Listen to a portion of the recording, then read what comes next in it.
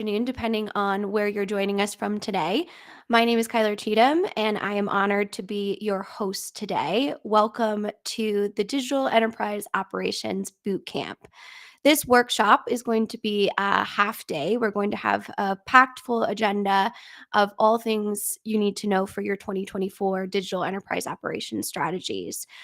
So before we get started with our first agenda item from Eric Kingerling and Greg Benton here at Third Stage, I just want to go through a few logistics as a reminder. So for this boot camp, it is an interactive platform, so it's for you. So wherever you're joining us from today, we can see all of your comments. So I encourage you to ask questions to our speakers today and really make this of value for you. So to kind of test that feature, I'm going to ask you to put in where you're joining us from today, to in whatever platform you're joining from. So wherever you're joining us from, we're here in Denver, Colorado, in the United States, and we're excited to welcome you. So our agenda items will be about 45 minutes. We're going to start off here with kind of the state of the business, the state of the industry from two executives here at Third Stage Consulting Group, Eric Kimberling, who is our CEO and founder here at Third Stage, and Greg Benton. And then we're going to move to talk about kind of more emerging technologies, to see what's going to be kind of the forefront of new tech in our enterprise stack as we move into 2024. So with that, I am very honored to welcome Eric and Greg to the stage here. So I'm just going to pull them up and they will say hi and start our keynote here. Hello, good morning, good afternoon, good evening to everyone here today. Thank you for joining. Excited for today's boot camp. Excited to jump into this first session as well. I'll do a quick introduction and then let Greg introduce himself as well. My name is Eric Kimberling. I'm the CEO of Third Stage Consulting, and we'll talk about Third Stage here in just a moment with a couple slides, but we're an independent consulting firm that helps clients through their digital transformation journey. So we help them with software selection, we help them with implementation, program management, change management, basically everything needed to run a digital transformation. And I've been doing this for about 25 years now in the ERP and digital transformation consulting space. So thanks for being here today. And Greg, I'll let you introduce yourself. Greg Benton. I'm the Chief Strategy Officer with Third Stage, and really excited to be here with you today, especially in a workshop setting. And like Eric said, very similar background. I've been doing consulting advisory for many different organizations throughout implementation and program management for about 25 years, actually. So looking forward to following through with the agenda today. Yeah, likewise. We're both dating ourselves here, but we'll share some of that experience here with you today. That's the good news. We might be old, but we have some things to share. That's the good news. Knowledgeable. So, and thanks to the audience here for chiming in where you're from. It's interesting to see a global audience and a global workshop here today. Lisa from Minnesota, Alessandro from Italy, Switzerland, Scotland, Victor, New York, Zimbabwe, Morocco, Chicago. So thanks everyone for joining and chiming in where you're from here today in the chat. We'll try to make this as engaging as possible. And if you have questions along the way, not just for Greg and I in this session, but for the upcoming sessions too, after this one, feel free to drop those questions or comments in the chat. We'll keep an eye on those as we're going through. So wherever you're watching, be sure to drop that in the chat. So I'm going to go ahead and Kyler, if you don't mind just sharing the slides here, I'll go ahead and pop those up, and then we'll kind of walk through what we have in store for you here today. But really, we wanted to set the context here today. There's going to be a number of speakers here. As Kyler mentioned, beyond Greg and I, we're going to cover for the first hour, this first hour block of the 4 hours. We're going to talk about sort of the future of the industry and the state of the industry and just some general sort of expectation setting or context setting for those of you going through digital transformations and sort of the things that you need to know. And one thing that's really interesting is Greg and I were putting this stuff together for today is to think about how much has changed in the industry in a lot of ways in terms of technology and AI and some of the other things we're going to talk about here throughout the session, but also to talk about some of the things that haven't changed. You know, when we talk about the future of the industry, There's a lot here today that we'll talk about that we could be talking about. We could have been talking about 20 years ago, and we could be talking about 20 years from now. A lot of the things, the fundamentals that we'll talk about are going to be things that withstand evolutions in technology and that sort of thing. So we'll talk about technological change, but we'll also talk about the fundamentals, the things that don't change during digital transformation, the things that are so important to making a project successful and to avoid failure ultimately. So this is the future of digital transformation that we'll talk about here today. And again, this is meant to be sort of the starting point, high level introduction to the boot camp, and then the speakers after Greg and I will go deeper into a number of areas, as Kyler mentioned. And to start off, just a real quick overview of Third Stage and who we are, what we do. We're a technology-agnostic consulting firm, so we're not affiliated with software vendors. We do work very closely with all the leading software vendors because we help deploy their solutions to clients throughout the world. So, SAP, Oracle, Microsoft, Epicor, Infor, Workday, et cetera. We work with all of those software vendors and solutions, but we're not affiliated and we don't get paid by any of the software vendors. And that's a really important differentiator for us in that we can provide objective advice to our clients throughout their entire digital transformations that are not tied to economic self-interest. And that's a really important differentiator for us and a core value for us, right, Greg? Just to make sure that we're providing that expertise. Oh, absolutely, and we're seeing a lot more demand for that too, Eric. And you mentioned that we're very closely connected with the ERP vendors. It's necessary that you understand their roadmaps, that you understand what's coming next for them from a technology standpoint, as well as the functionality of the software and the systems that they operate. So that's what we'll be taking a close look at as we walk through what's coming. And as you said very clearly, I mean, what has stayed the same, right? So. Yeah, absolutely. In addition, we also tend to focus more on not just the technology components of digital transformation, but also the business side of it. And that's a really important differentiator too, because this industry is really good, I would say in general, it's really good at building technology and building cool enterprise tech that can help improve businesses, but the industry in general is not that good at addressing the more important business part of it, which is the process improvement, the organizational change, right, how you manage the overall program to make sure that the technology gets embedded within your organization. Even some of the more technological things like architecture and integration and data migration, things that are technical in nature, but not directly related to a specific software solution. Those are all things that we tend to focus on the business and technology side. We also, we also have been one of the Inc. 5000 fastest growing companies for 2 years in a row. So we're proud of that accomplishment. And that's a testament to the trust that our clients place in us increasingly over year over year. The name Third Stage is a rocket launch metaphor, and it's back before Jeff Bezos and Elon Musk sort of changed the technology of rockets here in more recent years. Rockets used to have a three-stage launch. You'd have 2 stages that would get the rocket up into space, and then the third stage would launch it into orbit. And that still might be part of the technology behind Bezos and Elon Musk. I don't know. I'm not a rocket expert, despite the metaphor.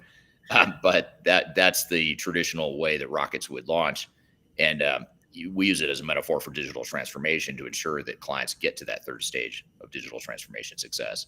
So we want to make sure that they're getting past inertia, getting momentum, fighting gravity to get to their ultimate height and speed, if you will, in their transformations. And most organizations get stuck along the way, and most digital transformations fail. And so our goal with clients, no matter what we're doing for them or how we're helping them or where they are in their journey, our goal for them is to help them get to that third stage, to reach that third stage where they actually get business value, have a control over the project, have control over the costs and the scope and that sort of thing, and make sure that they're ultimately getting that ROI that they expect to see from their investments. Bear with me, I'm having a technical issue. There we go.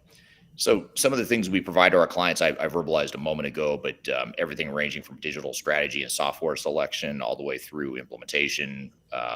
And during implementation, we provide a number of services And that's where most of our clients hire us, and where most of our revenue comes from is from the implementation phase of projects.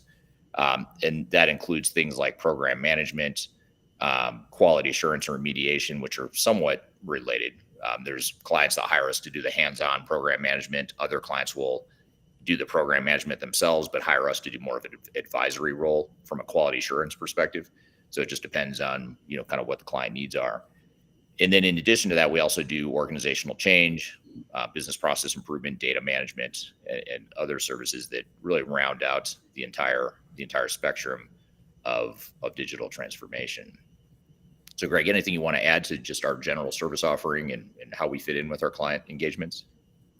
No, but it's we'll talk about this a little bit later on, Eric. But the full spectrum of the journey from the beginning strategy all the way through implementation and ongoing optimization and adoption of the system, right? That's going to be kind of the focus of our workshop. Is where are you on that journey, and how can we help along the way? I would also say that one of the things that we do very well is act as an expert witness in many of the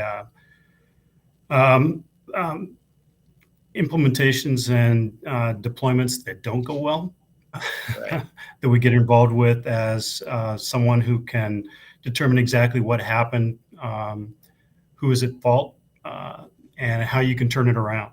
So that's led to a lot of our understanding of how we can assist and avoid the pitfalls in this entire continuum. Right. And by joining us here today, we hope this is a first step in you not having to ever hire us for expert witness. So we'd much rather you hire us for the other services other than expert witness, unless you're an attorney that's already actively engaged in litigation, of course. But if you're not, nice disclaimer. Right. Right. So, and there is a lot we'll talk about here throughout, not just Greg and I session, but other sessions as well, where we tend to take a lot of those lessons from our expert witness practice and apply those to what we do every day with our core consulting business as well. Well, good. So that's a little bit about third stage and what we do. And now what we want to do is shift gears and talk about really the evolution of digital transformation in ERP software. And like I said, there's some things we're going to talk about here today that are new, things that have evolved and changed. But there's other things that in this presentation, we could have given this presentation 10, 20 years ago and probably been just as relevant then as we are today. So some things have changed considerably, some things have not. So it's going to be a mix of both technological changes as well as things that are more fundamental, timeless sorts of things that need to happen in digital transformation to make them successful. So first of all, it helps to describe and explain and understand, what is digital transformation, and it's such a broad word that a lot of times people will come in with a preconceived idea of what digital transformation is. And for example, a lot of you listening, I'd be curious to hear in the chat. For a lot of you, is digital transformation to you? Is it an ERP project? Is it CRM? Is it HCM? I'd love to hear in the chat sort of what you define as digital transformation, or how you define it for your organization or the project you're working on now. Love to hear your comment in the chats there. But generally speaking, I don't want to say it doesn't matter, but the technology that's specific to a digital transformation is going to vary from client to client, company to company. So it depends on what it is you're trying to accomplish as an organization, what your priorities are, what the general scope is. And for us, the word digital transformation encompasses all sorts of enterprise technology. It could be ERP, of course, which is still where I think a lot of companies start. They start with the idea that we need to replace our old ERP system. So let's start there with our digital transformation. But with the evolution of technology and the proliferation of different categories and different best of breed solutions and different specialized niche solutions, it's important to really understand the full spectrum of technologies that are available, because it's unlikely that one specific software vendor is going to provide all the enterprise tech that you need. Even if they do have a solution that is a full-blown ERP solution, chances are pretty high you're going to need other solutions to augment that core ERP system. And we'll talk about that whole concept of interoperability here as we go through the presentation. So I'm interested to see how people are chatting here or commenting on the systems that are specific to your digital transformation. And one thing we'll talk about too is sort of core integrated single ERP system versus best of breed interoperability model. We'll talk about that as we get into the presentation here. The big debate. What's that? The big debate. It is a big debate, and that's another thing. Comment in the audience here. Single ERP versus best of breed. That's another ongoing debate that I don't think it'll ever be settled, Greg. But what are your thoughts there? Do you think that's something that we'll see resolution on anytime soon? I don't think so, Eric. We've taken different sides on that too at different points along the way. Agreeing to disagree on certain things. But as you mentioned, there are a lot of different enterprise systems that need to work together in order to encompass that digital enterprise operations picture for most organizations.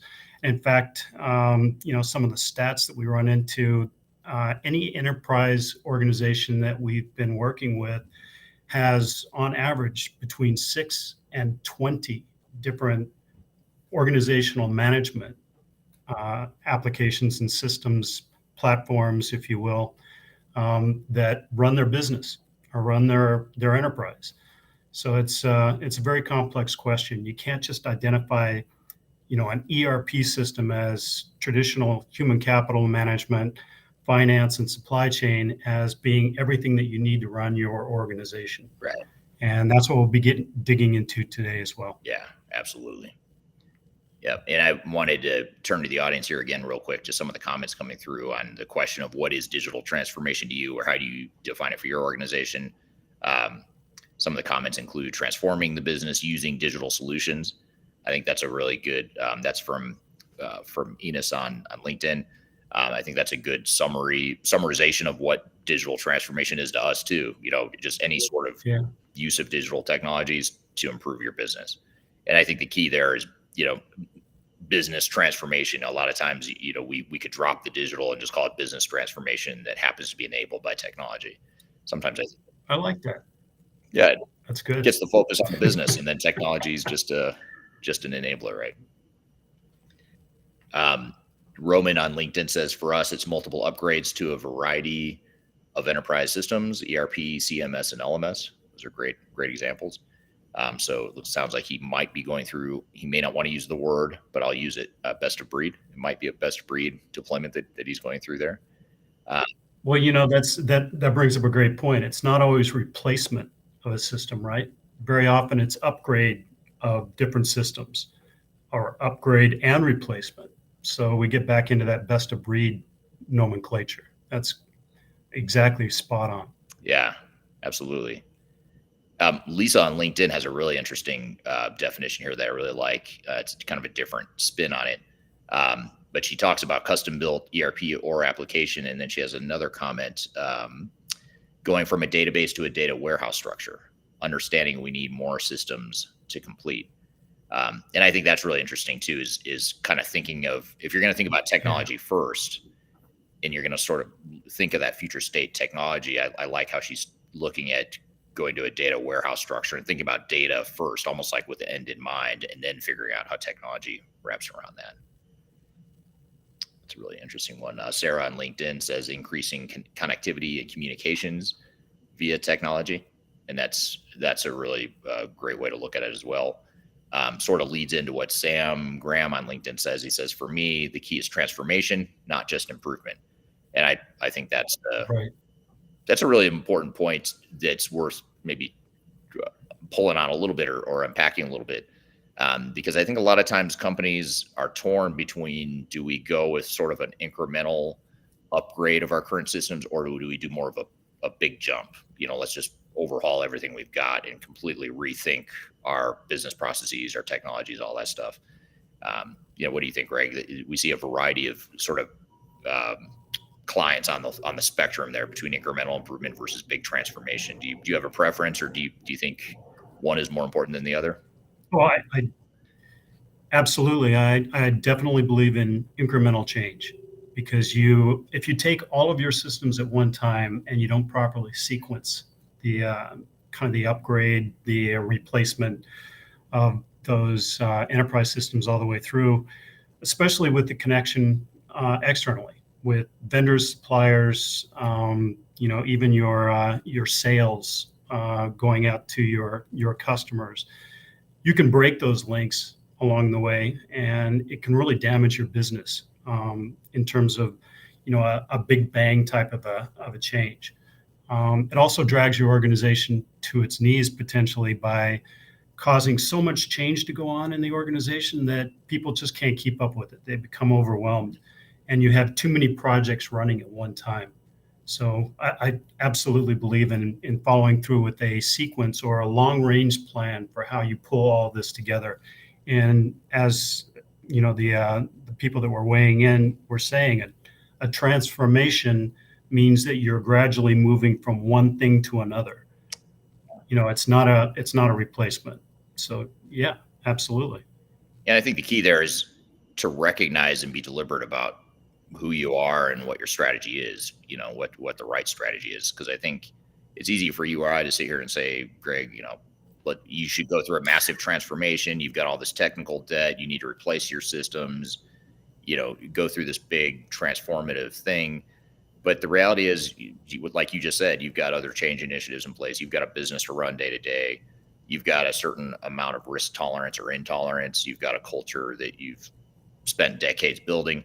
So, you've got to figure out what's right for you. And we look at some clients and tell them to back off. You guys are being too aggressive for who you are as an organization. You should probably take more of an incremental approach. And then there's other clients where it's like, you could be more aggressive. You've got bandwidth. You've got a culture of change.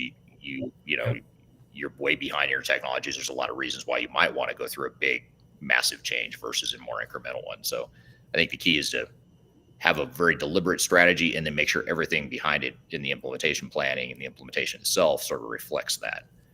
You don't get that misalignment between the overall strategy that you're trying to accomplish and how you execute. You want to make sure those are in sync as well. Absolutely true. Yeah. So great comments. Thank you for the feedback here from the audience. This is good stuff. So this is an interesting comment, and we figured this would be a good place to start because we're all talking about AI and maybe to a slightly lesser degree robotics and Internet of Things and all these really game-changing technologies that are really transforming enterprise technology in a way that I haven't seen change this quickly in my career. I don't know about you, Greg, but have you seen anything that sort of rivals AI or the trends we're seeing right now in the market? No, when you were talking about, we could have this discussion 10 years ago and be relevant, or we could have this discussion now and certainly be relevant. I think that AI is the game changer. AI is going to be the opportunity for ERP vendors, software vendors in general, to innovate really rapidly over the next 5 years. So I think that this is a game changer from the analytics standpoint, from the demand planning, from testing as you're implementing new software systems. And organizations aren't going to sit still while you have competitors or other organizations within their marketplace, within their industry, moving forward very quickly with AI, with the analytics platforms, the interoperability platforms that are available, that are really just facilitated by the AI and machine learning pieces that are coming into all software systems. I can think of a few off the top of my head. Infor introduced Coleman several years ago, and it's now Infor AI, and it's a lot of voice command, right? The making it more user friendly to be able to use the enterprise software. Epicor has EVA. Microsoft has invested billions in Chat GPT as well as Azure AI. So, it's a huge game changer, and it's not as scary as Arnold Schwarzenegger was in the Terminator. Right. That's for sure. Right. Yeah, not quite as scary. Although I will say that as technology changes more quickly and as the pace of change of technology accelerates, it does put a strain on organizations and people's ability to change. So in other words, technology is changing faster than the ability for humans to change. We haven't kept up, as humans in organizations, just aren't able to change that quickly. So I think that's the strain you see. And I think it's important to recognize too, that even though AI is a complete game changer, unlike any that, Greg or I have seen in our careers so far, and it has the ability to totally overhaul or transform a business in ways we haven't seen before, we do have to recognize the fallout that it may not be as scary to us, as the Terminator was back in the 80s, but it is something that we need to be aware of. I remember when I was a kid, both my parents for a period while I was a kid worked at Digital Equipment Corporation. So they were in a higher tech industry, back in the 80s. And I still remember as a kid when they were talking about internally at Digital, but also other companies were talking about the whole idea of robotics and just starting to automate manufacturing shop floors and things of that nature. Yeah. And I remember back then in the 80s, people were worried, robots are going to take all of our jobs. And that's probably where that idea for Terminator probably came from, that underlying fear in our society back in the 80s. So it's nothing new. 40 years ago, we were afraid of robots, and we're still afraid of robots here 40 years later. Now we're just afraid of robots with AI, with, a bunch of other technology stacked on top of it. So we shouldn't be afraid of it, but a lot of us still are. And I think that's the key, to recognize that you're not going to get unanimous agreement and unanimous support for new technology, even if it's the best thing for the organization, or even if we're as well intended as we all are, we're still going to fear the change. We're going to push back. So I think that, we'll get to the point of change management here in a moment, as well as throughout the boot camp today. But that's why change management becomes even more important today than it's ever been, because of that rapid pace of technology change. So another trend we're seeing, and another thing to be aware of, is that acceleration of the tech-agnostic movement. I think one thing that we see in the industry as independent consultants is a certain amount of distrust that's percolating in the enterprise technology space with software vendors in particular. And the reason for that is because not only have we had a fairly poor track record of success in the digital transformation and ERP space over decades, but now what's happening is a lot of the software vendors are forcing a migration to the cloud by sunsetting their old legacy products, and they're doing it sort of in synchronization. So they're all doing it all at once, and it's creating this distrust in the industry that I've never seen before. And I think what that's doing is it's creating more of an opportunity, more of a trust with technology agnostic providers that are not trying to sell software. They're not trying to force a premature migration to the cloud or anything of that nature, or trying to sell technology that doesn't fit a business. So that distrust in the industry, it really is leading towards an acceleration of the tech agnostic movement. And, we've certainly seen it. We've gone from being sort of, the only or one of the very few technology agnostic providers in the space, to where now there's been a proliferation of other tech agnostic companies out there that provide this sort of service. So I think that it's a healthy thing, even though it creates competition for us. It's sort of it's a healthy thing for the industry, because I think the industry needs it, whether it's hiring third stage or whether it's hiring one of our competitors. I think it's something that helps. It will help failure rates over time.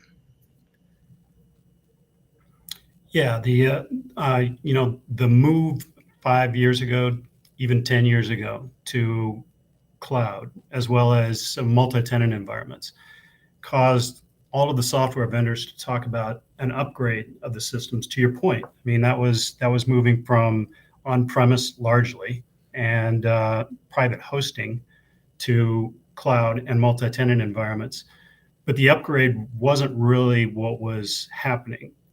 In almost all cases, it's been a complete change of the software system, right? So it's been a net new implementation. So we were talking about, do you upgrade or change some of the applications in your portfolio as an organization?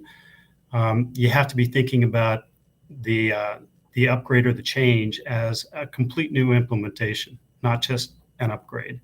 And so I think that's changed in the go forward as well. Yeah, absolutely. And Sam on LinkedIn has an interesting question here that I don't want to lose it before we move too far off the topic. But this is from Sam on LinkedIn. He says, the IT industry has a record of overselling things. Will that happen with AI? What are your thoughts there, Greg? Are you seeing that yet, or do you think that'll happen in the industry? Yeah, a little bit. In some cases, the AI addition to enterprise software systems is really just kind of like Siri, right? It's just voice controlled automation of search, that type of thing.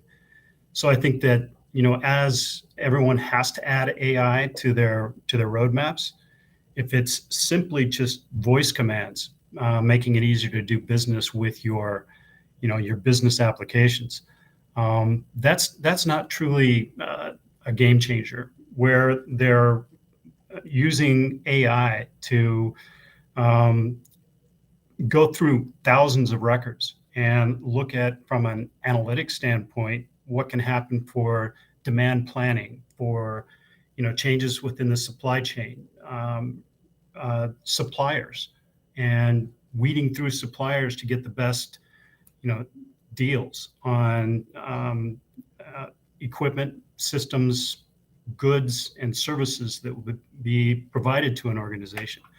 That's a game changer from an AI standpoint.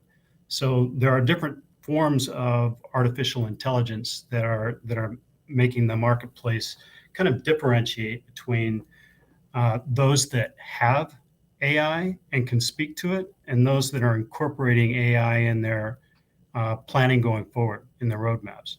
Yeah, yeah, absolutely. And there's a lot of standalone AI solutions as well. They're proliferating in the market. Yeah. You've got software vendors, the big software vendors that are building AI capabilities in their core ERP and other types of tech offerings. But you also have AI like standalone. You mentioned, not Copilot, but ChatGPT and some of the other AI solutions that are being developed and supported by Microsoft and others. In some cases, it's being embedded within other technologies, but in some cases, it's also acting as a standalone as well. So it's definitely no shortage of options when it comes to AI and other technologies at the moment. The other trend that I'd say is becoming less true over time, but still true where we stand today, is that the dark side of the cloud will be exposed. And even though there's a lot of upside to the cloud, and that's where the industry is going, and it has gone in many cases already, as software vendors continue that migration from, in many cases, a legacy on-prem solution to a rewritten cloud solution, there's just a gap there. There's a transition we're going through as an industry. And that's part of the challenge we see right now during implementations, is that there's a lot of gaps and deficiencies with the core cloud offerings, despite the long-term potential and the long-term cost-saving potential and potential ROI and all that stuff. I'm not saying it's not there, but there is a downside that oftentimes gets glossed over or ignored in the industry. One of which is a sort of a second challenge, which is not just the gaps or potential deficiencies or gaps within capabilities of cloud solutions as they continue to mature, but also the fact that you're getting sort of a vendor lock now. You're getting locked in even more so with vendors than you may have been in the past. And at some point, as costs continue to add up with cloud solutions, with the subscription pricing models and the flexible pricing models that can add up, to a lot of money over time, especially on the operating expenditure side of things. At some point you'll start to see some fallout where organizations are stuck. They want to cut the cost, but it's really hard for them to. And that day of reckoning has not happened yet. In many cases, I think you have to give it some time for companies to be on cloud solutions over time, see the subscription costs escalate over time, and then, see that misalignment or that outgrowing of a certain solution, which inevitably happens over time. What's going to happen then would be more of an open question that I have for the industry. So, yeah, I would just comment that a benefit and a drawback is the fact that you really can't customize. You can't really change, especially the multi-tenant platform, right? And so, for some organizations that have always customized or manipulated multiple applications and systems kind of behind their business, this is a complete change. Now, it's a greatly simplified subscription model that is going to allow you to use the software in the way that it was intended. Best practices are now coming from the software vendors rather than from the industry to some degree. So that's kind of a dark side as well, but it's also a benefit because that reduces cost, reduces the change that organizations have to go through, especially going forward with upgrades that are continuous. So there is a dark side, but there is a silver lining to it as well. Oh yeah, yeah, absolutely. Yeah, definitely a silver lining. We want to look at the positive and the negative, of course, but we want to make sure we don't gloss over some of the risks and that sort of thing. That's a lot of what you'll see as we go through this boot camp. Is in being tech agnostic, we can talk about the silver lining, but we can also talk about the things that need to be managed as far as risk mitigation too. Increased accountability and risk mitigation. Speaking of risk mitigation, I think that's one thing we're starting to see is more organizations taking control and ownership of their project. And I think this is a positive trend. It's something that I think, quite frankly, has been missing from a lot of organizations, and quite frankly, is also a root cause of why so many organizations fail in their digital transformations, is because they don't take ownership and accountability and manage risks and that sort of thing. And I think one of the unhealthy dynamics that's slowly starting to change in the industry is this flawed concept that we can simply outsource our entire transformation project and let someone else handle it. And that someone else is probably going to be glad to handle it because they're going to get paid a lot of money, probably too much money, to manage the entire thing for you. And it's not just a financial decision either. I mean, you've got to find that right balance between bringing in outside expertise that you don't have. You, of course, need that outside expertise, but you don't want to go so far that you've completely pushed all responsibility and decision-making over to that system integrator or software vendor implementation partner. We have one client, Greg, you know who I'm talking about. We can't mention them by name, of course, but we have one client who had a clause in their contract that was sort of forced by the third-party system integrator. They insisted that there be a clause in the contract that said that the system integrator, was in charge, and the system integrator, was responsible for ultimate decision-making on the project. And this is a big company too. This isn't like an immature, unsophisticated company. This is a very large Fortune 500 company. And that was part of the problem they were having at the time we got engaged, is that the system integrator, one of the big five or big four consulting firms, had this decision-making authority outlined in their contract.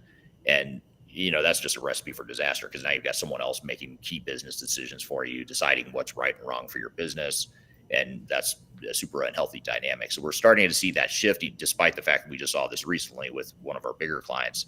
It's becoming less common where you see situations like that, where it's just a completely unlevel playing field. So you want to make sure you've got some checks and balances in place, and you're not putting too much dependency on one system integrator, partly because of the financial implications, but more importantly, probably even more importantly, the fact that you want to build that internal competency, and you want to have ownership of the project, because you're the one that has to live with whatever that future state is. So you should be actively involved in making those decisions. And that's part of the messy process that every organization has to go through to be successful in their transformations. Absolutely. And Lisa has an interesting comment on LinkedIn related to this one. She says, very true. Do not put all your eggs in one basket. Own your company and the changes, not a vendor. So that's very, very well put. In even if a vendor could make the decisions for you, you don't want them to.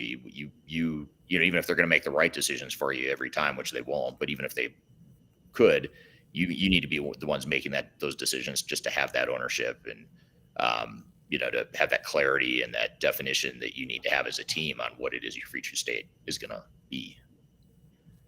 That I just have to comment here, and I'm not going to mention a client, but going through a full implementation and getting to the end of it, and then being self-sustaining after that implementation team rolls off, you have to have that accountability, and you have to have that involvement all the way through for your teams, right? So that you do know how to operate the software, so that you have documented all the processes that have changed along the way, so that you incorporate that in your learning management system going forward. So yeah, that increased accountability and risk mitigation tends to say, take more on as an organization and be less reliant on the systems integrator, for sure. Yeah, absolutely. And that's a big part of what we do. I know you'll talk about a little bit about this too, Greg, when we talk about the mission control and the program management and the things that go into, managing a project like this. We'll talk about how you can start thinking about building those competencies internally within your organization. Sure. It used to be that change management was viewed as a nice to have, but as I mentioned before, with technology changing as quickly as it is, and the fact that most challenges that digital transformations have somehow trace back to poor change management, that just puts the spotlight front and center on the need for change management. And so change management, we think of it as not just a nice to have, but it's a minimum investment that you have to make in a transformation. If you're not going to invest in change management, you're not going to invest in the time and effort to do it right, you're wasting a lot of money on technology if you can't get that technology to be deployed and used and adopted by your organization. So that's a key thing, that organizational change, human capital management, talent management, those are all becoming more and more important as technology changes and as organizations go through more and more changes over time too. Ever since 2020 with the COVID impact, you've seen organizations go through a lot of change, and it's just been stressful for a lot of organizations. And so when you stack a digital transformation on top of that backdrop, it's just going to create more chaos and stress for your people. And so change management becomes more important in that context as well. So we'll talk quite a bit about change management throughout this boot camp, so I won't dwell on that point. Greg, this will be an interesting one to hear your feedback on too, but we talked a little bit about this at the start of this session, which is that you've got the single monolithic ERP vendors and providers that are dominant in the market right now, but you also have these best of breed solutions that are focusing and going deeper in certain areas and really providing these niche offerings that are meant to do certain parts of ERP better than ERP software itself can. So in other words, rather than trying to be everything to everyone, these best of breed providers are picking off one piece of ERP and doing that really well. And it creates sort of a conflict or a trade-off that organizations have to make. Do we go best of breed or do we go single ERP? But maybe talk to us a little bit, Greg, about interoperability and why that piece of best of breed, or how that's different from best of breed, and why that's becoming such an important thing in the industry as well. Well, I mean, we talked about it in the very beginning, right? So interoperability, it doesn't necessarily mean best of breed. It means best for you. Organizations are really fed up, I think, with a 2-year, 3-year implementation plan for a new enterprise system that's going to go into place. They have to get some value upfront and quickly. There are a number of platforms out there that have been really coming to the fore of late. Palantir is one. Snowflake is another. There are a few of them out there. They used to be referred to as middleware. The difference is now they are truly interoperable. They'll have an analytics platform sitting on top of the ability to integrate different applications. So you have disparate ERP systems and disparate business management systems underlying top layer that connects everything in a single analytics package or data repository, a data lake, so to speak. And then from that, you can gain insights almost immediately after you implement this over a period of months instead of years, to be able to run the organization according to a corporate standard, or in the case of, for instance, PE firms that have multiple businesses within their portfolio, being able to unite them under one financial package. So that interoperability is the ability to manage the flow of information or data back and forth, even in command lines. So causing actions to happen based upon reading the reports on what's going on with your finances, for an example. And that interoperability has really changed the way that we look at best of breed versus a wholesale ERP replacement. If you can get benefit in a matter of months rather than a matter of years, of course, your organization from a business standpoint is going to go down that path, right? Right. Yeah, absolutely. It's a good interim, high value, short term offering, as well as a potentially long term too, especially if you are going to go down a best of breed or a multiple technology solution model. Interoperability becomes really important. We are also continuing to see an increase in digital transformation failures for a lot of the reasons we've mentioned already. Technology is changing quickly. People's ability to change has not kept up with that pace of change. And then you add to the fact that organizations are continuing to make a lot of the same mistakes that they've been making for decades in their technology initiatives, and that is increasing the number of failures.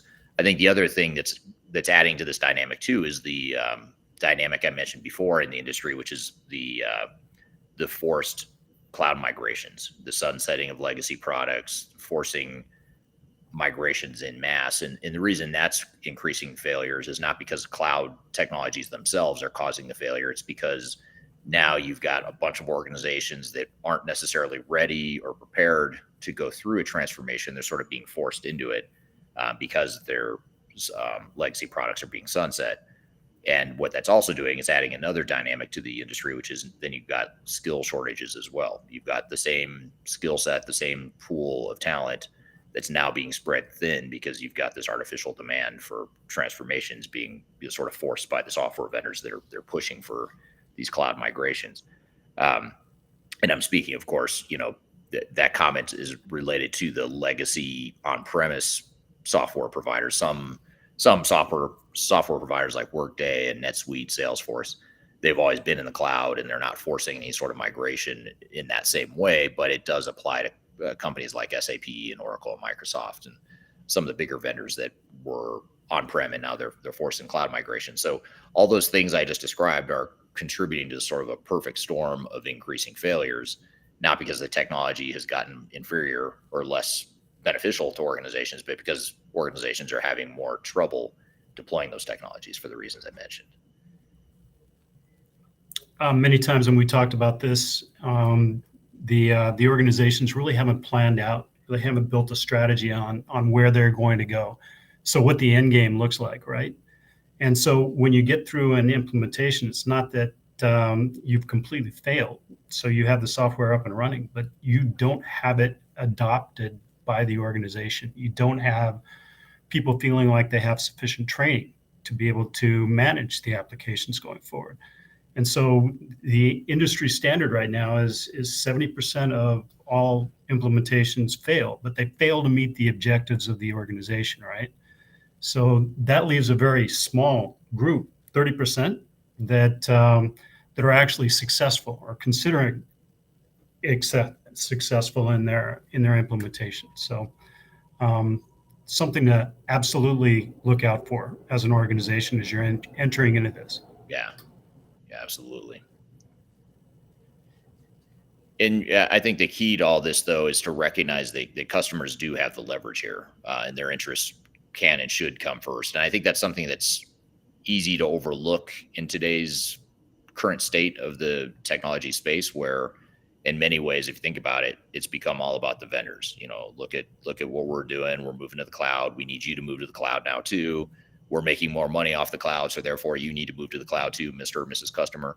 So you've got a lot of dynamics that are actually the opposite of what the slide says. But I think it's important to recognize that you ultimately are in control. And we have these conversations all the time with clients that are, a bit panicked about a 2027 deadline or a 2025 deadline to get off the legacy systems, and or else maintenance is going to get cut off. And sometimes we have to tell them, okay, take a deep breath. This is still your business. It's still your organization. You do what you want. Like if you don't want to move to the cloud now, don't do it. Or if it's going to take you longer than the deadline the vendor has imposed, then don't take the time you need to get the project done right. And there's other options around that. It might be that for a short period you leverage a third-party maintenance provider, or it's not the end of the world if you just don't have maintenance for a certain period of time. It's not ideal by any means. It's certainly a risk, but that risk might be less than forcing a premature or a overly accelerated, overly aggressive timeline for your organization. So I think the key here is just to it's more of a motivational pep talk sort of thing to the industry, which is you are still in control of these projects. I had forgotten that you asked Kyler to take this picture of you and I talking about best of breed versus single system. That's right. So Can't remember who won. Can't remember who won that match, but we might have to reenact it. you did. Yeah, I just didn't want to say it in front of people. I know. Thank you. And then I think the last one I've got here for you before I turn it to you, Greg, is that strategy is still important and more important than ever now with all these options and these different technologies available and these different strategies that you can be taking to deploy transformation through your organization. It's important to recognize that strategy is really important, and taking the time up front to define that strategy, have a plan that's aligned with the strategy, and making sure that you as a team are all on the same page with that strategy. That's all stuff that you really need to invest time and money in up front to make sure you've got that right. Because once you get that right, you sort of grease the wheels, you create tailwinds for yourself, and it speeds things up quite a bit later, versus if you don't have a clear strategy or you don't take the time up front to get on the same page with your strategy and plan going forward, that creates headwinds when you don't have it. And it creates a situation where it's very difficult, in some cases impossible, to succeed if you haven't clarified and created that clarity internally as an organization.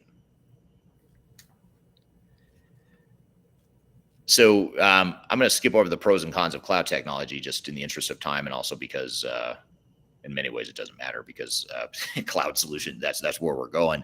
But also, we already talked about some of the risks of cloud technologies, and that's really the main thing we wanted to cover. So we want to shift gears a little bit and spend a few slides here, Greg, talking about defining a digital strategy here. Yeah, ERP is dead. Long live DEO. Digital enterprise operations. I frankly love this slide because that really is where we're moving. And last time we were talking about this, Eric, if you recall, somebody said, isn't it digital enterprise optimization? Yeah. And, I kind of like that. I do too.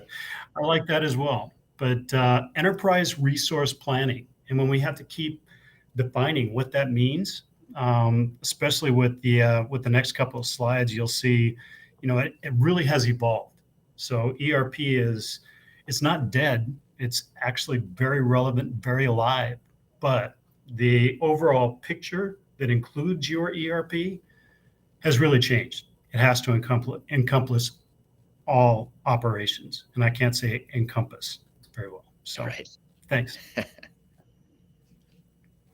So the ERP ecosystem, where it used to be, ERP was talking about HCM, it was talking about finance, supply chain, some of the core applications that run your business, the accounting side, general ledger, all of those must-haves for an organization to be run well and also, sustainable and survivable over the next 10, 15 years, very relevant in terms of competition, right? The patience has kind of worn off in organizations that are looking at that and really just thinking about all of the edge solutions, what we used to call edge solutions, that need to come into that. So CRM, supply chain planning, supply chain execution, the connected enterprise systems in healthcare, for instance, as EHR clinical systems are attached to ERP and need to interoperate with the ERP systems. So all of those pieces that used to be kind of siloed in the way that they were approached for organizations now need to be incorporated in the entire plan. So in that digital enterprise operations picture, for the next 3 to 5 years, you have to include all of the edge solutions that are necessary for running your business. And this is just a little bit of great automation that shows how it's connected, in this case, in the healthcare, to the EHR system and clinical systems. But sorry, I missed that transition as you were. It would have been helpful if I. It's a beautiful transition. I forgot that build was there. Sorry about that. I always do. So in the way that we used to really address, enterprise growth, enterprise systems, everything was very siloed.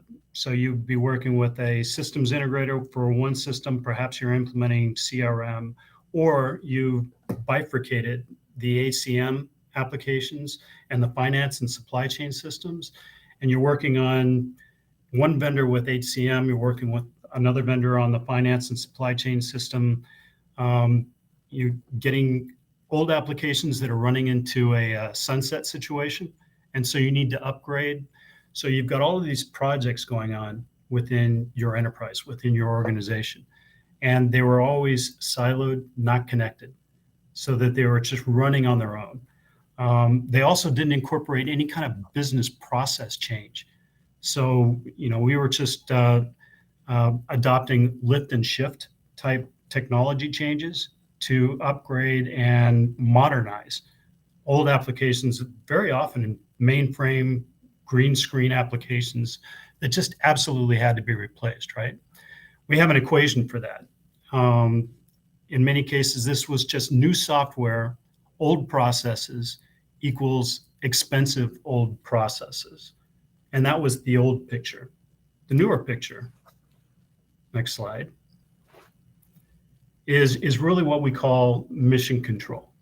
It's taking all of those components, the software vendor, the systems integrators, and I used systems integrators plurally on purpose, because very often there are more than one, more than five.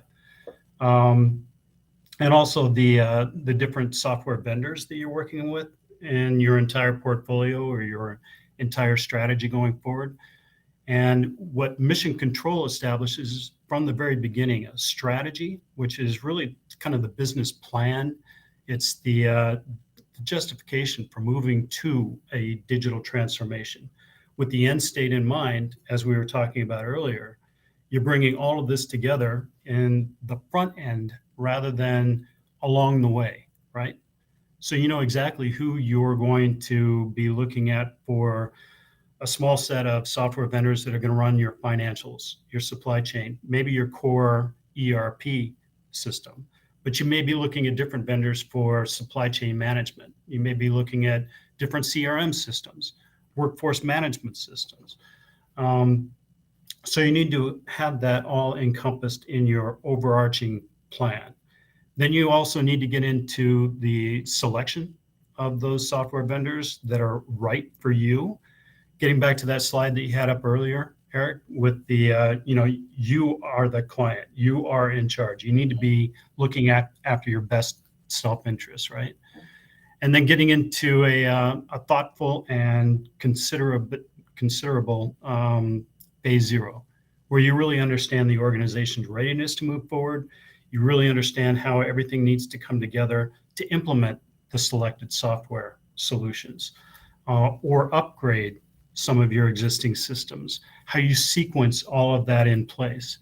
And then robust program management over the entire thing. So rather than have your systems integrator or your software vendor controlling your destiny in terms of the deployment of the system, you really need to have a program management office internally, whether it's internally within your organization or it's working with third stage or someone else as a critical need third party.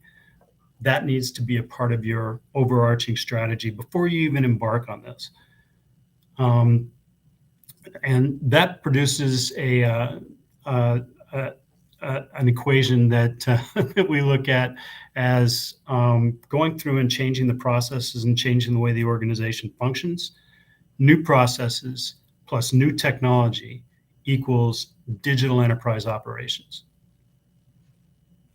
You have anything to add to that, Eric? I mean, that's kind of your bailiwick, right? Yeah, it's just a way to frame the entire the entire governance of a project and the entire management of a project, and really filling out the picture. Because I think, like you said, a lot of times the system integrator piece at the top right and the software vendor piece at the top, that becomes the sole focus, and it's sort of overly myopic focus on just one type of technology without consideration of other technologies as well as the business implications of those technologies. So I think, this mission control is really a way to round out that picture and ensure that you have more of a complete program rather than just a technical project work stream within a broader program.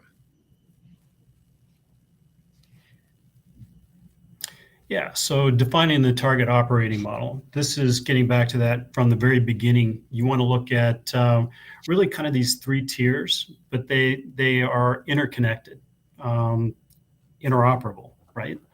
So the business processes, and you look at the competencies of the organization.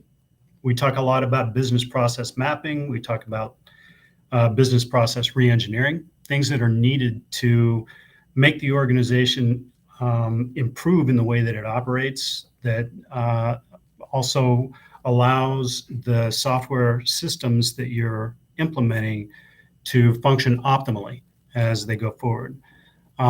Just getting into the people side of the equation, very often this is almost ignored in the past. When you're replacing technology, you don't really think about the impacts to the people. You don't really think about the way that they are going to use the system. Mobile systems, kind of the Internet of Things, being able to work anywhere, as we've seen come to the fore since the advent of COVID, unfortunately, or fortunately in terms of working from home, I guess. But the customer experience, the value that you provide to your customers, whether they're internal customers or external customers, needs to be incorporated into your thinking. Training. We're finding, and here again, I'm going to talk about a client, but I'm not going to mention them by name. Training was not even a part of the equation in going into the implementation. So the implementation, once halfway through, 3/4 of the way through, it was determined, wow, we don't have any idea how we're going to train our end users, how we're going to establish a learning management system going forward. So all of that needs to be included in your operating model as you're going forward.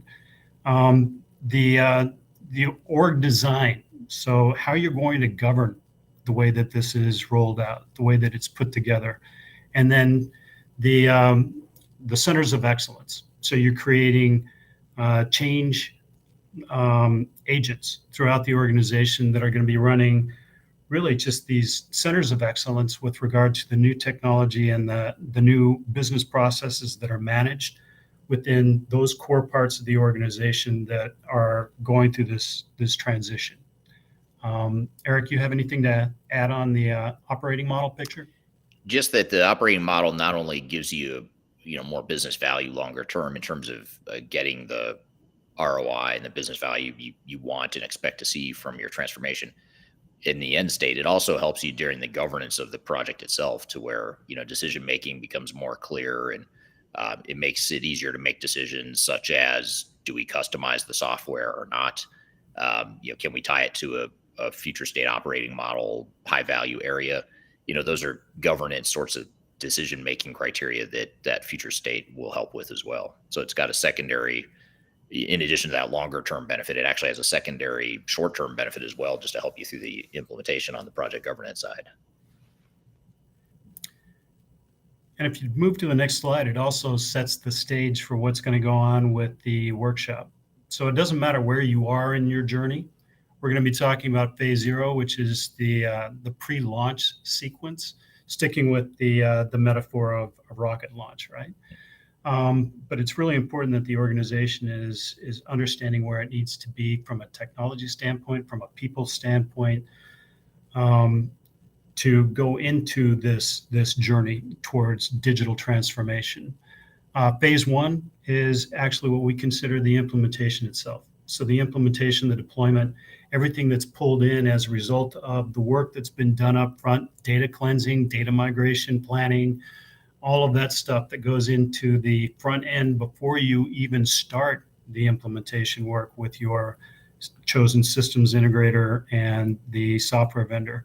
And then the important part here, really in this phase 2, is just optimization and ongoing adoption of the system, making sure that people are feeling comfortable in using the system and they're not regressing into some of the activities and workarounds that they used to use in the old system. So critically important that you have the ongoing optimization piece as well. Any comments on the roadmap here?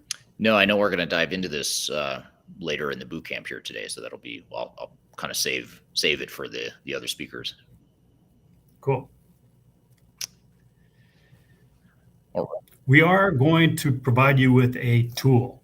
So here we're talking about the phase 0, and we're talking about the preparation of the organization and so forth. We have a checklist. So feel free to scan me, and you can pull this down and you can absolutely incorporate it in your thinking. It'll help kind of set the stage for what we're going to be talking about later on, but also just, I'd say it's a great measure of how you are doing along the way as well. So please look at it in that way and pull it down. Yep. Another free resource that we're making available to you as part of this boot camp. Excellent. Well, thank you so much, Greg and Eric, and thank you to the audience. I want to get to just a few questions before we let you go today. Just a reminder, we can see all of your questions. I'm double screening here so we don't miss anybody. But I want to go to Anne here on LinkedIn. So Anne says, how do you define failure and success in an ERP implementation? We touched on this a little bit, but I think it's important to have kind of a firm definition as an organization of what does failure versus success mean to you. So let's go to you, Greg, first to kind of take us through what you would recommend as an answer to this question. This is a great question because failure doesn't necessarily mean that the organization wasn't able to get up and running on the software. Failure means that you're not hitting the objectives that you set out in the first place. You may not be able to get purchase orders out, things like that in the very beginning. Especially, no go live is simple. It's not without its ups and downs. But organizations that are continuing to operate with old systems and they have not been clearly developing a roadmap, frankly fail in that implementation process. So they failed to hit those targets along the way. Success means that you've got a system that's up and running. You've got everything working from paying your people to being able to get purchase orders out, things like that. It may not be easy at first, but along that rocky road, you're able to get everything working successfully.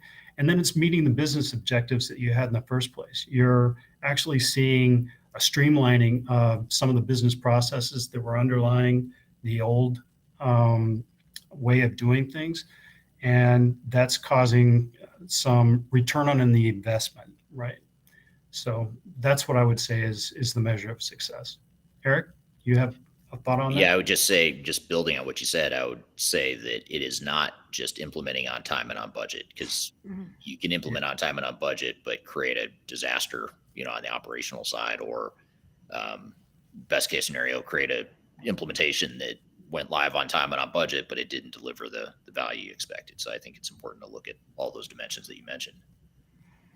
Excellent. Definitely a great question here, and great resources that Greg provided for the phase 0 checklist. I did pop that in the chat as well. We actually have the checklist in a mini series where we take you through step by step of what that looks like. And of course, if you have any questions, I also tagged Eric and Greg in the comments too, so you are able to connect with them, follow their thought leadership as well. And before I bring up our other speakers, I'm just going to pop up our QR code here for the boot camp, which also gives you the opportunity to do the pre-work for our 2024 report. And that's really kind of our encompassing report there. That's a free download.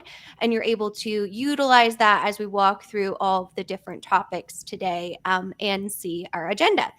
So speaking of that agenda, we're going to say farewell and let Eric and Greg get back to their great work, where they're spread out over the US right now, and pull up our APAC and European team. So thank you so much, Greg and Eric, and we will see you in the chat here, hopefully.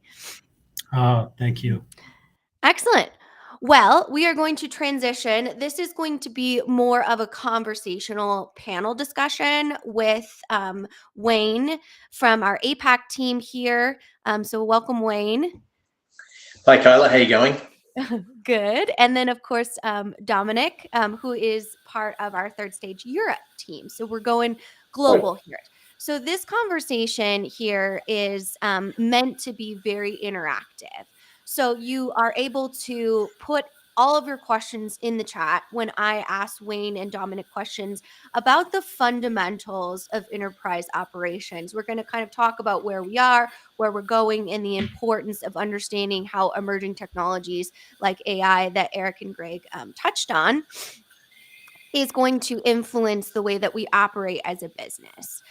So before we get started, I have a quick poll in the chat here. If you could comment, what should be the priority for businesses, technology or operations? And I'll ask that to Wayne and Dominic here. But I want to hear from our viewers in the chat. What should be the priority? You can either comment operations or you can comment technology. So interesting to hear what that says. What our audience is going to say about that. But before we kind of dive in, and I put you guys in the hot seat, Wayne and Dom, if you could just do a quick intro about your role here at Third Stage and a little bit of your background. So let's go to you first, Wayne. Hi, everyone. I look after the APAC region for Third Stage Consulting. We've got a number of clients across Asia Pacific, where we help them on that journey for digital transformation, help them through the journey, help them make decisions, and be that voice that they're looking for, that unbiased voice that gives them the answers they're looking for. Lovely. Excellent. And what about you, Dom? Hi, yes, Dominic Line, based in the UK. So I'm actually the VP of Europe, so I kind of help winning business. And a lot of the clients we're getting in are similar to Wayne. You know, they're interested in having help. They want to know how to go from old systems to new systems to help digitize their processes, which we're going to come on to in a minute. My background's all ERP, probably 30 years now. Hopefully not looking too much my age, maybe 35 years. And I came back from a background of Oracle, SAP, Siebel, or some really big footprints, you know, and you kind of learn the stars and understand what goes right and what goes wrong. Looking at that definition of success and failure, I would agree with that. There's so many things that you need to succeed, but only one or two for failure. So it's not rocket science, it's a lot harder. There's a lot more moving parts. So, and that's my background. Yes, we help clients do the right thing, the selections, assurance work, and running programs to help them have digital enterprise operation success. So I've been with Third Stage for about 3 years now. Excellent. Well, we are glad to have you here at the boot camp. And just a reminder to our audience, we can see all of your questions. So this is for you. I highly recommend asking Dom and Wayne all of your questions here, and I will bring them up. I am just the facilitator here to start the conversation off. So Wayne, let's start by kind of digging into that target operating model. I know Eric and Greg kind of touched on it, but what is the importance of establishing an effective target operating model?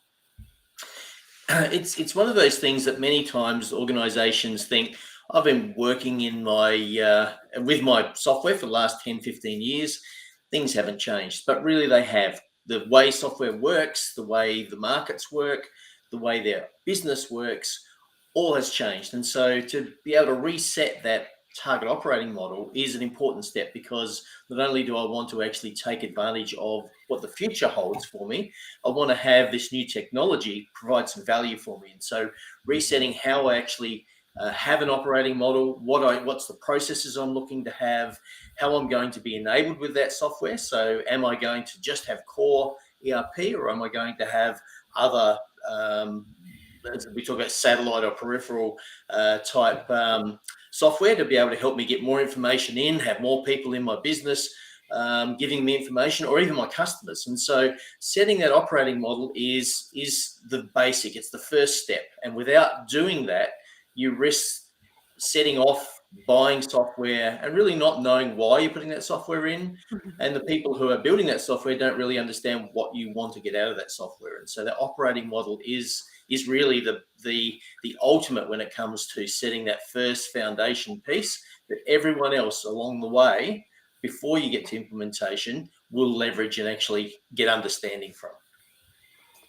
Absolutely. Definitely well said. And the audience agrees with my kind of baited question here. Patrick on LinkedIn says, if operations are not well implemented, technology won't matter. And we have a mantra here at Third Stage that goes people, process, technology in that prioritization and order.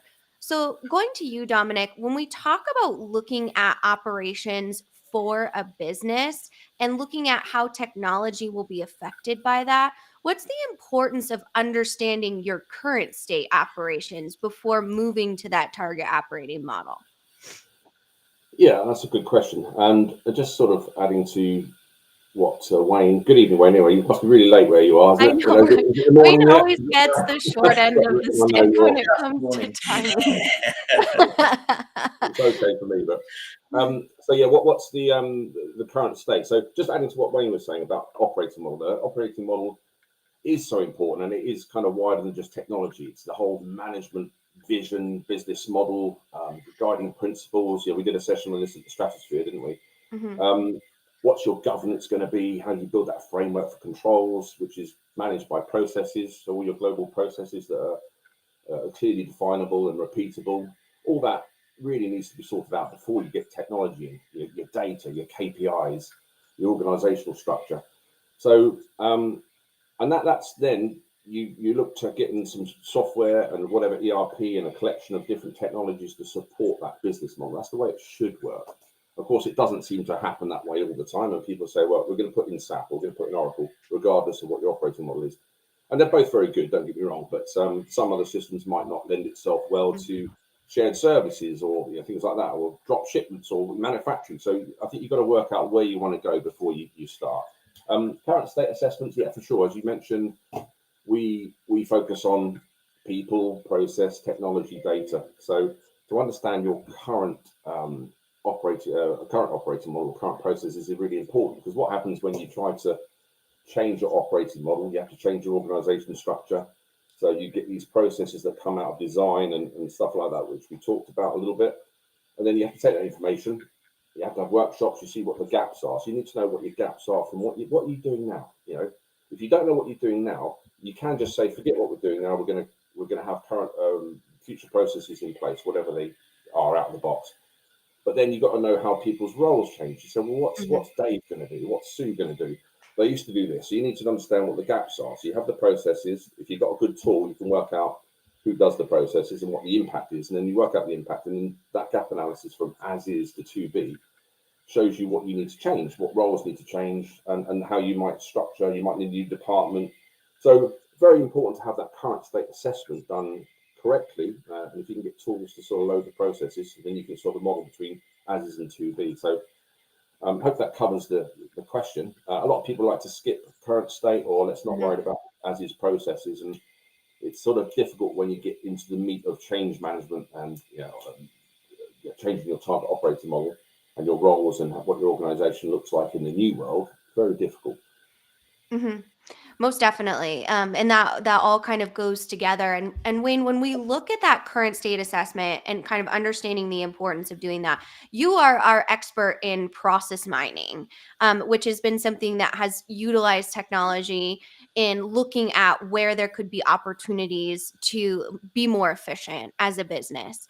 So turning to the audience, I'm curious to hear in the comments what your experience has been with process mining, while Wayne kind of gives us an overview of what that looks like and some benefits or considerations around using something like that to assess the current state and see opportunities to customize that target operating model. Thanks, Kyla. Yeah, it's interesting. Process mining it's been one of my passions for a long time, but I've also seen the downside of process mining, or relying entirely on process mining. in the sense that if I've got an organization that doesn't always work in the system, then my ability to actually look at that system and see where all of those touch points or all those fingerprints are, where people actually do processes, it makes it difficult for process mining to give me the level of detail I need. But I still need to be able to go back and say, okay, well, where do they use a spreadsheet? Why do they use that spreadsheet? What are all of the processes they actually do? Because if we don't understand those, then our ability to be able to change to that new way of working is difficult. Because the worst thing we want is to actually implement a new system, forget that someone actually uses their favorite spreadsheet with all of their data set that's in there, and they continue to use that, because all of a sudden we start to then devalue the system that we put in, and we want to be able to have that software enable us. And so creating the as is gives us that ability to be able to see what happens, when it happens, why it happens, and is our data as good as it could be. We get to learn a lot of those things. Is the wrong person doing the role? And so we get a view on that organizational structure, as Dom talked about. And so working out the as is important. Process mining is a great tool to be able to do that. And if we can rely on the fact that people actually use the system and transact in the system, we get a lot of value out of process mining. And mature organizations usually have that trust that people are actually transacting in the system. But there's a lot of organizations globally, and once we started to look at process mining, we realized there were many gaps that we couldn't see. So then we had to do some more work to understand, why are we going out of the system, having workarounds, doing those things we need to do to just operate every day, that we want to take out of our business as we move forward. Absolutely. I think that that's a key piece of understanding technology as a tool. And as a supporting for that, I'm going to bring up a comment here from Sam Graham on LinkedIn that says technology is just a tool which may or may not be appropriate for a particular company at a particular period of time, which is definitely very relevant to talking about kind of more emerging operations and efficiencies. So kind of building on that, Dom, when we look at maybe using something like process mining or AI or an emerging technology in assessing your operations, how important is it to understand what technologies will work for you and what your business is able to implement at a specific period of time, as Sam said? Yeah. I mean, it's very important to understand what your business is trying to do, what processes you've got, and what processes you're going to have to be able to pick your solution. I think it's right. I've seen the wrong ERP implemented at various companies, and there's usually slight nuances that it doesn't do inventory aging well, or it can't handle multiple bombs or nested bombs, or some really sort of complex stuff like that. So the process mining, I've not done much process mining per se, so I'm quite keen to learn myself. I've done a lot of process work in my younger days, and we do a lot now in terms of trying to find out what that operating model is to pick the right solution. So it's very important to understand that. I'd agree. Processes, process mining, process mapping, role mapping are all essential for enterprise operations, for sure.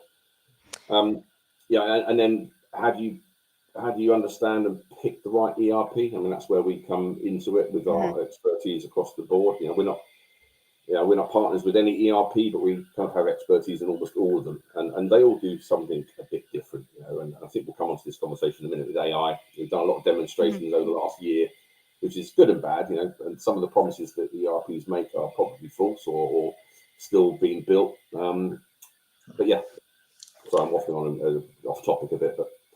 No, that's perfect. Yeah. Just leading into that AI and machine learning, but process mining, process understanding processes and mapping them properly is key.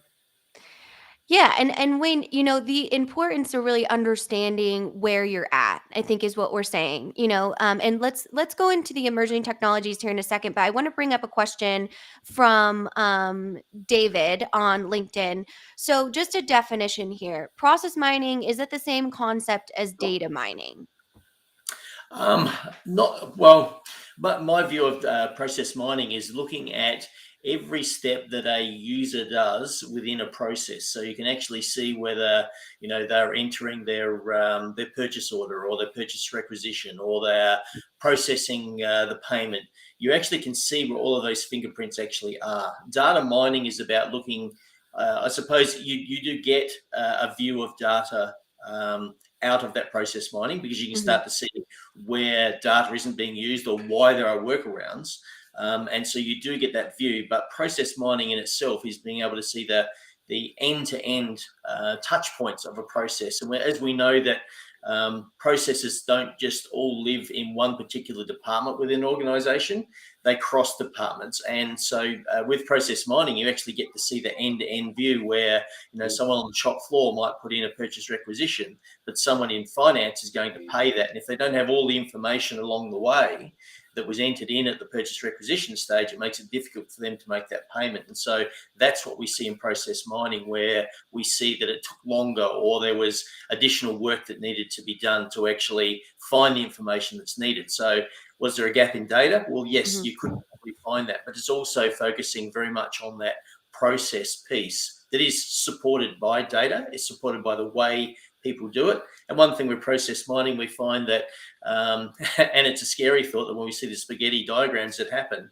where you see the many thousands of ways that people do a process in an organization. You wouldn't think there would be thousands of ways, but typically when we've done it, you see there's so many different ways that are done. And so the aim of getting value is about getting that consistency of process.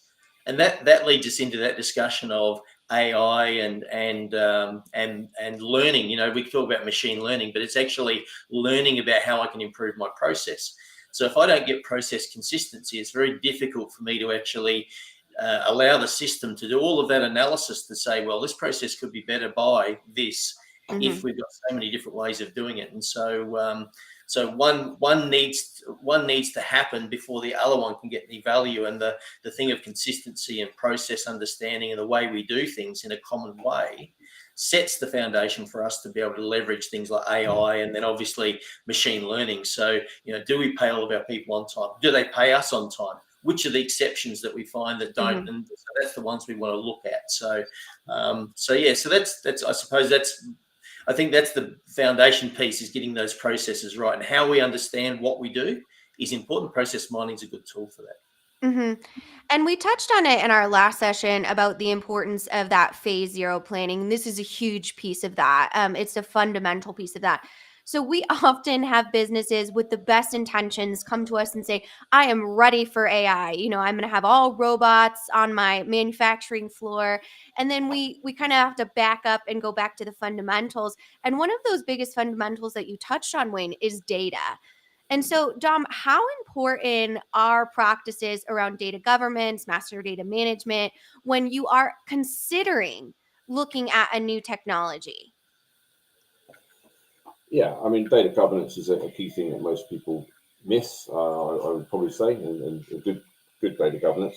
Data cleansing, it's just that preparedness. So as you say, phase zero, people want to get started straight away, don't they? Get the partners in, get the software in, start implementing. So we would advocate a long phase zero if you can, to get everything right.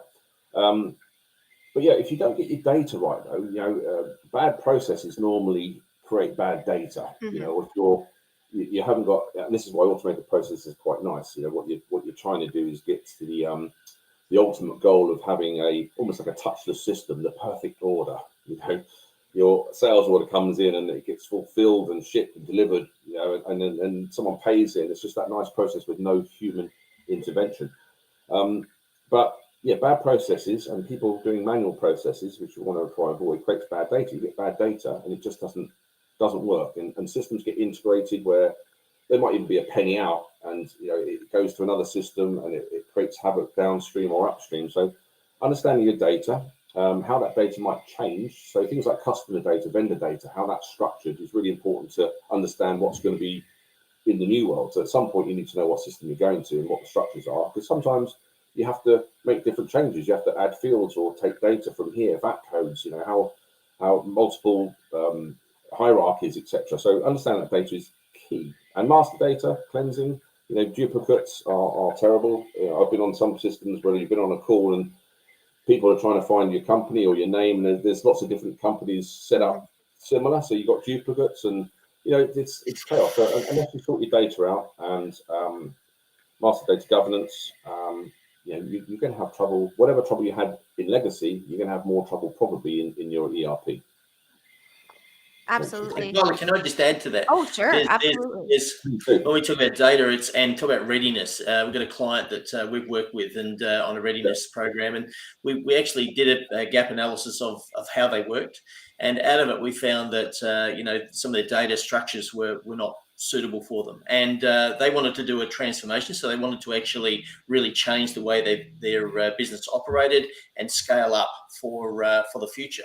And what they found is their data, and one example was they had 4 digits as their cost items, and that limits the amount of cost items you can actually have if you're actually a growing business and scaling. And they've been going for 15 years and growing pretty well.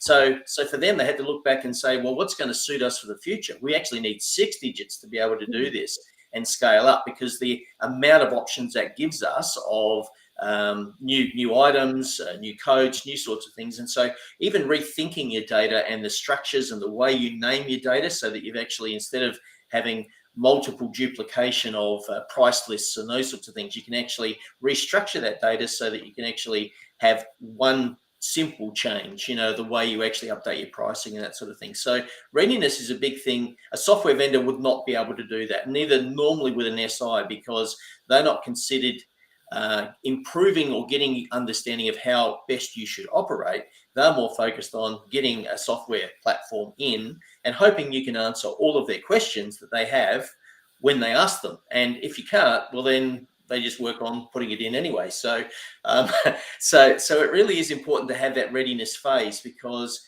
when you come along, or when the SI is going to come along and ask you a lot of questions, it's about you being able to answer them as an organization.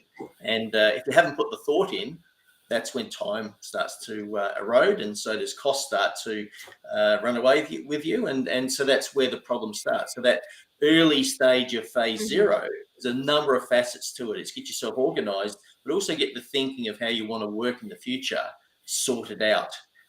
From your own organization's perspective, and often you need someone to be able to guide you on that, coach you on what that might look like. And you need someone who's independent, who actually doesn't have the software view entirely as their focus.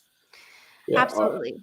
I would agree. Your all those cost codes do make a difference, and reporting hierarchies, and even goes back to looking at your chart of accounts. A lot of people have what we used to call a fat GL. You either want a thin GL or a fat GL. So we're trying to say go thin, and let the subledgers do their work. Some people have VAT codes and project codes on their GL structure, and certainly in the old days. Item codes is a big one as well. I think people have item codes that have been duplicated. There's like 5 or 6 item names for the same item. That's caused confusion. So all that has to be recoded, if you like, or analyzed and cleansed. But yeah, good point. Thanks.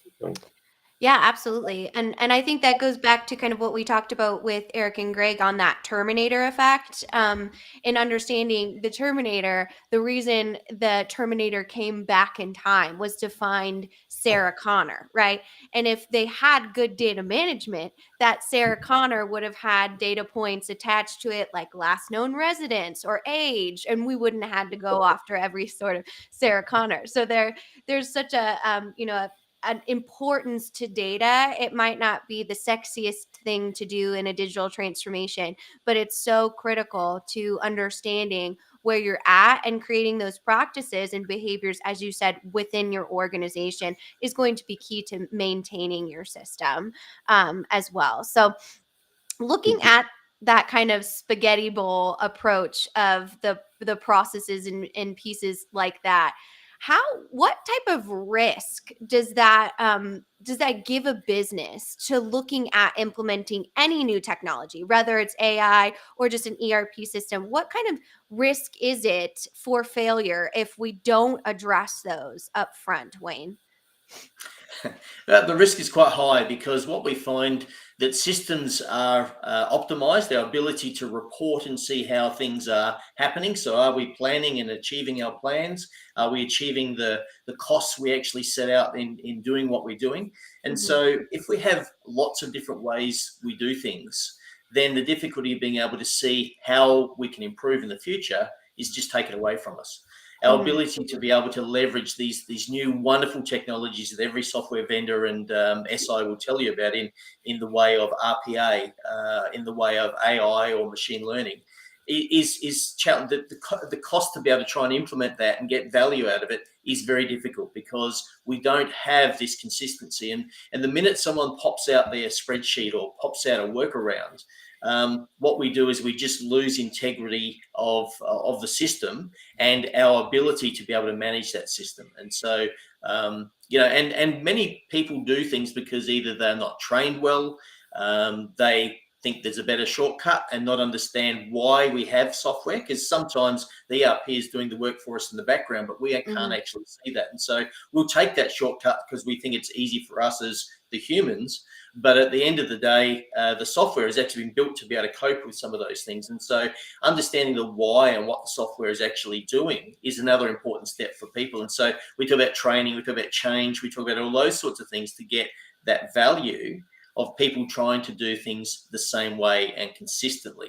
Then we can start to bolt on and build upon, walk up that stairway, if you like, to the holy grail of AI and obviously machine learning is one of those things that comes out of there. And it's interesting. A government organisation here in Australia, they leveraged AI because they got consistency of process of people paying. And once they started to actually see that there were laggards in paying tax, who would think? You would always want to pay your taxation, wouldn't you? But what they were looking at is saying, well, why is that happening? Some people didn't have the money. Some people purposely knew that they could have 3 warnings before they were actually going to have litigation taken against them. And so it was about looking at the exceptions because you could actually see the consistency of the process. We sent out the reminders on these days and we did this. And so then we could take action to actually reduce how many of those exemptions we have. But we did that because we had information available to us to be able to do that. And so now the taxation department for some clients actually sends out the reminder 6 months ahead because they know it's going to take that long to actually get paid on time. And so it's an interesting type use case, but often that's the sort of thing we're looking for, is how do we actually get smooth outcomes out of what we do. So we pay on time, we are paid on time, we order on time so that our lead times make sense. All of those sort of things are the things that we want to be able to have in our business, that ability to make better decisions. If we don't do things in a consistent way, it makes it much, much harder to actually see that.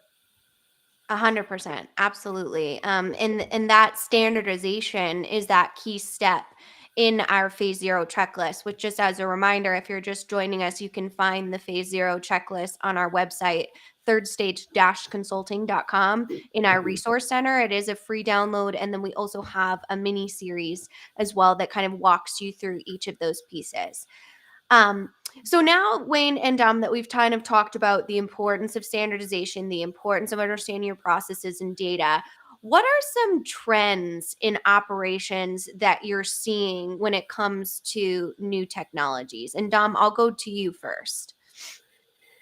Yeah, I suppose AI and machine learning is the key one. It's been around for quite a while now, but more prevalent in ERPs probably the last 12 months, I think. We were shouting the benefits of some of the AI tools, not last year, year before. Now, what I see emerging though is it's kind of a slow emergence. So for AI, some of the simple stuff was things like OCR. Can you put a vendor invoice in and it just knows what to do? It looks and finds, and those tools have sort of slowly been developing. But some of the demos I've seen from the vendors, it doesn't look that great. In fact, 1 or 2 actually picked a third-party app to do it. So in fact, I think it's probably not mature in that area, and you think that would be an automatic one. Things like AI for reconciliation, where it can do reconciliations with less manual processes, things like that, trying to come out. I think and obviously budgeting and forecasting, that's probably where it is picking up some to speed, in terms of how it can help. Otherwise, things like demand planning, ESG data capture, there's some promises around that to sort of help, but it's slow work, I think. Where I did see it once, I think Oracle's quite good with things like pricing. We'll look at the customer's profile and spend data, and it can sort of analyze what pricings and discounts could be better utilized. So it's getting better, but I'm still not confident that it's the be all end all at the moment. I think it's a decent work in progress. And going back to this whole thing where we digitize the whole ecosystem from your front end to your fulfillment to your warehouse, all that is, hopefully AI will help automate some of those processes, RPA, etc. I don't know what you think, Wayne. What have you just kind of seen? You might have had a different experience, but well, I see a bit of a difference in the sense that, core ERP is there, and that's trying to get that process consistency. But what we're getting now is what you talk about, the apps that actually sit around where we can actually have information from our core being either analyzed, being assessed, being actually reported on. And so there's a whole lot of this around the outside type applications that actually leverage off the core ERP. And so where we had in the past, we'd have the core ERP, and then we'd have a system or solution vendor would actually come along and say, well, I've got this branded application, we'll bolt that into the architecture, and it's a lot more flexible in the way that it actually now can work. A lot of the apps are built in a way that they actually can talk the language of the ERP without being part of the ERP. And so we've got this almost like a two-tier architecture that actually allows us to be able to leverage those things like RPA, leverage those AIs, leverage that process analysis, leverage those sorts of things. But they sit around the core of the ERP. And so main thing is to get the ERP working well and following all the processes you need, but then the ability to be able to leverage all of these other applications that actually sit there, we can actually make them suit the purpose we want. The type of business we are, as against be very rigid on, as it has been. Many of them have sort of said, well, here's the app that allows us to be able to do three-way matching. And you find that it really doesn't do three-way matching very well unless you've actually got certain interactions, certain interfaces and those sorts of things. And so, and you also need to be able to scrape that information off an invoice so you can actually see what you're actually looking for. So you can see there's a number of different aspects there that now is getting easier because we're building better quality apps, or the languages we're using to actually interact with ERP is much better. Yeah. So in a way, you're saying kind of similar in terms of the ERP vendors aren't adopting that very well. They're a bit slow. There's lots of apps that you can bolt on, as you say, that scrape an invoice. The OCR stuff is done better in external apps, isn't it? And the data mining and process mining tools are all peripheral, aren't they? Which kind of goes into some of the. I was reading the Gartner report about the trends and this, what they term composable ERP, and I guess it's the best of breed, where you're doing that. ERP is ERP, let it do its thing, and then you bolt on apps to that, which some of the vendors do really well with some of the app stores they've got. I suppose next week D365. So yeah, I think we're sort of on a similar argument there in a way. You probably had more exposure to. Well, it's just more moving from that monolithic ERP that we've always grown up with, in the fact that we went to the SAP or the Oracle vendor and we said, here's what we want. What can I buy from you, sort of thing. Whereas today we're actually saying, well, give me the ERP and let me get that right. And then I need to do all of these other things. So how now do I actually bring those into my business to actually leverage those? And so the key thing is getting a really solid, well put together ERP that's actually functioning and people are using it all the same way and getting the value that way. And then actually bringing the others in. Whereas what we were trying to do is actually complicate, I think, how we were actually implementing. We were trying to do everything at once, and organizations struggle to actually put in a basic ERP, let alone try and have AI, RPA and all those sorts of things that actually go with that. So it makes sense to just add as you go, doesn't it, really, rather than, and it's almost like we've gone full circle. Certainly in my history, in the old days when ERP first came out, it was a single system if you could do it, and people built their own, didn't they? And then it sort of became, well, let's have big footprints, best of breed. So you have these massively complex systems. I worked on a few that have got like 30 key ERP solutions, not just little apps. And then it sort of went back a little bit to, well, let's just get one. Oracle can do everything, SAP can do everything. Let's just have one. And I think people are going back to that. We don't want to be locked in, especially now with cloud, and you're just locked in forever, aren't you, on that sort of SaaS model, that people are going back to sort of small ERP and just build the much more sort of flexible tools around it. Well, you raise a good point there, Dom.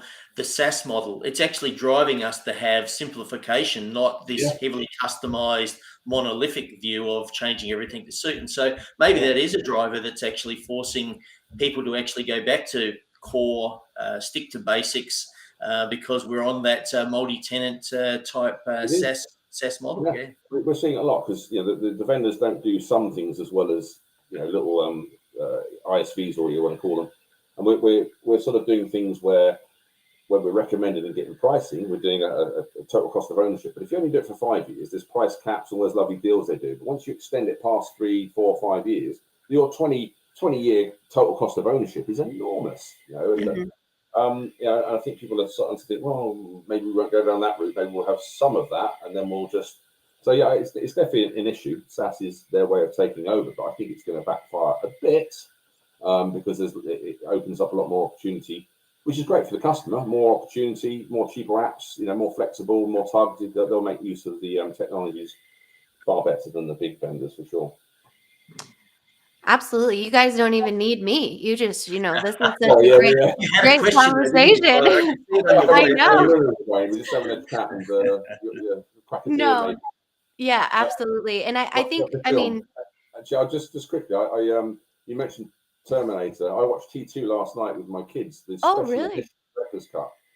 Yeah, absolutely. I've never seen that one before. But yeah, I recently did a lecture on the Terminator effect, and the students nicely reminded me that only old people watch the Terminator. So here we go. T2 was like 30 years ago, wasn't it? Like, but we're bringing it back. It's very relevant to the conversation. So in kind of turning back to the audience, I want to bring up a question that kind of talks about the balance between that. And so you won't be able to see the whole question on the screen. So I'll summarize. So this question is talking about walking through the framework of conducting that readiness assessment before implementing an ERP, and really the need to do that in more of a swift or urgent format. It can't be perfect. So what is the balance between getting that sophisticated enough to let the technology become relevant or see an ROI around your technology? How would you answer that, Wayne? How would you address that need for, okay, we can't get everything absolutely perfect, but we can get it to a specific area in which we're going to be able to leverage our investment? And this is a great question. I saw this come up in the chat, and I was hoping I'd get to answer this one. The interesting thing there is we talk about a readiness assessment. So that actually is telling us where we are, and then it talks about jumping into implementation. So if we're nowhere near where we need to be, then we shouldn't be jumping into implementation. And I think this is there's two stages to readiness. There is the piece of understanding where you are. That's that assessment. That's understanding your as-is processes, making sure your target operating model is clear. But then the other part of that is, okay, well, now how do I actually address some of those things that aren't right? It might be my data structures. It may be that my processes don't work for me. It may be those things. And putting that piece together, which we call pre-implementation readiness, is the piece that actually allows you to go, well, now I'm ready for implementation. Because if I just have an assessment and I expect the SI to come in and just wipe it all clean and do it all for me, then I will be sadly mistaken. And my ability to actually get what I want out of the system, you won't get it. It just doesn't happen. It's not that easy. SIs don't know your business. Software vendors, as much as they claim they know your business, they don't. So that piece of that pre-implementation is saying, well, now I actually have assessed where I'm at and where my gaps are. Let's close those gaps and have an operational design that we can hand over to an SI to actually build the technical design. And so that's the concept that we find works really well with clients. If they just go from assessment stage to implementation, what you find is they get into implementation and they're being asked questions they can't answer. They know there's a problem, but they can't actually answer what do you want to do about that? And that's the bit that we usually find is, and that's where time starts to erode. We put the first conference room pilot in or solution test, and we find we're way off the mark. And everybody then gets lost in this, oh, we need to change this, we need to do that, instead of really being clear on what we want when we're going into it as a result of that pre-implementation readiness stage. And then we're able to jump into the implementation and really get some value. We actually save some cost because we don't need the SI to come and pay them to actually work out some of those things that we could have already determined moving into it. Absolutely. And shameless plug here from Will on LinkedIn. So this actually, Eric did release a book called thefinalcountdown.com, or well, The Final Countdown. You can get it at thefinalcountdown.com or on our website. And it talks about the importance of planning in that piece. So just an extra resource there that we always want to be able to provide to our audience, how you can learn more. But you hit on something that's so important, Wayne, that I kind of want to go into, and that's the role of the SIs and the vendors.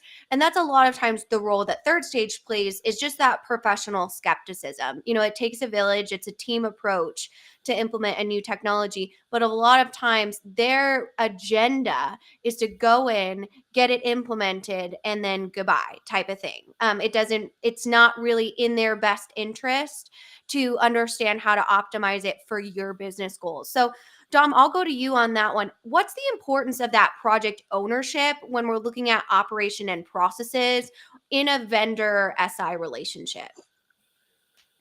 Ownership. I mean, it's one of the key failure points for me, and we've seen it quite a few times, that if the client doesn't own the project, they will likely fail, because the SIs are, if you look about what we do, we do everything except do the implementation. Third Stage are looking at all the stuff which is probably more important for success, strategy, change management, ensuring we get change control and the assurance and management. It's all about the stuff outside of the software. The software will generally work, but if it's implemented bad, and we've said this before, I think Eric says it, you're better off putting in a bad software well than the right software poorly. It's obviously you don't want to do either of those. You want the right software implemented properly, but getting the business set up for success means you have to manage the vendor closely and all the peripheral vendors if there's other third parties. So that ownership is really key.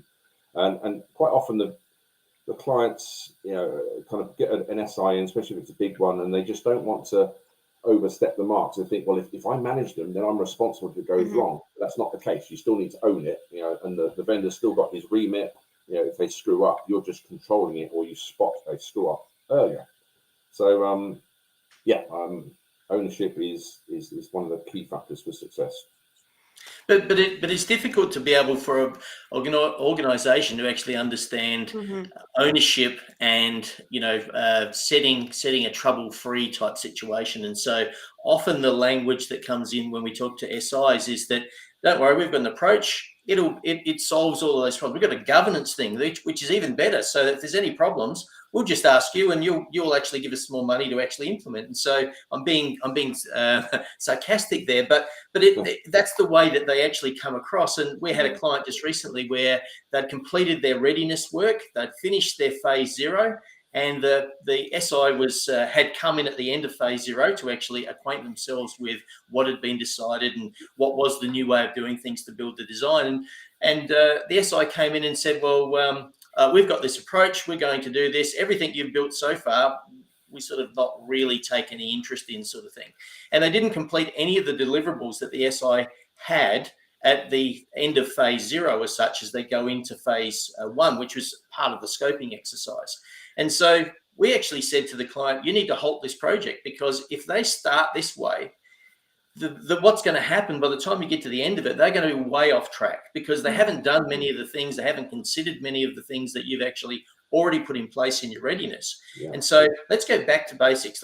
Let's get them to finish a deliverable that they've been asked to finish, happy to pay for them to do that, and then move on. Because what happens with SIs is they tend to go, well, let's blur the lines. We've got this deliverable. Oh, we're not quite ready for that. We don't have the answers for that. We'll move on to the next one and to the next one. And then all of a sudden, I did need those answers. So I need to ask you for some more money because we've run out of time. We've used it all up, coffees and, and waiting around for you to actually give me an answer.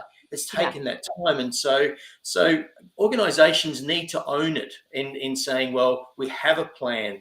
The SI is there to work for us. And if we understand what we want, then we can actually get that. Whereas what often happens is the organization goes, oh, well, the SI's got it in control. They'll be fine. But their operating model is get to the end and get paid. That's their operating model. But actually deliver something that works, because that's the byproduct. That's why it's really critical as part of that phase 0 in your selection process to get a really strong, tight SOW in place that's got a clear list of deliverables, resources, and a work breakdown structure that is sort of planned in. A lot of people still don't do that. With all these deliverables, and then you look at the plan, none of them are in the plan. They're not tied to performance or dates. So that's a key thing to get right. And that helps you the framework to help manage that vendor. Otherwise, you're touching at straws. That's right. Yeah, and that's really critical, a piece that Third Stage plays on both ends, right? That's an interesting piece of our business, is going in and looking at the SOW, looking at the agreements. What are we actually doing together? Because we don't have any financial or any ties to vendors. That's what we advocate. We coach our clients through that. But then on the other end, and I know, Wayne, you run a lot of this practice, is our expert witness practice. So we can actually see what happens when you don't have those agreements in place, or when that's not sophisticated on like the polar opposite side. So it's definitely a wealth of knowledge. And just to give our audience some more information on that, we actually have a whole series with Marcus Harris from Taft Law talking about, from a lawyer's perspective, the importance of an SOW that you can find on our YouTube channel. So you can head over there. And then also, if you want more on the target operating model that Wayne kind of touched on, he does a video on our Third Stage channel at Third Stage Consulting Group on target operating models. It's actually one of our most watched videos. It's a great piece on that. So definitely check that out. We have about a couple minutes left here before we round out. So I want to make sure that we get to all of our audience questions here, because again, I am just the vessel. The audience is here to ask questions to our experts here. So Sam asks here, are people overbuying? Talking about kind of that lean approach. And I might just add to this of, how do you understand what you're buying? Because we talk about applications, we talk about a core ERP, we talk about all of these different pieces. How do you really know what your approach should be? And I'll go to you first, Wayne, on this one. It's interesting, lean approach, and I'm probably not an advocate of saying everything should be lean, because to me, an organization needs to be functional to start with, and then you can actually apply things like lean methodology over it to actually be efficient and have that improvement side of things. So I think that the thought that we're buying something that's going to be lean, we need to be optimal in the way we operate. And sometimes that's not the cheapest way, but that is the most cost efficient way for us to be able to do that, to stay in business. And so we really need to be able to be across how best do we operate, and how best will our software enable us to operate that way. And then obviously lean becomes one of those things we can apply on top of it and say, well, how can we optimize that? How can we improve that? But it shouldn't come first. We shouldn't be thinking of lean practices first. We should be understanding how best we work, how we can maintain our margins, how we can actually stay in business with the best sort of return rates. And then obviously if we can tweak that and improve that, that's great. Reduce waiting times or lead times or those sorts of things. They're the sort of things that we're looking for lean. So I don't think people should confuse buying software and lean in the same conversation. Interesting. That's definitely an interesting approach. It was different than where I thought you were going to go with that question, which I always love, because that supports our mantra of the diversification of transparent conversations around ERP. So Dom, I'm curious to hear your thoughts on that. Well, I think, in terms of, what was the question originally?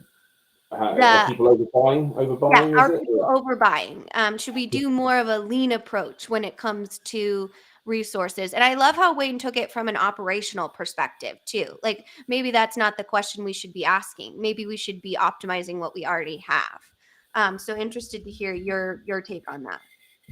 Yeah, I mean, we've got a few clients that have got old legacy systems, and quite often, when you look what they've got, they need a few bits around. Okay, how do they manage their data better? How do they manage their inventory a bit better? How do they integrate a bit better? And you can see a roadmap of saying, well, why don't you stick with what you've got and then go ERP in a year or two? People are really keen to go, and quite often we're seeing if you just add this, or there's some really good, and this is where AI can be quite good. Some of the integration tools are good, where you say, well, you can just connect that and that, and we've seen a few clients, not put them off. We're shooting ourselves in the foot, but we're trying to recommend that get your own house in order. Your systems aren't that bad. I'll replace that maybe and that, and connect this, do that, and give them some simple ideas and tools to sort of improve. I don't know about going lean, but certainly what I feel is that vendors are over promising things. A lot of them, when I've talked to a few, say, and that's why you need someone like us that can handle a whole selection process, because you'll get vendors, they'll lie to us less than they'll lie to a customer, because what they'll do is they'll over promise. Hey, a salesperson over promising. So someone gets on the phone to NetSuite or Oracle or Microsoft, and they're like, yeah, we can do all that. Don't bother with these guys. And so they get them excited. They go, I want to go in. And so you just got to take that step back, because I think people are overbuying. Vendors are over promising and under delivering in a lot of sense, or they get in and the cost escalates because they're trying to stuff everything in. As you said, Wayne, people are trying to do too much big bang stuff, aren't they?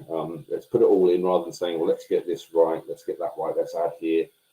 So yeah, I don't know if that answers the question in a different way, but yeah, people are overbuying, vendors are over promising, and I think people can. ERP is not the be all and end all. We are ERP experts. That's been most of my career. When push comes to shove, would I spend the big bucks on a 20-year SaaS project? I don't know. I'd want to make sure it was the right decision. I'd probably go through every angle first to see if I can correct my in-house legacy system and add the bits that are really broken. So that might not suit some of the vendors, but yeah, that's kind of my take. Absolutely. And, we're not here to suit any vendors, but we do work with them, right? They are, we are frenemies, well. We beat them if you up. will. Yeah. Yeah. Right. Right. Well, thank you so much, Wayne and Dom, for joining us today. I want to give you two an opportunity to say some final thoughts on kind of your top recommendation when it comes to optimizing your operations as a business. What is the number one tip that you would give our audience? And let's start with you, Dom. I wasn't ready. I thought you were going to go to Wayne. I can go to Wayne. I just like to keep you on your toes. Yeah, exactly. The number one tip for optimization, or what was the, rather than sort of, what would be the first step towards implementing ERP? What was the question? Sorry, is it the optimization bit or? Yes. So what would be kind of your final thesis, your number one recommendation to this conversation? As I said, I think if you look at what you've got legacy wise, and you're looking at your most of your pain points, you've got to analyze your pain points. You've got to look at your current processes. You've got to look at your data. I think you've really got to set your stall out properly. Take your time, prepare. It really is. Unless you prepare, take your time, understand, get people bought in, set up your system, your people, project teams, get your backfill, get your chart of accounts. You really have to prepare. So that phase 0 for me, is crucial. And then you can start to optimize. Once you understand what you've got and understand the pain and your data structures, then you can start to optimize. But until you do that, you're going in blind, and I think it's dangerous. Absolutely. Well said. What about you, Wayne? For me, it's readiness, and Dom, you've covered it in a way. I think you need to have that assessment, understand how you do what you do, so you can actually start to put the thinking in. Pre-implementation readiness is a must, and it's one of those things that you will save huge amounts of dollars from paying the SI if you do that piece first, and you end up with a optimal outcome if you do actually do that, whereas you get a compromised outcome in more times than not if you rely on the SI to come in and just magically make a design happen and be right for your business, and then it makes it harder also later on to actually do that continuous improvement or that optimization that Dom talks about. So for me, it's about there's two steps to readiness. One is the understanding where I'm at and building all of those things like SOWs and governance and those sorts of things. But it's also fixing some of those things that are the glaringly obvious issues that we actually have. Mm-hmm. If spreadsheets is your go-to, then you need to eradicate that if you're going to get value out of an ERP. And so they're the sort of things that I see, and then it's implementation. And so handing over something that really is good, an operational design that can actually turn into a technology-based configured design that will configure your ERP, then you're on a winner. It's the only way to go. And you'll come in on time, more times than not, and you'll actually come in on budget. Absolutely. And well, have a thank system you. that actually works for your organization. Yeah. Right. Right. And I think the beauty of that is there's so much that can be done today without even engaging a vendor, without technology. There's so many steps in that pre-work that our audience and our clients have the power to really influence. So this is such an important conversation. And if you'd like some more around it, I'm going to pop up our resource center. It's on our website. It includes all of our thought leadership, all of our podcasts, videos, blogs, case studies. Our pre-work for our DOE Bootcamp was our 2024 report, which has a lot about implementation readiness and the importance around that. We also have some frameworks and a million videos on implementation readiness on our YouTube channel. As I mentioned, Wayne and Dom are a prevalent piece of that. So we're going to say farewell to our friends here. We'll let you go back to sleep probably. And thank you so much for your time today. So looking at where we're going next with our bootcamp today, we are going to talk about organizational change management. We're going to have another panel discussion. There's a lot of great questions already in here about OCM and understanding that, and I'll bring up our panelists in just a second. I just want to give you what you can expect from the rest of the day. So we have one more panel discussion, and then we're going to go into our real phase 0 planning. We've already talked about that a lot, so we are going to do a deep dive in what does that actually mean from two of our executives here, Dr. Scott Jenke and Adam Cheatham, who's our managing director here at Third Stage. And then we're going to round out the day with scaling for growth with two of our high volume growth specialists when it comes to technology, Christy Barber and Amanda Patton, who will be joining us later today. So two more kind of keynote presentations, and then we're going to have a conversation here. So with that, scan that resource center code. You can kind of follow along, as well as our 2024 report.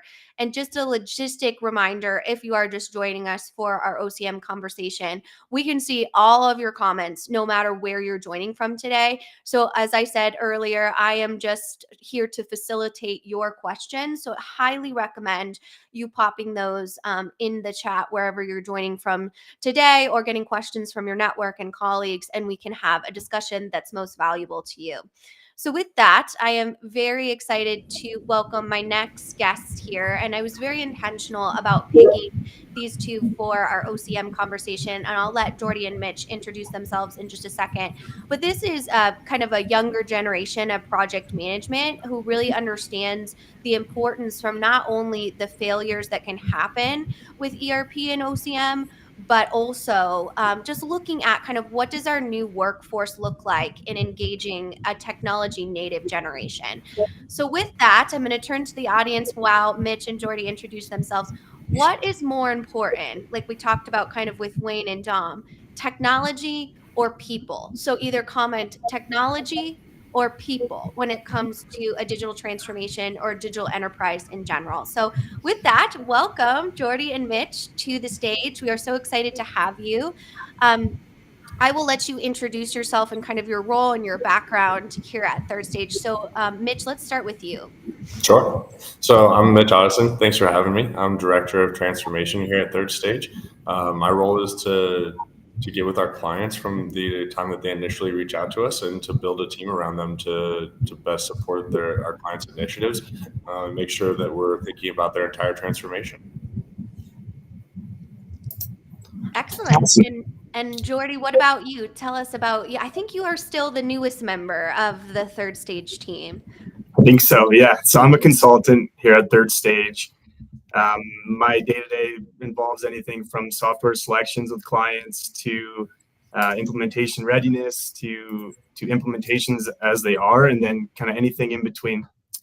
And one thing that I kind of like that kind of relates to this talk here today is that change management touches on all of those aspects of a certain project or of a transformation. So, I'm really looking forward to diving into that today with all of you. Excellent. Well, great. Well, let's just start with the audience. So we've talked about today, we've talked about kind of the overview of the industry. We've talked about process. Now we're going into people.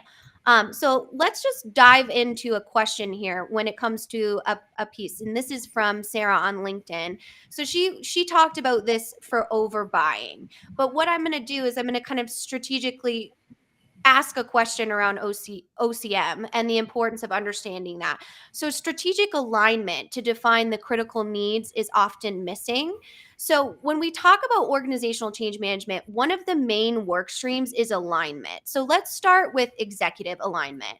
Mitch, how important is executive alignment when it comes to organizational change management? We're talking about things like understanding how roles will change, communication plans, those different pieces. Why do you need your executive team really aligned and working together to understand that? Well, it's a really good question, and it's something that unfortunately I'm seeing more of in some of my projects. Find that the top executives aren't talking to each other. They're not aligned on what the outcomes is that they're trying to make it so that then as the teams are trying to work together or maybe carve out time for an initiative, they just don't feel the need to do so. They say, well, I have my day job and my boss is telling me that that's more important than this, and I do my transformation work on the side. And if you don't make it a priority that comes straight from your leadership, things aren't going to get done, and it's not going to get the time and attention that it needs. And that's one of the easiest ways to result in failure. Absolutely. Definitely something that's incredibly critical. And Jordy, a lot of your work is kind of the front lines project team. What happens if the executive team is not aligned with where the project team is going from an organizational change management standpoint? Yeah, I think if there's misalignment from the executive group or the higher ups, it leads to a bunch of moving targets for everyone else in the organization. The game of telephone is a great way to explain that. Maybe someone thinks the goal of this transformation is to be able to be more efficient and get out orders quicker, or maybe then someone else thinks it's to replace a legacy system. And so change management comes from looking at that end goal and looking at your current state and trying to bridge that gap. And if people within the organization see that end goal being 2, 3, 4 different end goals, that's going to definitely make for some issues in the organization. And that comes from that misalignment that you're talking about. Absolutely, 100%. And I think when we kind of back up and talk about the importance of organizational change management, Mitch, we've seen kind of a shift in what we've used to talk around the narrative of it's often missed in organizations to organizational change management is kind of in now. It's trending, treating your people well and understanding that company culture is really a thing that we prioritize, specifically in technology. Why do you think that shift has occurred in the conversation? Well, I think that what you're seeing is in the tech industry, especially, there are talent wars that are going on. Highly skilled people have more options than ever before.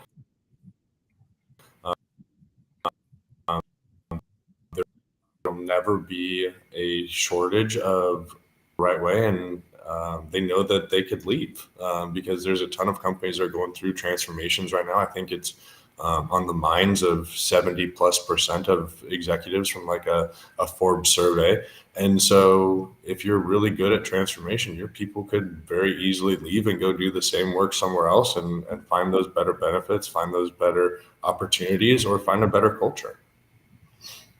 100%. And when we talk about this, Graham has a good comment here. People, when we ask about what's more important, like operations and technology, people, of course, we talk about here at Third Stage, people, process, technology, and that's really our overall prioritization of this list.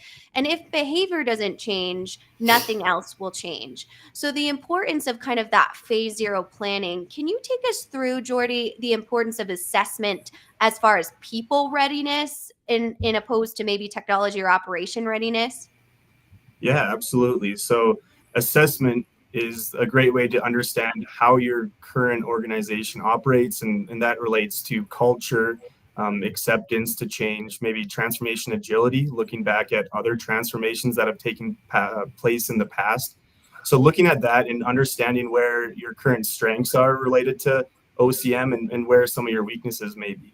And an example of this could be maybe you have strong leadership alignment and executive presence, but maybe your communication isn't very strong. So you have that guidance and that leadership, but if your communication is lacking, by the time it reaches everyone in that organization, there's still that gap there. So looking at this assessment, being able to have some quantitative numbers connected to change management is super helpful in starting to form the change management programs that you're looking to implement to make sure your transformation is successful. And I know we've all been in that situation where a lot of times we've seen a readiness assessment. We're sitting with the executive team, looking over that data, those findings around the people metrics that we call, and they are shocked to see that there may be areas of resistance in their organization.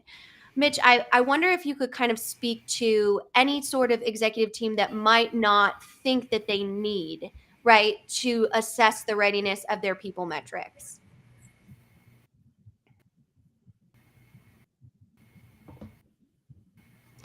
And Mitch, I think we have a little bit of a lag from you, so I'm going to ask you to pop out and pop back in. Sometimes technology is kind of crazy on these types of things. So Jordy and I will kind of have a conversation around assessing the readiness, and I want to turn to the audience to kind of ask your opinion on assessing the readiness of an organization. So while I bring Mitch back up, maybe Jordy, you can talk about what you would say to a project team or an executive team that doesn't really think that they need to assess the readiness of their organization. Yeah, I would say that worst case, the assessment tells you what you already know. So there's really no harm in doing this assessment, but oftentimes that's not the case. You're going to find some underlying data and talking points that you've maybe never thought of or never truly given your organization the chance to voice their feelings, and then kind of connecting that to hearing the voice from your organization. One thing that we do at Third Stage is ensure that our assessments are totally anonymous, and that way no one within the organization is worried about getting hunted down and saying, why did you say that? Yeah. Why would you ever say that you're fired? So that's one thing that is very important to keep in mind for when you're doing an organizational readiness assessment, is keeping that anonymous nature, just to allow everyone to voice their opinions with 100% truth. Because at the end of the day, you're all pulling towards the same direction and looking to make that positive transformation. Absolutely, for sure. And Mitch, I'll let you kind of answer the question now that we worked through that technical issue. Fingers crossed. I'm hoping it's not a bandwidth issue that I'm dealing with, but when you're going through these types of situations, I think Jordy hit on something that's really important. You always learn something when you go through this exercise about your people. There's always a nugget, even if it's something small, that just doesn't match your expectations. There's power in going through and doing something that's unfiltered. And it's amazing how someone will open up to a third party about what's going on compared to their boss who's asking them, or their boss's boss, or something like that. When there's no repercussion of what could happen. And there's a third there that can help to facilitate. We get a lot of interesting things back that we put it back in front of management. Like, I would have never known that this was actually going on. Absolutely, 100%. Those pieces of autonomy are really critical, and that's why it's important a lot of times to not use change management from vendors or kind of a cookie cutter approach, because it's really got to be the unique DNA of your organization. You're not going to really know that until you take that step to assess it. So before we kind of move into kind of the meat of what is an OCM plan and how do you activate it in a digital transformation, I want to go to this question from the audience. So Sam asks, do too many companies think that change management is really just a box to tick? So we kind of talked about we're moving towards the trend of people actually acknowledging it, and that's a positive step, right? But now are we actually understanding how to activate that? So Mitch, why don't you take this one, and then Jordy will go to you as well. For me, I actually saw this one in the chat as well, and I wanted to answer it, but I'm glad you brought it up. I think it's a misunderstanding of what change management actually is. I gave a talk at Stratosphere, our live conference that we host in Denver. Shameless plug to that, and it isn't just training, and I think that's a huge shift in the way that people need to think, especially from a leadership standpoint. People need to want to change to help to foster and inspire that change, and it's not just training sessions. There's so much more to change management than just the stock training that comes with software. 100%, because we see the user adoption as a main metric. You could have the shiniest, sparkliest, most amazing technology in your organization, but if it's not being actually utilized, you're not going to receive that return on investment. So, Jordy, in moving to kind of understanding the why, how do you communicate that what's in it for me to the overall community within your digital transformation project? Yeah, I think leaning on that overarching goal that started the entire transformation is really important. And saying that, whatever the enhancement is or whatever the motivation is to start this transformation, making sure that everyone understands that, and then being able to break it down into maybe functional area goals and kind of make it more individualized to increase motivation. And one way of doing this could be to work in some sort of a reward plan, so that if you adopt change at a certain rate and towards a certain KPI, maybe you get more of a bonus, or you get some sort of a reward for adopting this change. And then really just kind of looking at that as an individual level, but also having everyone pull in the same direction is definitely huge for that. And kind of being aware that people change for different reasons, and being able to understand what motivates certain groups of the organization or certain people is super important to keep in mind. Absolutely. And those motivations, kind of the overall cultural feel around new technology, can be hard for executives or project teams to understand. And Sarah has a great suggestion here about focus groups or small groups when it comes to actually measuring that from a department or team level, because that's really where the resistance hides, quote unquote, right? Almost what we like to see in a change management engagement that we go into is obvious resistance, right? Because you can always address that head on. But Mitch, what is the challenge of that underarching, maybe not as obvious resistance, even from the most well-intentioned employee? They might just not have things like digital literacy, or might be worried about how a new technology will change their job. How do you address that?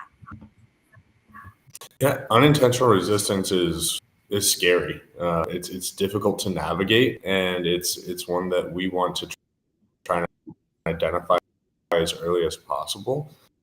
And really, the biggest thing is to bring the why behind the change to the table, and the behind why is the change so scary for this person. Bring it out and talk about it.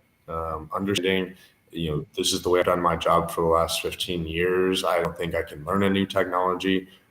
We can help with that.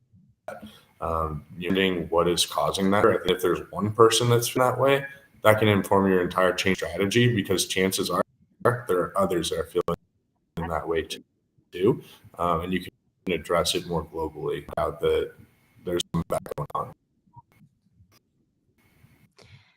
Absolutely. And kind of that engagement of the employee level in the change can often be something that is incredibly impactful in the overall strategy. And so, Jordy, let's talk a little bit about that. How important are stakeholders like change agents on maybe the mid-manager or the frontline level when actually getting into that communication and change plan? Yeah, it's huge for two reasons among many others. So the first one would be it's important to create that ownership within your organization that this is your transformation, own it, and you're a part of that. And the success really relies on everyone within the organization. So change agents can be very vital in being able to relay messages and make sure that everyone remains aligned on the goal at hand. And then the second one would be when choosing your change agents, to try to look at people in the organization that are trusted among their peers, people that other employees may look up to or look to in times of uncertainty. That's a big piece of this OCM movement, is to have your change agents and your change team be people that your organization trusts and are willing to follow when you start to move forward into that transformation. And Mitch, how do you identify potential change agents and their impact within the organization or project? Well, when we're on an engagement, we're always looking for the change management aspects of a project. So you can start to pick up in conversations on whose name comes up a ton, who tends to be influential. When we're having a group conversation and someone speaks, the rest are very engaged and nodding along and saying, oh yeah, that's exactly right. So trying to understand and find who are your most influential people, who seems to get it, is one of the most effective ways. And we start that basically day one with our clients when we're on site and learning about their organization.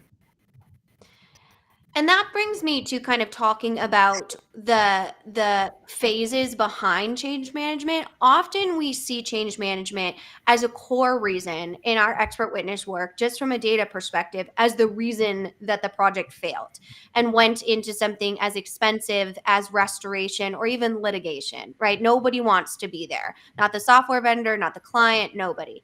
But a lot of times that's because OCM was kind of an afterthought. We selected the technology, we looked at our operations, and oh yeah, we got to get our people ready to actually utilize the new technology. Or there was a misconception that they were going to just be excited and go into diving into this new tech. So what is the importance, Jordy, of understanding OCM's role in that phase zero core component of the conversation?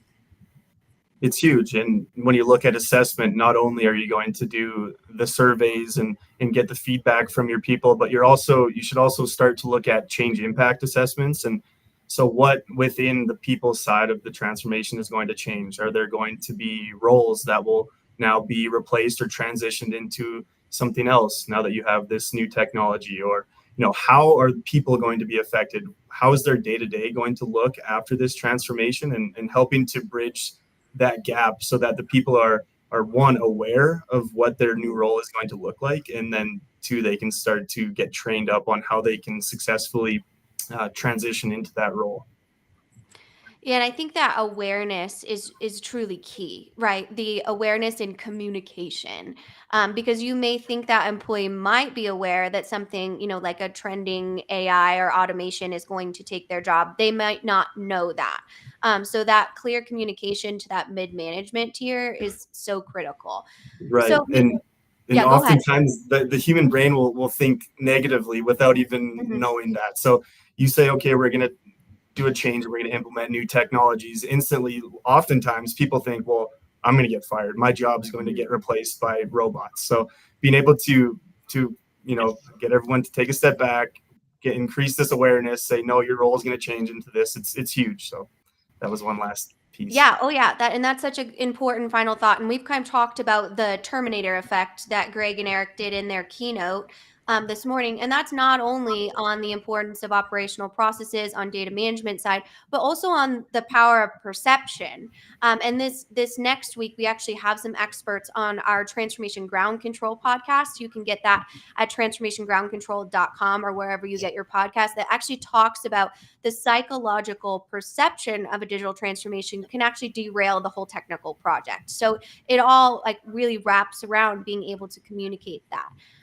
So Mitch, I'm going to bring up a question here that I actually don't know the answer to. And I love those questions because it's something that we can really talk about in the industry. So Sarah asks on, what is your view on how the OCM team can engage with the HR department in terms of ownership? And this is probably it depends for each organization, but can you talk about the importance of the synergies between the two? Yeah, absolutely. I was reading this question in the chat, and I think the first answer that comes to mind is one of the most stock answers is, well, it depends. And so I think understanding the situation a little bit more would be helpful from a context standpoint. So if you want to connect offline, I'd be happy to. I think the biggest thing is understanding everyone's role in the transformation, and making sure that it's very clear who is responsible for what and why, and then making sure that clear is established and that you're creating these business processes in a way that is in alignment with your technology, so that then the why becomes inherent. It makes it so that then you aren't coming up with an abstract answer as to what the why is. It's very clear. It's like the technology operates this way. We need to change our processes and our behaviors, and here's why. So having that clear story that you're telling your employees and having it be the real story, I think is a really effective way to handle misalignment through change management.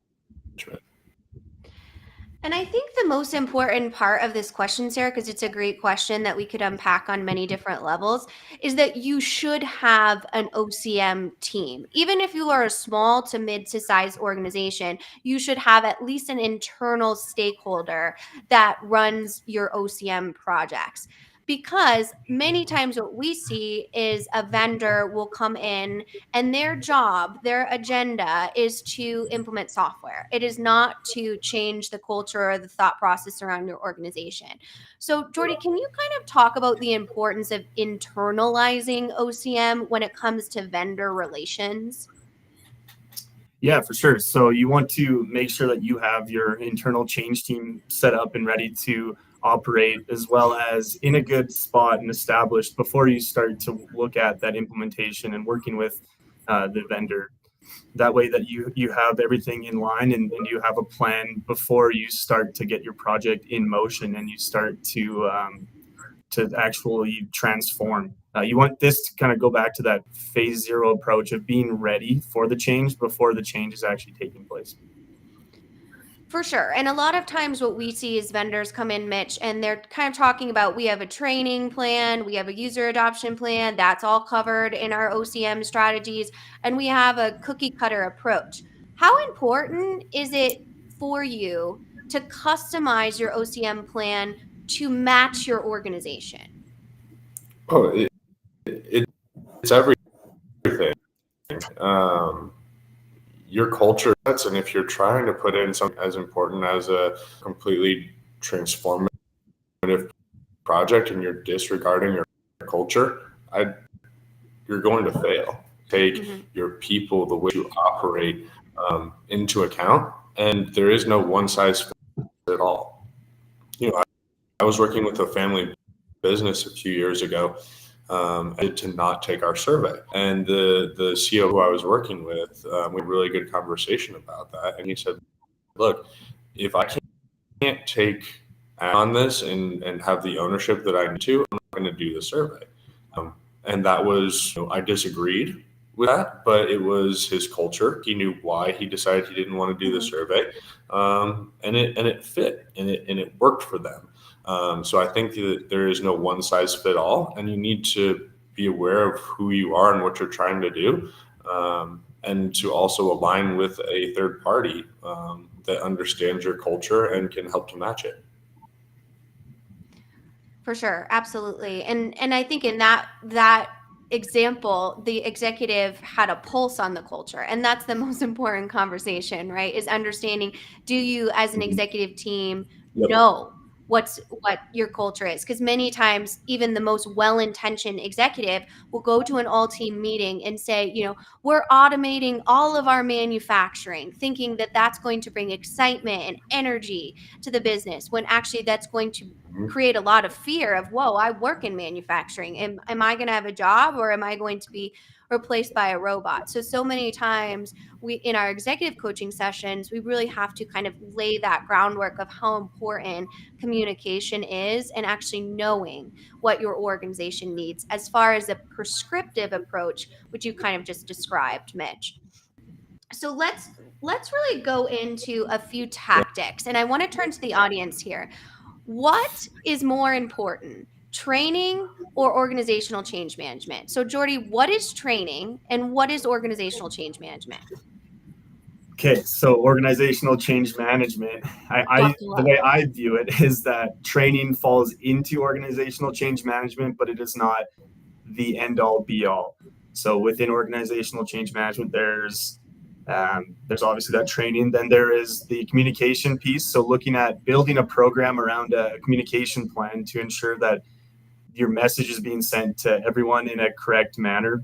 Then there is looking at the skills assessment or the roles piece of OCM, and looking at the continuous improvement. With continuous improvement comes continuous change management. So you need to be able to keep up with that and continually be able to change your outcomes and your goals with that continuous improvement.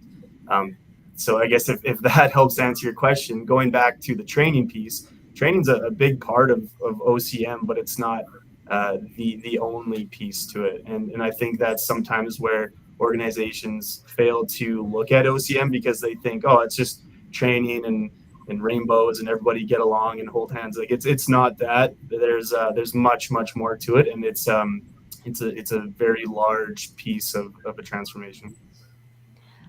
Absolutely. Definitely two distinct things. OCM is really the umbrella around that. So Mitch, what is OCM and what is user adoption?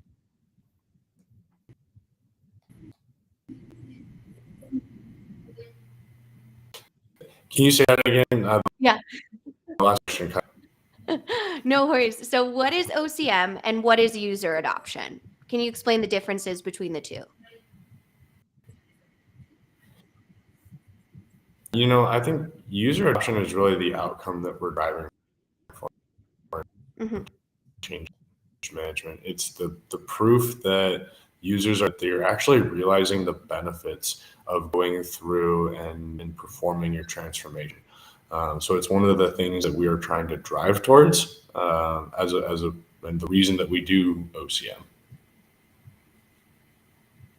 Mm-hmm. Definitely looking at the outcome, and training is a big piece of that. And I'll reference a client we currently work with just one of the largest school districts here in the States, in the US. And a lot of their training had to be focused on how do you train a teacher through a learning management strategy of really snackable content that was kind of in short form, because that was the best way to train that organization. How do you, Jordy, look at the training that the vendor gives you, but understand that there may be a deeper level that you need to customize that for your organization?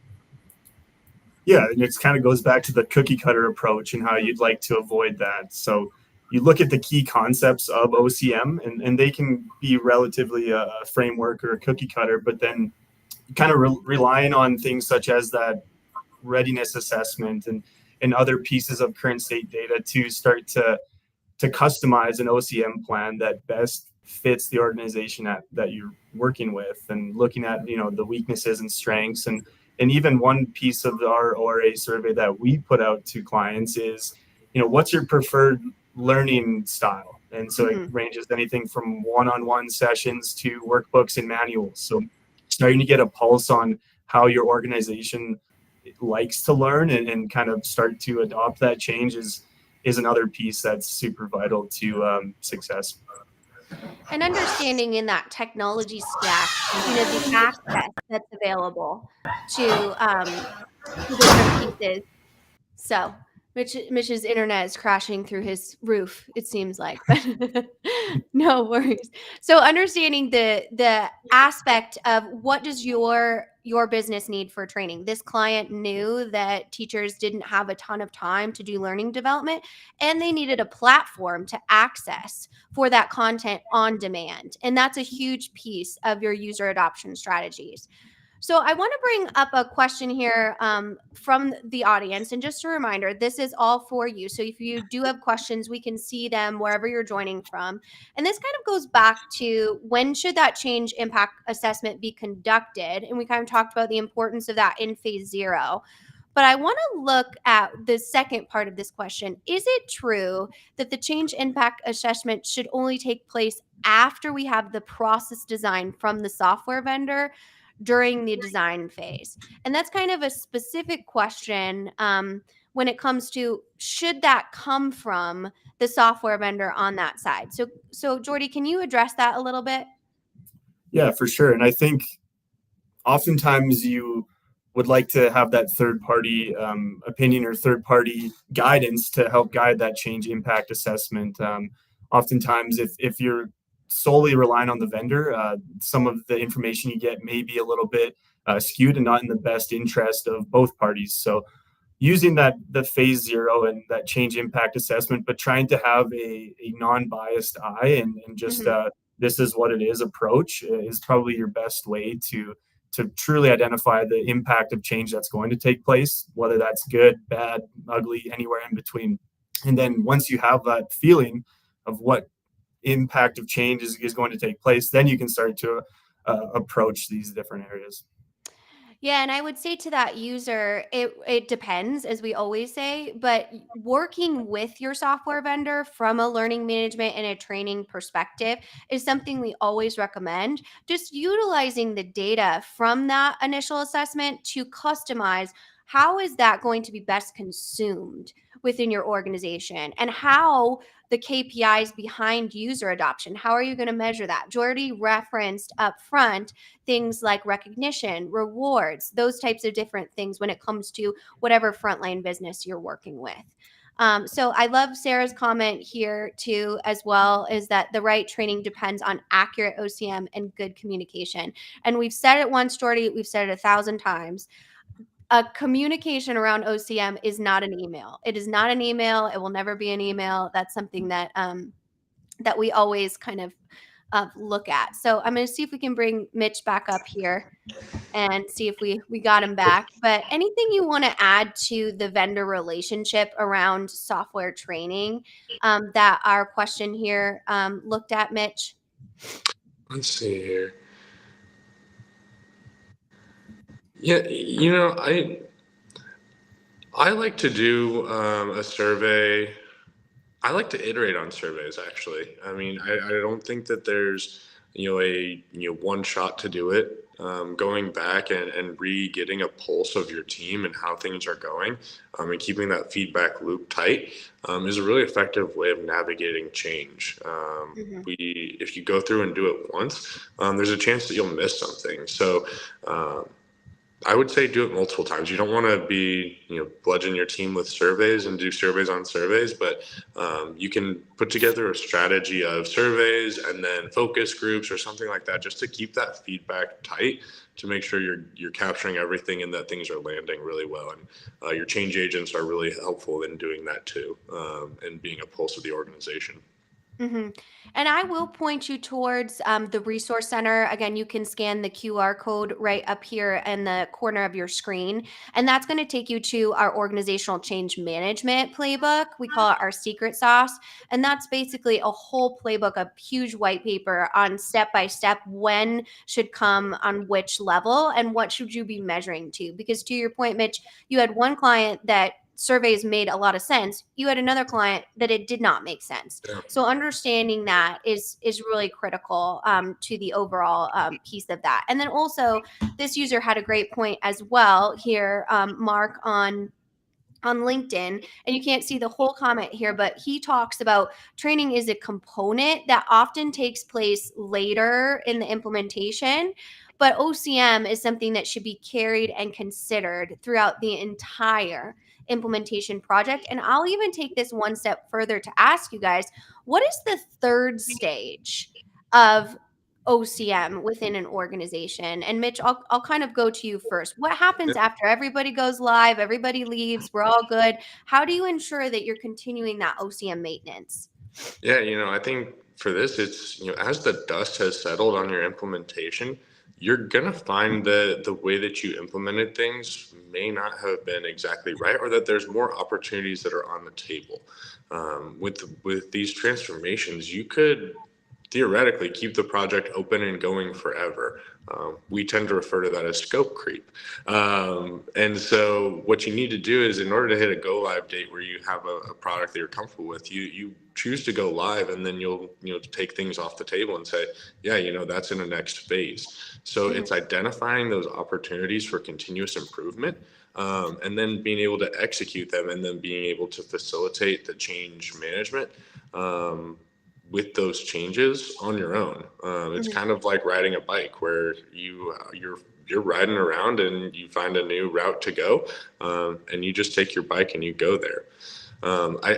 I do want to call out, there was a follow-up to one of the questions that I was asked in the chat too, was talking about how if you don't know what you're that's the one, impossible to produce and change it. Spidey sense. Yeah, absolutely. Yeah, and it's a really good point. And so I would say that the change survey that we do is slightly different than an impact analysis. So where I look at an impact analysis, it's more the process mapping and the flows, and being able to say, here's what we do today, here's what we will do tomorrow. What is the impact of this, and how do we account for that? How do we make those changes? How do we inform our users on why it is that we are making this change? And so that's a very specific, analysis on a process. And you're absolutely right. If you don't know where you're going, that is going to be very difficult to being able to identify what the impact is of that change. So this person is exactly spot on. You wouldn't be able to do that level of detailed analysis until after you understand where you're going. Yes, and absolutely. And if you missed our target operating model conversation with Wayne and Dom, that's a big piece of that. And just a reminder to all that are joining us, this recording will be available post-event. I always call it a rewatcher. And that piece in understanding what is your target operating model and where are you trying to get to is a fundamental piece of phase 0 that Adam and Scott Janke will walk us through a little bit later here. So definitely stay tuned to look at that, but definitely a great point here. So I want to kind of give our audience an opportunity to walk through some common objections that we get during looking at a change management. So a lot of times we hear that change management is an added expense and unnecessary to a project. Jordy, what's your reaction to that? My initial reaction is that, okay, you may be correct, but then you kind of start to look at what your project will look like without change management, and you start to associate some dollars and dollar signs to that, and then looking at the percentages of having a successful transformation without change management drops significantly lower. And then if there's that failure of the transformation, that's just going to bring on more and more and more dollars to spend to try to save the transformation. So looking back, it might be an upfront cost, but it'll more than likely, I would say 99% of the time, pay for itself as you continue through the transformation, so that you don't need to take these pauses or moments of kind of recalibration to try to get your project back on track. If you put in the money and the time up front in change management and any other phase zero type activities, it's going to pay for itself and be an investment that'll be worthwhile.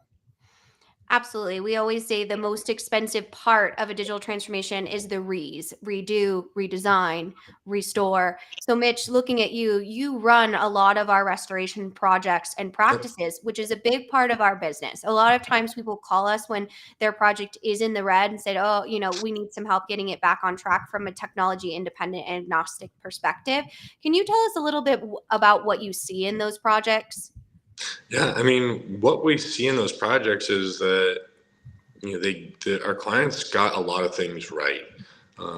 They went through and they did a good evaluation. They understood what they were doing, and there's just a few things that can really make or break a transformation. Not identifying how big of a change it is, I think, is a big one. Not backfilling is another one. I think it really comes down to a lot of the people aspects, and letting your people breathe and setting them up for success is one of the areas where we see that happening. Those are fun projects. They're difficult. But the best ones are the ones where people come hat in hand and they say, we know we need to learn, we know we need to do things better. And they usually are the ones who really nail it on the second time around. So I'd prefer if they got it right the first time, because it's a lot less expensive, but you have to be willing to do it the right way the first time, or chances are you will end up in that rework area.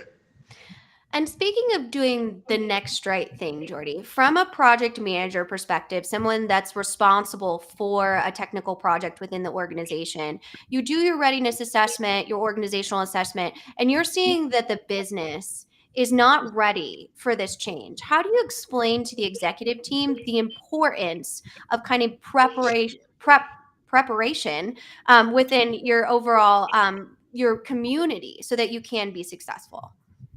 Yeah, I think if the organization is not ready for the change, that's a blinking red light, and that's something that a PM needs to escalate to all parties necessary. That's a big time to take a step back and to look into some of these OCM initiatives that could get the project back on track and ready to move forward. If we just think that, the technology will figure itself out, we'll keep steamrolling ahead and we'll just kind of figure it out on the fly, oftentimes that's when projects really become derailed, and that's when the increased price jumps in, keeping all these different members of the project team a part of the project and fully working on it. Meanwhile, you're still kind of doing some patchwork. So looking at that, if you're not ready, that's a good time to take a pause and really address those underlying issues that are causing you to not be ready. Absolutely. Definitely, absolutely critical in the project manager role. And in that resource center, we do have all of our project management information because a project manager is a critical role. I actually just wrote a blog early this week. What day is it?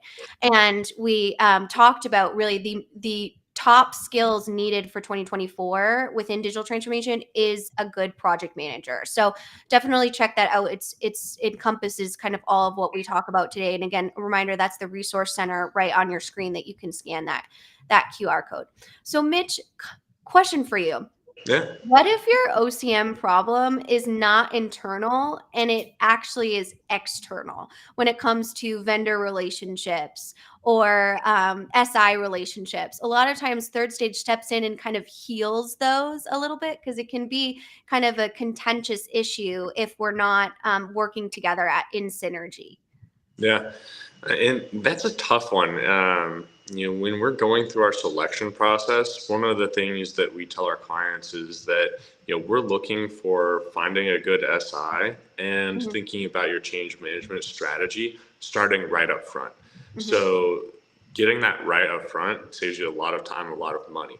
But if you do find yourself in a situation where you're just not gelling and meshing with your SI, I think it's that focus group type of session where you're trying to understand, are we talking past each other? Is there a fundamental issue that we can't get past?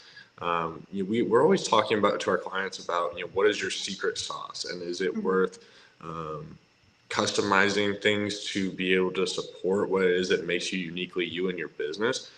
Sometimes SIs don't understand that, and they just want to shove what it is that they do or what they think is best kind of down your throat. So we've been really successful in being that mediator, and really being kind of the translator between the technical group, which is your SI, and your business users, and saying, here's why it is that your SI says that it's better to do this ways, and look at what the outcomes are that they're trying to drive towards.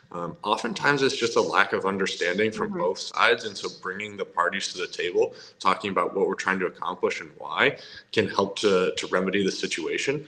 And other times you do find yourself in a situation where you can't move forward in the way that you're working and operating. That's unfortunate. And so, we have other things that we can do to help to find that, or to, bring in a new SI, whatever it is. There's always a solution that we can find, and we like to try and fix things first, and then move from there. It's just one step at a time, trying to figure out how do we get on the same page, and then if we can't, what do we do about that?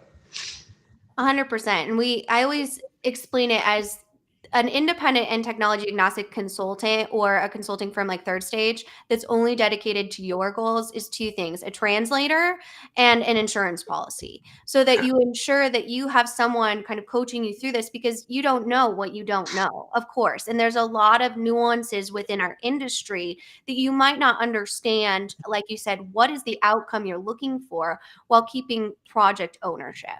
So on that note, if we are kind of summarizing this conversation within our last couple minutes here, I want to bring up a few questions from the audience, but I want to give you an opportunity to give kind of your final thoughts. If you're sitting down with a client, you're their business transformation coach, and what is the first thing when it comes to OCM that you're going to recommend that they do? And Jordy, I'll go to you first on this one.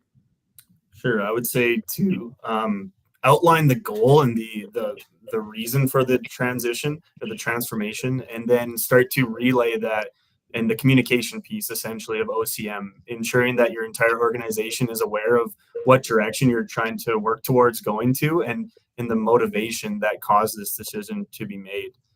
That's kind of the beginning of everything OCM in my brain. So Yeah, the why. That's so important. What about you, Mitch? What are you going to do? I do this exercise with my executive teams a lot, where I'll ask them all, what are the top 3 things that your company will get out of this transformation? And you write them down, and we look at them. And I've never had a client where every single executive has nailed it and had the same answers across the board. It's like, okay, great. We are going to figure out what the top 3 things are, and we're going to make sure that everyone is aligned on them. And this message needs to make its way and trickle down to the rest of your employees. And you can do that at an executive level, at a lower level, and you can say, as a department, what are the top 3 things that we are going to get out of this? And then, that understanding and that prioritization really trickles down and creates something that's very effective, so that then you're all marching towards the same goal. That's one of the first exercises that I like to do to help to make sure everyone's on the same page, or to figure out where we're not on the same page.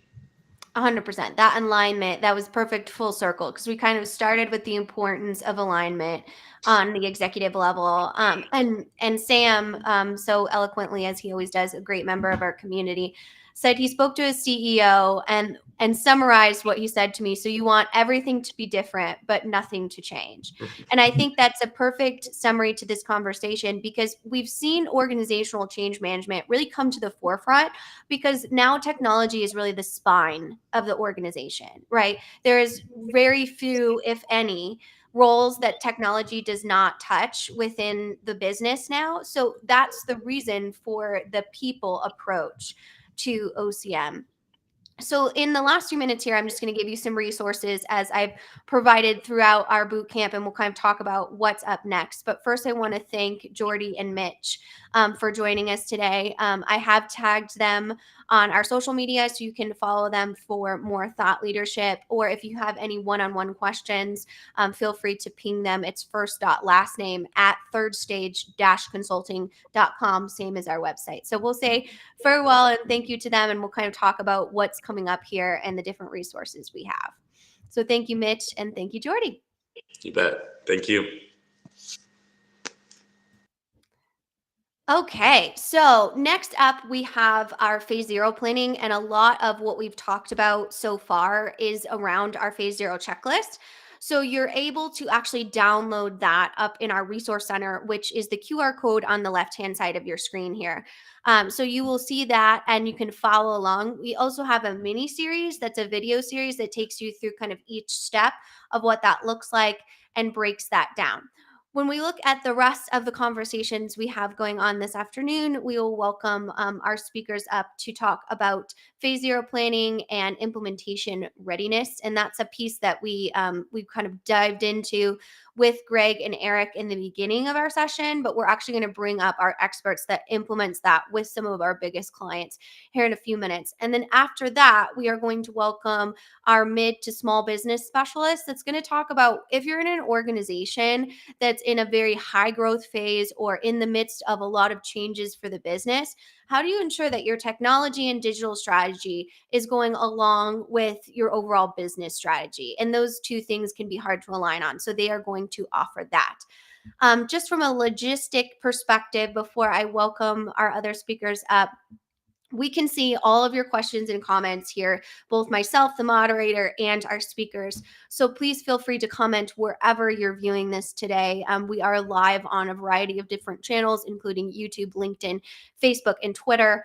And we can see all of those aggregated questions or comments. So I really encourage you to make this session what you need out of it and ask them questions throughout this session. I will also mention that our YouTube channel is a great opportunity for follow-up work when it comes to our organizational change management playlist, as well as all of our other PMO, which Scott and Adam are going to talk about here in just a few minutes. So with that, I am very excited to welcome Dr. Scott Jenke to the stage here to talk to us kind of about what phase zero planning is. So while he gets kind of set up, I'll let him introduce herself and just remind you that in the Resource Center, we do have our phase zero checklist available for your download if you want to follow along here. So as I started the other sessions with, just a little engagement from our audience, what is more important, the first stage or the third stage of your project? So you can comment first stage or third stage. And with that, I will let Scott introduce himself, his background, and his role here. Yeah, So welcome, thank Scott. you. Appreciate it, Kyler. Happy last day of January. I can't believe it's already going to be February tomorrow. But as she mentioned, my name's Scott Jenke. I'm a director at Third Stage. Been working in consulting and operations for well over 35 years, both at the executive level, but also from a global project management perspective as well. And I've also had the fortunate ability to be a full-time faculty for a while, teaching operations management and project management as well. So we definitely leverage a lot of that in our projects at Third Stage. Excellent. Well, we're excited to leverage that wealth of knowledge, certainly. And Adam Cheatham, who's our managing director here at Third Stage, I will let him introduce himself and then pass it over to you guys to take us through phase zero. Yeah, so my name's Adam Cheatham. I'm managing director at Third Stage Consulting Group. I've been working in the digital transformation space for over 15 years now, and I'm excited to talk about launching a phase zero that kicks off the beginning of your implementation efforts. So glad to be here today. All right. And I'm going to, believe it or not, share a PowerPoint presentation. It is very short, but it helps us give the framework around phase zero or essentially pre-implementation work. And so I'm going to attempt to do that right now. Hopefully I can share this now. Is everyone seeing my screen? Yep, Yes. we can see it. Excellent. Yep. You know, to kind of kick this off, a lot of folks that we work with at Third Stage bring us in during the implementation of a massive ERP project, whether it's domestic or international as well. And what they end up doing is condensing and consolidating a lot of this phase zero effort that the team has discussed already this morning into the implementation. And that provides, or at least initiates a lot of challenges that the project team has. And it really kind of formulates itself around the design and configuration effort of an ERP implementation. So the idea here is to break it apart to some extent. You're obviously going to do some of these activities throughout the whole implementation. But what we're really talking about is making sure increasing the likelihood of success for your ERP, not necessarily guaranteeing it, but you will definitely improve the likelihood of success if you have some of your ducks in a row, so to speak, prior to the beginning of a project. So really quickly, just going to talk a little bit about what phase 0 is as far as where it relates to in an ERP implementation. And then we're going to go through some of the challenges of a typical ERP. And you'll see a lot of the challenges that come about from a ERP implementation that is not necessarily on track, falls around a lot of this OCM, change management, business process, and a lot of that falls under the phase 0 effort. We'll go about reviewing the checklist, as Kyler already mentioned. It's available to you for download now, and then kind of wrap it up for Q&A. But I certainly hope that questions come about during this discussion that we can answer along the way. Awesome. And I think that the piece that for me that makes the biggest impact on this topic is just the readiness for kicking off an implementation, right? When you think about the sequence here and the activities that lead up to kickoff and then what happens after, all of this is predicated on the idea that going live is going to create benefits. And the way to achieve that goal is actually by being ready to implement well. And so when you start thinking about what we call phase 0, it's all the prep work. In a lot of cases, that prep work involves selecting the right software. But it also means that you had to have your organization in a position to kick off this type of a project. I've heard people call it things like open heart surgery for your business. You have to be ready for that, right? If you're going to lift a whole business and plug another one in, that's a simple exchange, right? When you start talking about ERP and enterprise softwares on the whole, we find that very often you're not just lifting one system out and replacing it with one, you're lifting many systems out and replacing them with a consolidated number of, but still many systems to create an ecosystem that runs your business. And for us to kick that off without doing our readiness homework creates a significant risk that when the vendor and the system integrator get going, they'll start carrying on and you won't be able to keep up. And as you keep up and they keep going, that gap continues to get larger. And the larger that gap is between you and where it is you realize your system integrator is, the more risk that you have of significant disruption at go live. Yeah, thanks, Adam. I also want to bring up, this is a great kind of discussion slide for sure for this topic. If you look at phase 2 about optimization, as we go through the identification that ERP is necessary or an enterprise solution is necessary, why you're going to actually go through the effort, the cost, the trials and tribulations to deploy it. So many companies want to realize the benefits of a ERP and transformation project right up front at day one of go live.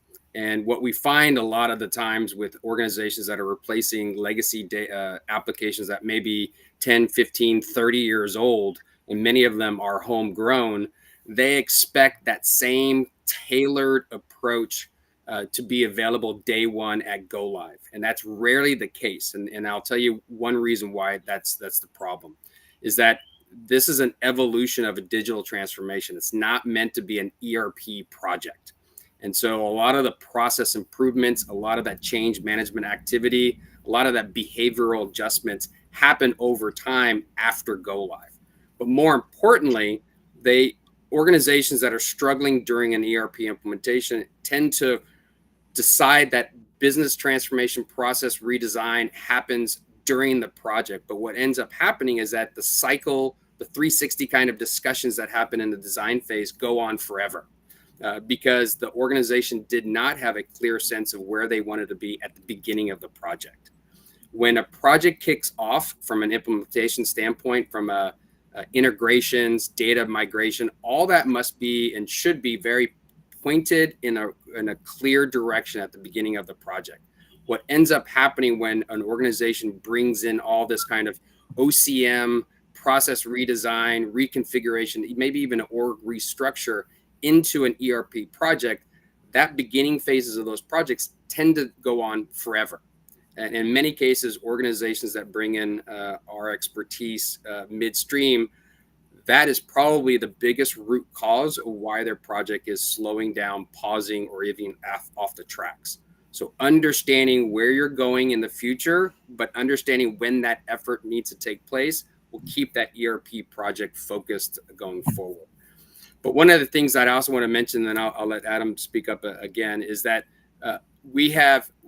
there isn't a small, medium, or large client that doesn't start off our implementation support efforts with, we want to do everything out of the box.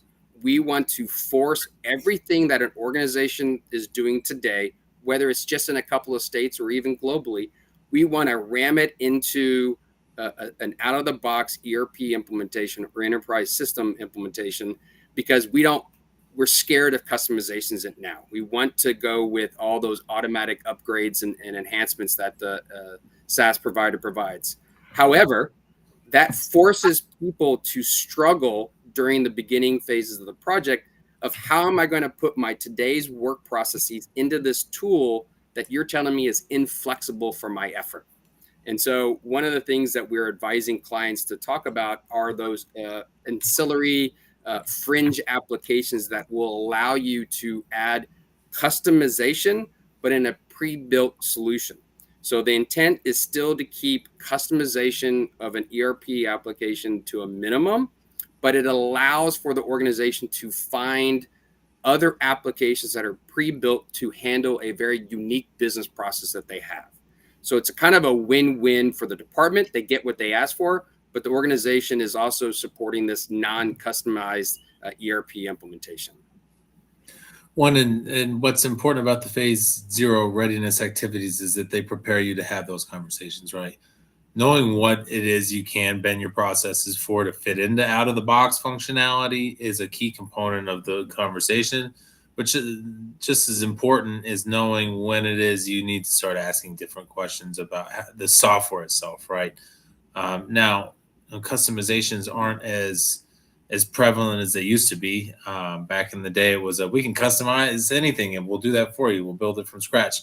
Nobody wants to do that anymore, especially with multi-tenant environments. But what you can find is that if you're there are other ways of approaching it, right? So it's not like you had to have one system. We go back to that ecosystem thought.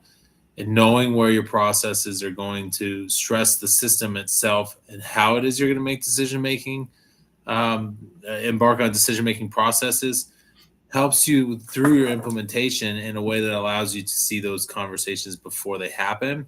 And then when they do come up, you are able to handle them appropriately by either saying, all right, what could our process be?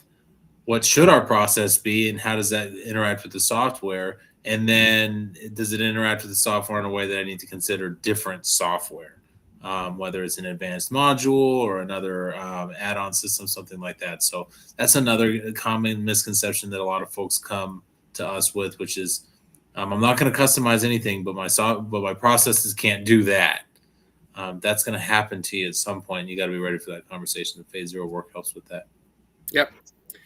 I do want to tie in, and again, we have very few slides to go over, but maybe a few more comments before we go on to the next one to kind of tee up or at least bring into the conversation this idea of people training OCM. That's a big part of a successful project. And I'll tell you a couple of different areas that we've helped clients focus on. Third Stage also has a successful, we help in litigations, expert witness cases where we are able to look back on time and see how projects have gone off the rails and what were those indications.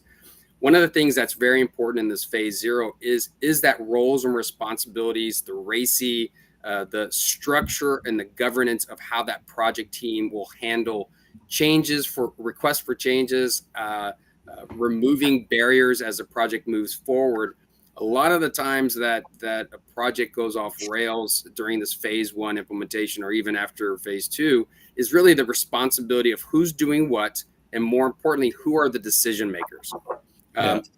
As I mentioned, the focus of a lot of these ERP implementations is we want to keep everything out of the box. So there's going to be a lot of conflicts that happen during those design sessions. There needs to be a clear hierarchy of how those decisions of whether to customize, whether to go outside, or to simply change the process needs to be followed very clearly. Again, when those decision makers aren't clearly identified, it kind of swirls into kind of a whirlpool from a decision making, and the project kind of keeps moving forward and delaying the conversation. But kind of pick up a little bit, I'm reading a little bit of Sarah's comments here. One of the things that we have advised organizations to do is to tee up OCM, KPIs, or the benefits of the project and HR in a perspective of what can we do to engage workers across the board in fulfilling the obligations to be a performance contributor in the project, but also the optimization afterwards. So some of the things that we kind of bring onto the table is to identify some performance goals that an individual might achieve as a individual contributor, benefit-wise, money, time off, those kind of things, and tie it to the success of the project. So this is a very big, impactful event. And so trying to find a way to incentivize workers, project team members, end users to perform at a different level can tie all those things together. But I love that question about the hearts and minds, right? One of the implementations that we're currently working on right now, we're putting that toothpaste back in the tube literally right now, where they engaged us. They were running it as an IT project, and then they have a contingency that's going to receive this new software that's saying, I have no idea what's going on here. I don't know what my processes are going to be. I know that IT is telling me that they're going to give me a new ERP. I've got pain points. I've got problems with the one we've got right now. Why do you want me to pick up a new one? So what we've actually done with that to get things going again is to start to engage directly with the business. When we think about these types of technological projects, we think of them as business projects, and we encourage IT to think of them as business projects, and we encourage the business to think of them as business projects. So when you're talking about the hearts and minds of the folks that are going to use these things, you have to consider what it is their experience with it has been so far and what it's going to be. Then that way, when you really start looking at factors of success and maximizing your likelihood of going live without disruption, you start to think about the people, right? Because at the end of the day, even if you go live with minimal disruption, how that disruption is handled post go live is also a part of your people organization and change management. Identifying your change management needs and then creating a strategy and plan to address them on an ongoing fashion is an absolutely critical component of implementation readiness on the whole, and it's a key component of our phase 0 readiness. There's also a question in here that pertains to training that we consider a part of organizational change management. It's not necessarily, it's a little bit farther down the road from a readiness perspective, but when you start in your readiness phase creating that change management strategy and plan, you need to think about how it is you're going to get to training, and you need to plan for that so that when we do have this conversation of how are we going to do this, you will make investments in training materials, manuals, face-to-face training, and the like. And in a lot of cases, what we like to do is do click-by-click online training that supports an in-classroom facilitation, right? So not only do you have the tools to sit and have an instructor walk you through things, but you also have a click-by-click instruction that says, this is what you do here, this is what you do here, that you can pull up whenever you need it. Then after you go live, again, the focus of phase 0 is on optimization, right? There's a lot that happens in between, and the training is a key component of that. So, yeah, to piggyback on that, Adam, this is a transformation. It's not a go live. And so one of the things that this online click-by-click software tools allow an organization to do is to reinforce training and process habits well after go live. And in many cases, a lot of these companies that are going through ERP selections and implementations now have been on a very legacy-based platform, whether it's homegrown, whether it's an old gas-powered enterprise solution they've been using for 25 plus years. They're likely to have also an aged workforce as well. So a lot of these training tools can be leveraged not only from a supporting retraining effort after go live, but also the likelihood that you're going to do quite a bit of onboarding post go live. And so that ability to track and monitor who's training where, what are the challenges, kind of nips some of the problems that a new worker might have coming into an organization. With a workforce that is just now using an ERP, these training tools are great to support that onboarding process and also for retraining as well. Yeah. All right. Anything else on this, Adam? No, but I will say as part of your readiness phase, you should know whether or not you're using some type of a quasi-agile approach or a waterfall approach. Sam mentioned that.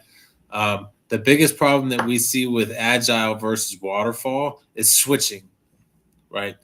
Now, it's my belief as an individual that a waterfall methodology and an ERP implementation just fits like a hand in a glove. Because you are deploying a full enterprise system all at once as opposed to feature by feature. But that doesn't mean that there's not iterative approaches in the development cycle and the testing cycle that can be baked in from an agile perspective, where the methodologies can be blended.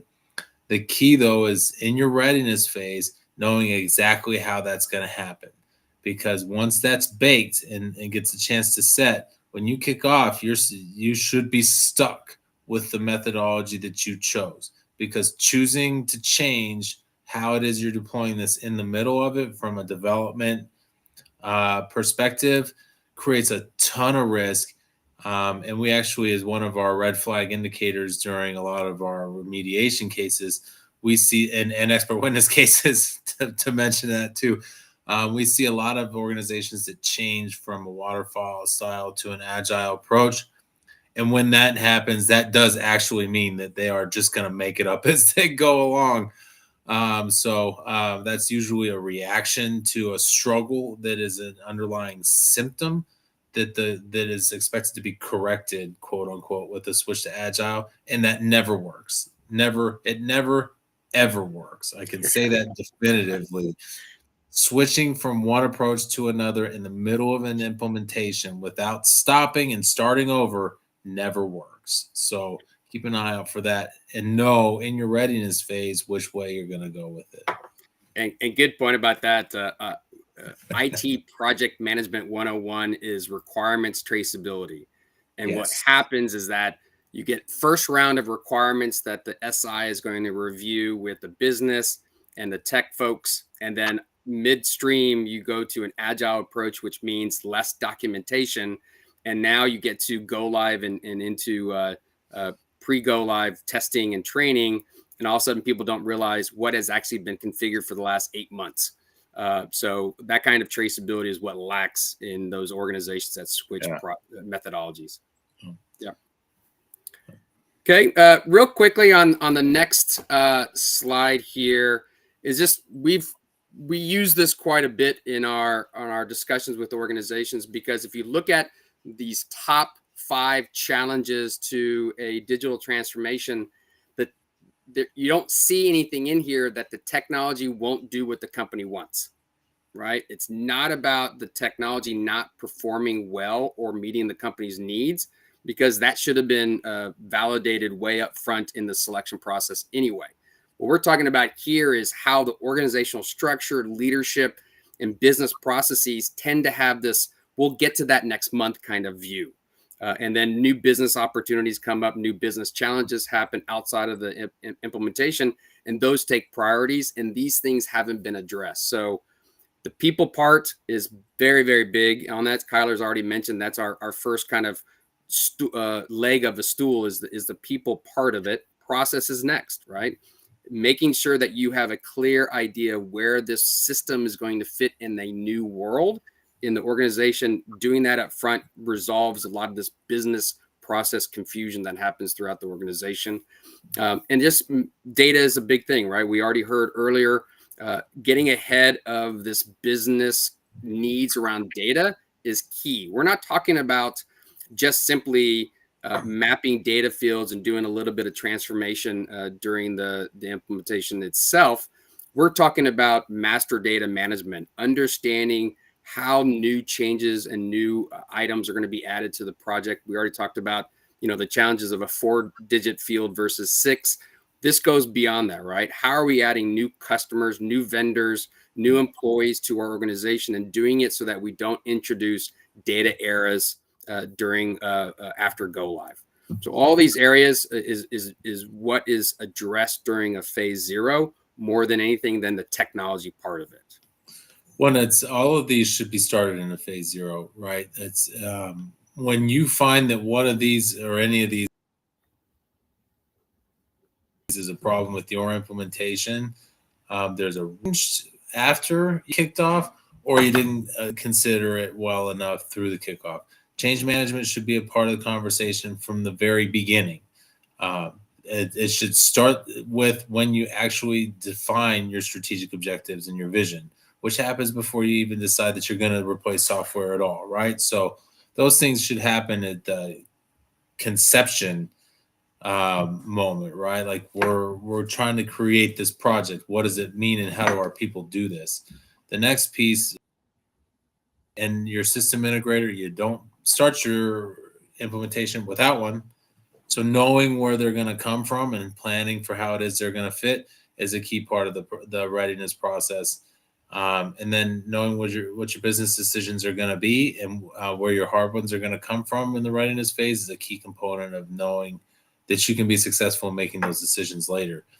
And then, of course, difficulties with data migration. If you're talking about a technology project and you haven't started talking about cleaning your data, you might be too late. It's like, data can become something that becomes a one-day slip. It equals a one-day delay for every single day that slips once you get to the point where you're slipping. And a lot of our clients find that they should have started a long time earlier than they did. So all of these are things that are key components of your readiness to start an implementation. Yeah, I do have one more comment on number 3 here on the screen. Part of the phase 0 about program management governance, structure, steering committee, change management escalation. We had actually had a call with a client of ours yesterday about which one's better. Is it the professional service group within a software vendor that should implement, or is a third party SI better? And really the comment that came back from our team was it's really about the people that are identified and deployed on your project more than anything else. So part of this phase 0 effort is also how do we onboard client resources? How do we offboard them? But also the SI itself is very important. Yeah. When you have junior resources that the SI wants to replace, those tend to be less impactful on the project. But as the SI is wanting to change out account managers, project managers at a regular pace, that's where we draw the line. And you need to have a very clear discussion with the SI of how those changes are made, because you typically might get the A team at the beginning, but you're going to end up with B or C. And the idea here is to have a structure in place before the SI starts the project of how they are going to go about replacing people and your approval at certain levels. That's very key on the performance of the SI on the project more than anything else, than whether it's a in-house or third party. Yeah, good point. Okay. On to kind of this framework of where particular parties of an implementation fall into, and then we'll jump into the checklist. So many times, I don't know, Adam, you want to say something first? Or yeah, I'd love to talk about it. I love this slide. It took a long time for the slide to grow on me. It's not a particularly attractive slide, But I think it does show one of the most important messages in ERP and enterprise software implementation successes from a digital enterprise ops perspective. You have to have an implementation network that is designed with the intent of delivering all of the needs based on the use of competency-based resourcing. So in this scenario, what you find is that you have the competencies that are required across the top there, and then the darker the blue, the higher the competency, right? There in the red box, you have typical ERP replacement that leads to all of the terrible problems that you find that people are spreading all over the internet about how their implementation failed. Most of them start out with just focusing on what's in that red box of just replacing one software package with another. So they hire a technical team to do some technical things, and that's all that happens because it's all that they've hired the skill sets for. Leads to a number of different types of challenges. What we found is that there are other skill sets that are necessary to achieve a full digital enterprise operations transformation. And having those competencies with the appropriate coverage with people who are good at it is really the key to success. Any sports team model fits into this scenario, but since the Super Bowl is coming up here in the States, we'll use the American football as an analogy here. You can have a whole bunch of quarterbacks on a football team, and you're not going to win because they do a number of very specific things, and they don't do a number of other very specific things. In this scenario, you have technical skill sets that do technical things. You want that. You need that. We're talking about technology and configuring software. Yes, but you don't want to ask technical people to do business things or people-related things because they're not good at them. So what's going to happen when you ask them to do those and they actually do? Surprise, surprise, they're going to be bad at it. So you want to find people that are good at all of these things. And then if you find that you're in a model where you have those competencies filled at the role type and role need level, you end up with a well-balanced implementation network that's focused on what you need to be able to do as opposed to just the overall ERP replacement initiative. Yeah, a comment I'll add to that is we see quite a few small and medium-sized businesses do put a lot of the other areas outside of that red box with the SI, mainly from a cost management perspective. We understand that, but just be wary about giving too much of the keys to the SI.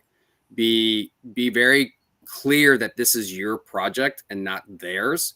So if you ask them to do a lot of things on your behalf, understand that you're also giving them more keys and you're losing less control.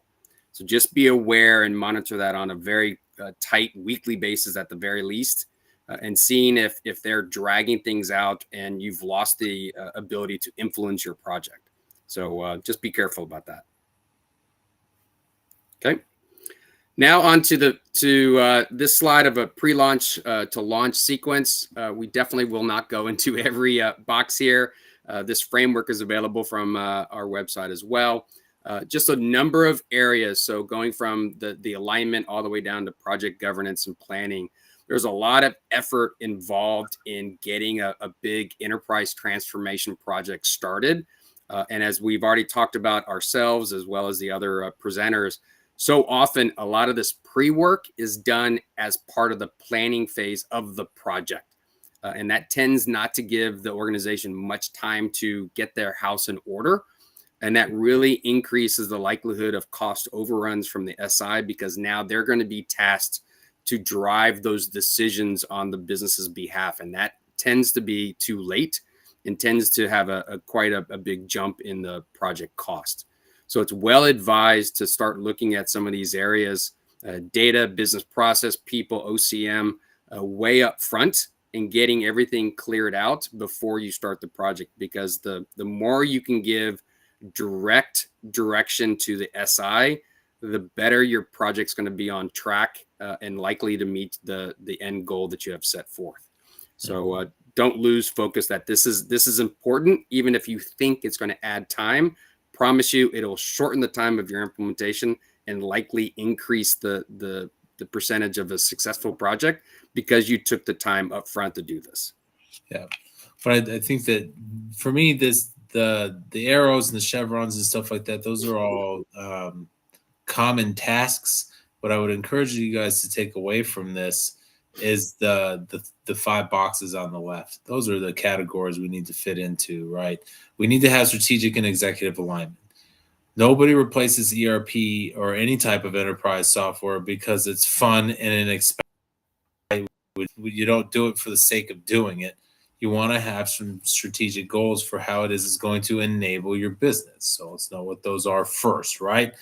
The next part of it becomes, okay, to achieve those objectives, I need to make some process changes. That's what we're talking about, right? We're talking about getting more effective and more efficient. That infers that we're going to get more out of our processes. And if we expect more out of them by doing the same thing, then maybe we're misdirected, because doing the same thing over and over and expecting different results has a definition. It's called crazy, right? So if we know we're going to achieve new objectives and we know we're going to change our processes to do that, then we got to start thinking about our people. And the people that are going to facilitate these updated processes are going to have old habits, and they're going to have new challenges. And we want to help them with both of those. So helping from the people side of it on accommodating these new processes is the next step. After that is when you start talking about technology. How do I give my people a tool where they can successfully use it to achieve these new effective and efficient processes that fit with our strategic executive goals, right? So it stacks that way. In that you need to know what your processes are going to be. You need to know how your people are going to run them, and then you need to give them a tool that fits the job. From there, project governance and planning is your PMO, your organization that is responsible for keeping all of these things nice and neatly tied together now that we've gotten them tied together, right? We create our alignment, and then we have to keep it through the execution of a project, which is no small feat. Doing that requires the appropriate governance and the program management structure that helps reinforce our fit with our strategic and executive alignment needs. One final comment, and then we'll move on to the checklist, is that I'm trying not to use the word agile, but this isn't necessary. This pre-launch effort isn't necessarily a one and done activity. Organizations should build flexibility into their process as well. Many of these implementations go on 2 to 3 years, especially if it's a global deployment. And so there will be mergers and acquisitions. There will be union strikes potentially. There will be supply chain issues that will change how the organization wants to address market demands for their organization. So while there needs to be structure and control in these projects, the timeline of these projects should allow some flexibility that an organization can take an off-ramp for a little bit or pause projects and then restart them very much at the same spot. So just having the flexibility along this, and people is another thing. You might have a number of people who retired during the project and they must be replaced. And that might change some of the dynamic of the project. So just being flexible is key. But be focused and militant, so to speak, on what those changes will be. Don't allow everything to happen too often. Okay. It's your project. Right. Control the pace. Yes. So we have 2 slides of a pre-launch checklist that we'll run through quickly, and maybe we just do one after the other. Adam, and then we'll make sure that we have some time for questions. So I'll take the first one if you don't mind. This seems simple, but defining the vision of what this project is expected to do. So there is an implementation, but that in and of itself is not the transformation. It's what the technology suite is going to allow you to do going forward. Grow, expand, be more flexible, hire younger folks because they want to work in modern systems, but be very clear about what your definition of success is. And I mentioned earlier on in the conversation here that so often organizations want to put 30 years of development into a single project. They want to change the world with entering new markets, changing business processes, new technology, retiring things, and put it all into one. And that tends to be very messy when at the end of the project, if it gets there, what works, what doesn't. So in many cases, we get brought in the middle of an implementation, and what we find out is really the step one is to retire the legacy system. Go live, retire that system, then let the organization stabilize on the new platform, and then think of ways to improve the use of it, to add more efficiencies and effectiveness to the business processes by using the tool in a new way. But trying to put too much into one bucket for go live tends to, again, as I mentioned, be very messy. So define your vision right up front and maintain communicating that vision throughout the project. Yep. Well, then the next step is the leadership alignment that supports that vision, right? So we know what we're doing. We're going to achieve this replacement of the old legacy system, and we expect it to do these great things for our organization. Now let's talk about what that means at each level of the C-suite, right? CEO, CFO, CIO, COO. They all have different views on what it is their job is for their company, right? So what we want to do is make sure that they're all synced. When we say, I'm just retiring the old system, and the CIO says, sweet, I'm getting a new toy, that might create problems in alignment, right? We're not here for the widgets and gadgets. We're here to replace the old system that has security issues, for example, if that's the case. Head of sales and COO will often have conflicting ideologies as well. COO wants to keep costs down. CSO, Chief Sales Officer, or whatever you want to call them, wants to keep revenue up. Those are both tend to be good things, low cost, high revenue, but you can achieve one or the other in conflict with the opposite if you're not careful. So creating alignment at your leadership level on what's the priority here, how we're going to do this, which departments do we expect to be the biggest gains, for example. All of those things from an alignment perspective, you and your organization move through this transformation in a way that syncs with that vision, and being aligned towards it is a key initial step. Thank you for that. I'll actually tackle both of these next 2 and 3, or 3 and 4 together, about setting clear objectives, but also developing a roadmap and business case. And I'll tell you how some of these align with some of the OCM conversations that happened prior to our session. We, as I mentioned before, a clear goal for an ERP implementation might be, we just need to retire the legacy system, right? And then we'll work on transformation efforts afterwards.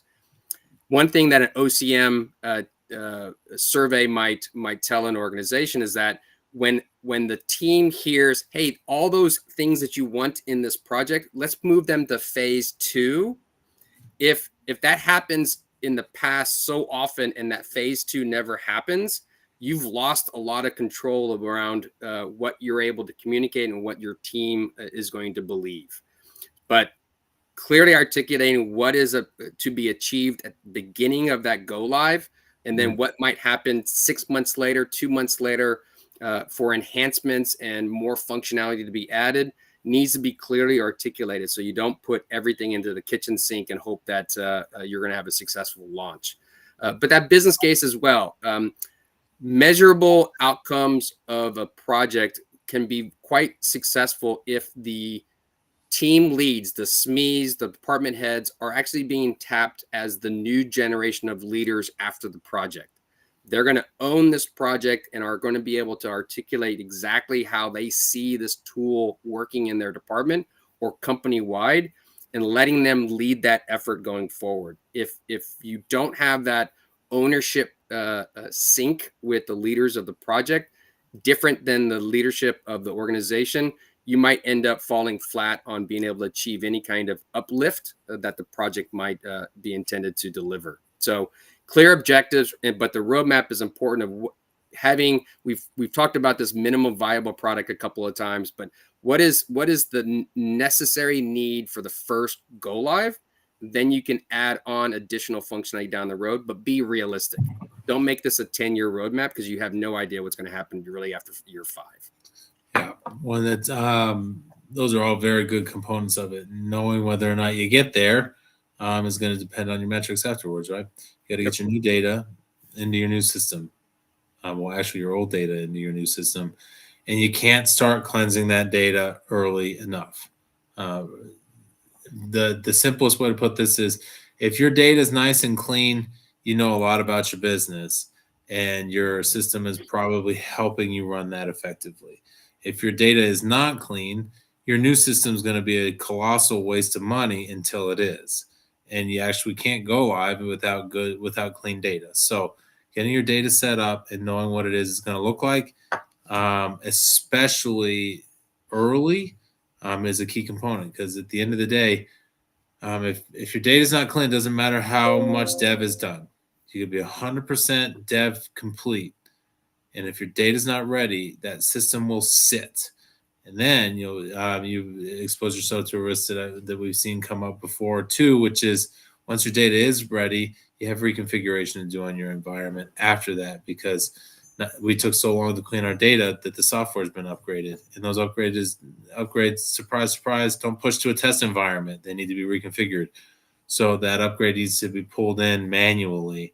And now your delay in data has created an additional delay on top of itself. So that's a problem that there's only really one way to avoid, and it's to roll up your sleeves and get started and start working through that mountain of data, one element at a time. So you got to get going on that. Great. And I mentioned briefly about having future leaders be the owner of various components of the implementation. That leads to that transformation core team and the establishment of that during a phase 0. Having folks that are the experts in their field, but they're 1 year away from retirement, may not be necessarily the best resource to put as part of the leadership of the transformation core team. They can certainly be experts that provide advice and guidance and SMEs to help in the implementation. But having the next generation of leaders be either global process owners, part of the PMO, other areas of the transformation team, is quite effective in having them own the responsibility of making this successful at go live, but also what happens afterwards. And I see, Roman, you have a question about given the visibility of multiple customers, what challenges do you see that PMOs have and need to change to ensure their effectiveness? We're actually dealing with that right now with a client, and it all has to do with authority and decision-making capabilities. It's a very collective thinking organization. They tend to not necessarily make decisions by committee, but they do want consensus. But sometimes those consensus kind of drag on for weeks and then end up being months, and then that decision gets tabled. And so having clear responsibility and authority to make some of those decisions. So if you have an actual lead PMO resource that's a program manager, and then maybe other PMs fall under there, if they're just scribes and secretaries and goody two-shoes from a go move things around and transport conversations and emails, not very effective, right? So having key people in those roles who can actually make a project decision is important. Being clear about what those decision levels are is also very important. But ultimately, you don't want the steering committee or the change management board to get every single decision necessary to be made on the project escalated up to them. You want those decisions to be made in the project level. And that goes back to, what is the roadmap for the project? If it's not clear about how business processes are going to be transformed by department, those decisions are going to be brought up during the project itself, and those are the ones that get escalated up quite often. And so you want to have clear decisions of, no, don't configure that. Yes, configure that. Oh, we'll look for a third party to satisfy those process or requirement needs, and have that be effective and quick in a project, and let the steering committee handle those things that are quite significant. Like, we were told that this functionality was available in the system and it's not there at all, right? Those are big things that need to be escalated. But how to tweak things and workflow updates, those should be able to be handled by the PMO and the SMEs themselves. Do you agree, or any updates on or changes to that, Adam? Yeah, I totally agree with it. I'd say that the other thing that if we're talking about something that's missing is the change management lens on it, right? People talk about change management, say, well, we'll just do some training, send out a couple emails. That's not change management. That's not involving your people at all. That's actually actively keeping them uninvolved by not drawing them in. And a lot of the times we see struggling PMOs not have the appropriate change management because they just aren't seeing it for what it is. Having a couple of folks part-time and saying, well, I've got 3 or 4 people that do change management. It's like, right, but you're asking them to do that as a second job on top of their existing one. That's not change management. That's overtime, right? So Yeah. And be cognizant of time. Let's jump to our next and last slide, are another series of 6 kind of key pre-launch phase 0 checklist items. Risk assessment, right? Identifying those risks and challenges. Again, that's kind of PMO 101 activities, but we're talking about specific issues, risks associated with each department and every high-level business processes that overarching cover the organization's business model. So being very clear about what some of those risks are, not only to the project, but actually stepping back and almost doing a little bit of a SWOT analysis of the organization and how it fits in the marketplace. What are those things outside of the organization that might have a material impact to the project? Supply chain, resourcing, budget can obviously be one, but you shouldn't do a project like this without the budget. But everything else that might impact those resources that are working on the project that might get pulled away, and that effectively stalls the project. So being very aware of that. SI resources, as I mentioned, can be one, but just making sure that you have understood all the things that might go wrong, and being sure that you have that conversation way up front before you start the project. That's a fantastic point. I mean, at the end of the day, even if you do everything right, there is a risk of failure. I mean, there just is that way. You can do everything right and still fail. So knowing where your risks are and what you're going to do about it is important. Another key part that creates risk if you don't address it appropriately is having adequate resources. You create your own risk by saying, we're just going to do this on top of our day jobs. I've got 10 people who are going to not only run their day jobs, but they're also going to implement this software. You just took what's a 40-hour-a-week job and made it 60 instantly. And that's on weeks where it's fairly level. There will be weeks where it's full-time for a number of those folks. And you create split attention by saying, I want you to do both, because you're not telling people which one's more important. Actually, you're actively telling them that their day job is more important than your implementation by not securing adequate resources. So know who you need to have pulled aside and dedicated to your project full time, and know who you don't. And then know where your holes are, right? And we talked about that implementation network. You got to have a system integrator who's going to write code. You got to have a program manager, a sponsor, and a network on your side. You also are likely to need third-party help with things like program management, change management, data cleansing and migration tools that can be offered through a third party. All those things need to be accommodated, and they should be a part of your plan for securing adequate resources that are important internally and externally. Great. Next one here is assessing current state. This is not to advise organizations to spend 6 months documenting current processes that are all going to be changed due to this digital transformation. But I would advise that if there are high-level processes that have not been documented, it's quite helpful to do so because the SI, the PMO group, actually will use that in the effort of understanding what is the current state of functionality of processes, so that they understand and hear the business of what's going to change in this configuration and deployment of the ERP solution at go live. But more importantly, going back again to the OCM, it's very difficult to document, to articulate and hold sessions with the organization about what is changing if the team itself can't point to what is current state.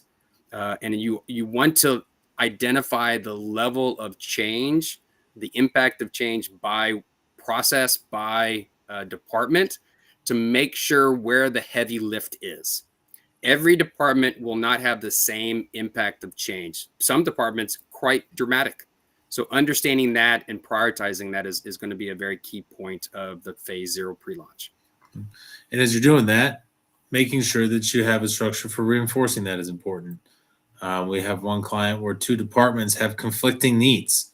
And there is a bit of a rift there and a bit of a rivalry, even, I would say, in the way that they run that business. And now you have 2 departments that don't trust each other. So knowing what your current state is today is, and it being bound by challenges with enhancing the relationship between 2 departments. When you say which department's going to gain and which one is not, you need to have a method for sticking to those things and for keeping things moving along. Because if you have challenges in your organization where people get bogged down by the decision-making structure, your governance is failing you, right? You should be able to make good decisions based on the values of your organization, the vision of your program, to make impacts in a positive manner to your current state through this implementation. That only happens with good governance. You also create additional risk if you don't have strong governance in achieving your program goals on time and on budget. Governance means that we have a process. We're going to do it by our process, and we're going to keep it nice and clean. We're going to have a nice, neat and clean shop floor as we build this system. That way, when you have your decision-making protocols in place and your roles and responsibilities are clearly defined, people know what to do and what to expect, and they also know how to fit into the program itself. So governance is a key component of it. But the next part that comes up from a digital culture perspective comes as a part of this conversation as well, right? Your governance should be focused on enabling the goals of your implementation, which are going to be, in this scenario, bound by this digital enterprise operations approach, right? So having a culture that emphasizes the gains of digitalizing your business, digitizing, I guess is probably the better word, is a key component of success, because then people have their thinking caps on how to do this the new way, right? The out of the box or with minimal configurations software way, the digitally enabled way. So having a digital culture in that is really, really important in being able to say, I built a team, I built a structure that is going to take us to a place where we are digitally enabling our organization to achieve its goals. So that digital culture is a key component of it, so that you are living and breathing it as you go through the process. Yeah, and I'll add real quickly, and to keep harping on OCM, this is a good item here to tie into. OCM is much, much more than training. That yes. We thankfully don't have any clients that are in a dying or declining marketplace, right? Competition is heavy. There's opportunity for growth, and they no longer can do business like they did in the previous enterprise system, the legacy system, when they were $500 million and now they're $4 million and they want to get to 10 soon. So in enabling the workforce to know that change is inevitable, this is a transformation on the project, and to constantly think about, why are we doing what we're doing today? Is it really the most effective way to grow this business, keep costs down, or are there ways to innovate? And driving that throughout the project is part of that OCM and communication effort, not just something that a company should say. They should actually embrace it and actually reinforce from a positive perspective the workforce changing as well. That's a great point. And kind of to wrap up here is building that network, as Adam has mentioned a couple of times, that are there to support you as you move forward. I've been with Third Stage now for a little shy of 3 years, was a full-time contributor, now as a director for the last year or so. I'm amazed, even in my role, how many customers come back that I've talked to, and we did a project 3 years ago. They have evolved as a company. They've used their systems differently than they anticipate, or they've grown in their use. And now they're reaching out back to us to add another functionality or enhance their organization in a new project. So building up that network that you can choose the right resources, right area for focus without knowing that they have a biased opinion and they're going to recommend something that you don't want to buy in the first place. So having that network is important to allow you to do that transformation effectively over a period of decades. Yeah. When it goes back to those competencies, right? Nobody's good at everything except maybe Scott. Scott's good at most things, if not everything. So, but nobody's really truly good at everything. So, you want to make sure that you have people who are doing the most important things in this project that are very good at those most important things, and then focus on filling those competencies. And a lot of the times, the only way to do that is by building independent partnerships. The independence part of it creates a scenario where you're all focused on the same thing and you don't create any biased needs, if you will. The best example that I like to use is if you have a system integrator and you have a software vendor, and those are the only other than you or the other entities in your implementation network, you're going to have a lot of technical solutions to your business problems. And guess who's your software vendor is going to love selling you more software, and your system integrator is going to love sending you an invoice for the professional services needed to implement that software. So it's you're going to find yourself in this pulling sensation where it's almost like one's pulling on this pocket and the other one's pulling on that pocket, trying to turn out your change. And nobody's asking the question, is software really the right answer? Sometimes it is. That's true. And that's okay when it is. But you also want to know when it's not. And you want to have the right independent partnerships so that you have voices that are in the room that you can trust telling you, this is what I see your needs might be. And you have a whole slew of options that come from your network. All those options then lead to an evaluation that helps determine which path is the right one, as opposed to having two people or two partners in your pockets that are saying, your problem is that you don't have enough software. So we'll sell you that and implement it for you and send you a bill for that too. So yep. Lots and lots of different things from a pre-launch checklist that are important. This is a resource that we have available for you guys. On our website, you can find the pre-launch checklist. And if there's anything that you guys need from an advisement perspective, please feel free to reach out. We're here to help. We love this stuff. We've been doing we laugh at ourselves because we get a lot of people that look at us a little bit weird when we say that this is fun. And is it though? But we'd encourage you to reach out. Would love to have a conversation with you guys on where you're at, and just be a sounding board if necessary. So thanks for joining us, and I hope you enjoy the rest of the sessions. Excellent. Well, thank you so much, Scott and Adam. Again, as a reminder, in our resource center there, you can scan the QR code and get the checklist here. Also, we had a quick question as we bid farewell to our speakers here about the recording for this session. So the session will be recorded. It is available if you registered for the event, which you can do through our website. I'll also pop up the QR code here to show you how to register for it. So if you register, it will come directly to your email. If you have not registered, it will be available on our YouTube channel, which is Third Stage Consulting. So with that, we are going to take just a quick 5-minute break here since we've been going nonstop, and then we will welcome our additional speakers. So with that, we will be back in just a second.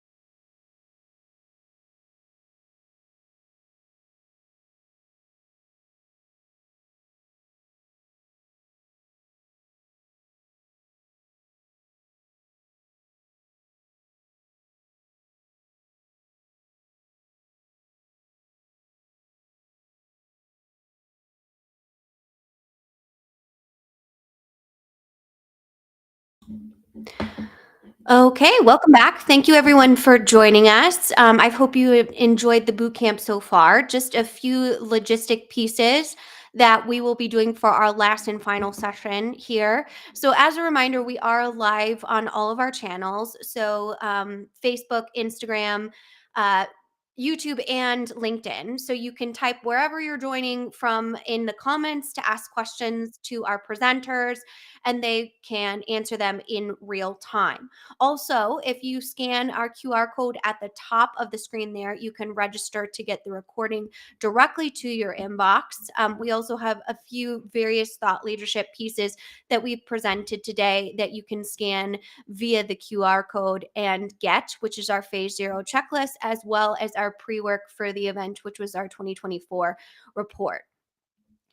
As a reminder, if you register with that event, you will get all of the materials sent to your inbox post-event. So with that, we have covered a variety of different topics today, and I'm very excited about our next topic. So we've covered our phase 0 planning and our PMO deep dive. We've done operational excellence as well as organizational change management. So with all of that, knowing the industry that we've in, we talked a lot about scaling for growth and what that means for different companies. So with that, I'm excited to introduce our next speakers and bring them up here on stage so we can talk about what do you actually do with your company if you're in a situation where you're in a high growth or you're scaling and you're making sure that your digital strategy is effective in that way. So with that, I'm excited to welcome Christy Barber. She's our small business specialist, and I'll give her a chance to introduce herself, as well as Amanda Patton, who is here in our delivery teams. If you do have any questions for them, I will tag them in the chat here, and you can also just post your questions to whatever you need to ask live as well. So with that, I will pass it to Christy and Amanda to introduce yourself. Hey, nice to meet you all. My name is Christy. I've been here with Third Stage since the beginning. I specialize in process improvement. I bring a lot of expertise in from the finance side and kind of marrying that together with operations. So excited to share with you today. Yes, I'm Amanda Patton, and I'm a director here at Third Stage. I've been around a while as well, and come from a background from the vendor software perspective, but I'm very excited to talk about scaling for growth. Awesome. So I think the three things, Amanda, we wanted to share with them today was around processes, people, and the technology that comes into how we want everybody to grow. So I think let's cover the people side of things first. We both have seen how culture comes into play, especially when there's growth and when organizations are smaller and they're growing very quickly. And how do they bring that growth in and help everybody get on board, and they're not reminiscing about the good old days when it was 2 or 3 people. I don't know what your experience has been when you've seen that as well. Yeah, I think there's a tendency to want to keep the culture how it was when it was small, and maybe avoid making changes and accommodations that are going to be potentially expensive, painful, and require a lot of change. And so, yeah, that's the perfect way to put it. A lot of places want to stay reminiscing about the good old days and stay kind of in a mom and pop frame of mind while expanding. And that's not always, there is a breaking point where you really have to kind of make the jump. And I think that's really hard for people. Can be. Yeah. And I think I've seen, because I specialize more with the smaller businesses as opposed to you're working kind of on the next level of when they get to the next stage of growth. And I see a lot of the tribal knowledge, and it's the owner that still does a lot of things, or original people that were in those seats. And now they got to expand and be able to take that tribal knowledge out and put it into processes, or train the next group of people that's coming in on it. And so I've seen that can be difficult at times because people have so much ownership in the knowledge that they have, and they know that they do it right. And that can be difficult at times when we're bringing in new software or just trying to change how people are seeing things as a Right. whole, as at culture. I don't know what that looks like on, I guess you can explain on your side too, of how when we kind of get to the next stage of things after I've been able to get all their data and everything extracted out of their mind from a small business, that then from a medium size, then there's a whole nother layer of how do we get that tribal knowledge? And it's interesting how it seems to get, I don't know, better in some ways and worse in others in terms of the bigger the company. So, a $200 or $300 million company versus a multi-billion-dollar corporation. It's about the people, but it starts to look very different. It's more about silos and people getting super protective of their fiefdom, if you will, and maybe having the autonomy to go out and get this technology or make this change or make this internal process change, not really knowing that, all the impacts that's going to have downstream. And so those little silos or fiefdoms can become kind of an issue, and people do get territorial sometimes. Like, I own this data, I own this tool, I've been doing this for 20 years, and I don't want anyone else coming in here and telling me how to change it, right? And so I think that's a huge part of it. And it's really dangerous to have that much tribal knowledge walking around, right, in someone's mind. What if something were to happen? And we know that a lot of companies don't have a good, consistent way to document that stuff. So a lot of times the really, really critical pieces of information, process, technology, all of that is just in someone's mind, right? And so, yeah, that can be very dangerous. But I would say the really, really, really big companies, it's less about individual people and almost more about, business process or business units, right? Yeah. And they almost operate as their own little organizations. And they kind of like to be separate. Don't peek over in my backyard. I won't look over in yours, which can get dangerous when changes need to happen. Yeah. And I saw that with a client last year, larger client, about 250 million.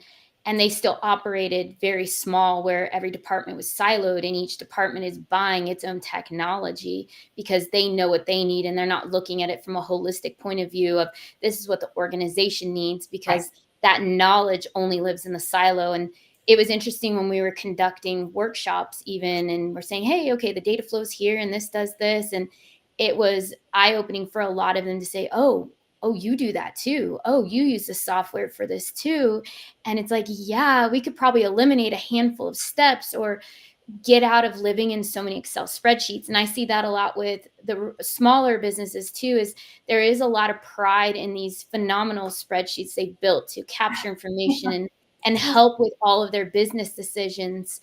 But you can't keep using those long-term because the tribal knowledge lives in it.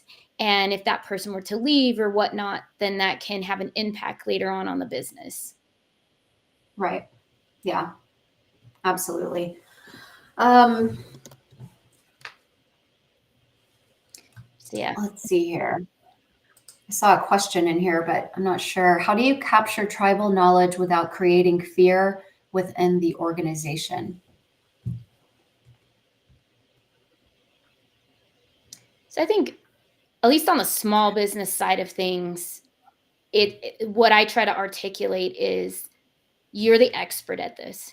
And in order for your company to scale and grow, I have to extract the knowledge that's in your mind because you're the founder, or you're one of those founding members of the organization. And you need to get out of working in the day-to-day, some of that, and then working more on the vision of the company versus those daily operations. And so that's a lot of what goes on as well. Right. Yeah. And I think too, having, change management and good documentation practices where, because a lot of times, depending on the size of the organization, like I said, some companies will they don't need to go get approval. They don't need to run things up the flagpole to pull in this bolt on or to change this process and whatnot. If you do, that's great because it's probably being documented. You know what I mean? Yep. You're having to build a business case for it. You're having to present it. You're looking at cost. You're looking at risk. You're looking at all of that. And in that process, in that OCM process and documentation process, you're capturing tribal knowledge because you have to, right? Because it's a part of that business case. Yeah. And I'm sure you've had it too. And like, as I'm extracting that knowledge out and helping document it and create those processes around it, the person that has all of that knowledge, they're the person in the meantime that is continually auditing that and making sure it's all correct. And I think it's a good way to let those people know, hey, we're not pushing you aside. We're not trying to take anything from you. We just, have to have your knowledge in order for this company to get to where it needs to be. Yes. So then I think looking around like the organizational change management, I think one thing that's really interesting about that is, especially when you come in on ERPs, selections, and seeing how many people are ready for new software versus people that, the software is doing what I need it to do today. It's meeting my needs. I know on the small business side, sometimes it's a little bit different where everybody's super excited because they're tired of what they had, and the buy-in initially can be really, really good. And then once it really gets going and it seems harder or there's some speed bumps in the way, people tend to kind of push back and say, oh, is this right? Or should I, should we just keep what we have? Do we really need this? And I've seen that and that's something that we do at Third Stage. It's really good is when we go through the selection process, we're taking a temperature of what does your organization think? Are they ready for this? Where are some of those gaps and pain points that are coming up where people may, for lack of better words, taint the water, and people start to drink it and get off and not want to be on with the initial buy-in that was in. And then, yeah, from your more medium-sized markets that you see, Amanda. Yeah, I think the OCM at a larger scale can be more complicated because you've got more stakeholders, you've got more people who have, I don't want to say more power in a bad way, but they're bigger and they're running bigger teams and they're in charge of bigger budgets and more technology and whatnot. And a lot of times, especially when a lot of this code, it's custom code that they wrote, their IT people wrote internally, and it's highly, highly, highly customized to exactly what their process is, right? Like that person's process, that team's process, that business unit's process. And so I think, that can get, and I could cite a couple of projects that I'm on currently and some that are quite recent where that was the case.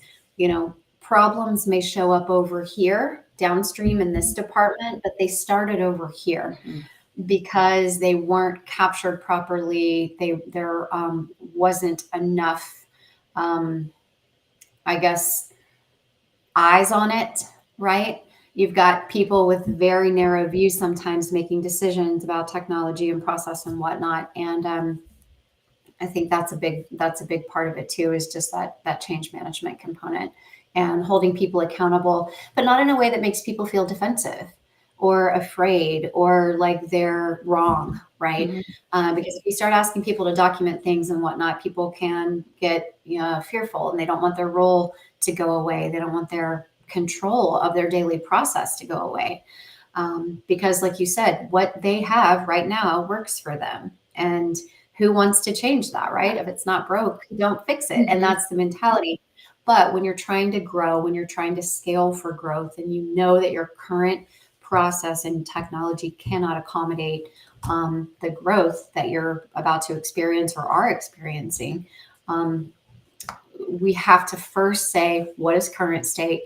And the reason we're doing that, like you said, we're taking temperature because we've got to now find the gaps. And then we've got to go come up with a solution. people, process, and technology wise that don't satisfy certain stakeholders, but is for the greater good of the company as a whole. Yeah. And yeah, it's really hard to get out of that mindset of this is my little world, and now I need to make decisions based on a much bigger picture, right? I have this quote on my wall that says, "It's easier to stick with the known broken than to add a fix to the complexity." And that's courtesy of Mitch at Third Stage. That was something he said. And I was like, it's really good, because how many times do we would rather stay with what's broken because we know it and we're familiar with it. We know how to troubleshoot it. We know how anything that it throws our way, we know how to handle it, versus going into something that's very new processes, new systems, all of that. It brings us unknown, and human nature doesn't like unknown. We like predictability in a lot of ways. There's a few of us that thrive off change, but more so people like, the mundane and the repetitiveness of what they do. Yeah. Yeah. And even if it's miserable, at least it's familiar, right? We know this works. Or maybe it doesn't work, but we know what this is. I know how this feels. I know how this looks when I come into work every day. I know what I need to do to get my job done. Whereas in a new system, what if it doesn't work? What if it breaks? What if I lose my job? What if, the customer, I can't ship product or whatever. And so to your point, and I think that I loved what you said earlier, though, about reminding people that they are the experts. Because a lot of it can come off as, we don't like the way you're doing things, so we're going to do this whole project and we're going to change everything. That's probably how it feels to people, when really what it is we need your expertise. Like no one knows your business and your job better than you do. And that's, one of our bullet points is the value is what people can contribute. To the team environment, the way to create something that's going to work for all people within the organization is to make sure that everyone had a seat at the table and an opportunity to put their input in. Yeah. Yeah, I would agree heavily on that. And I think sometimes in various selections I've been a part of, not everybody is included. And they should be to some extent, because they know their department best. And at the end of the day, you're always going to have senior leadership making the decisions. But I think it's really healthy when they're starting to bring in some of the managers and even some of the guys that are on the floor working day to day, because they know the ins and outs of their job better than anybody. And if they're invited to come participate in some form, it helps make sure that it's a successful project from all angles. Yeah.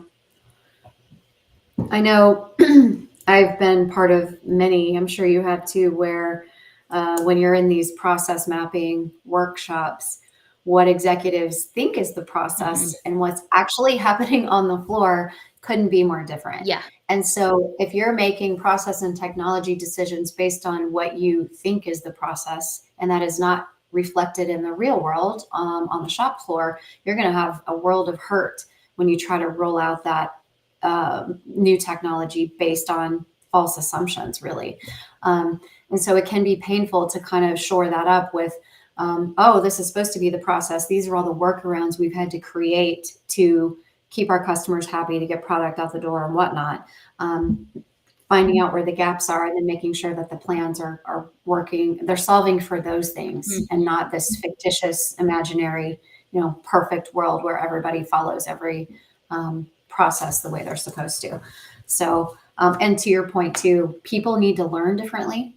They need to be communicated with differently. People have different communication styles. Some people can do a trainer. Some people can watch videos. Some people need hands-on.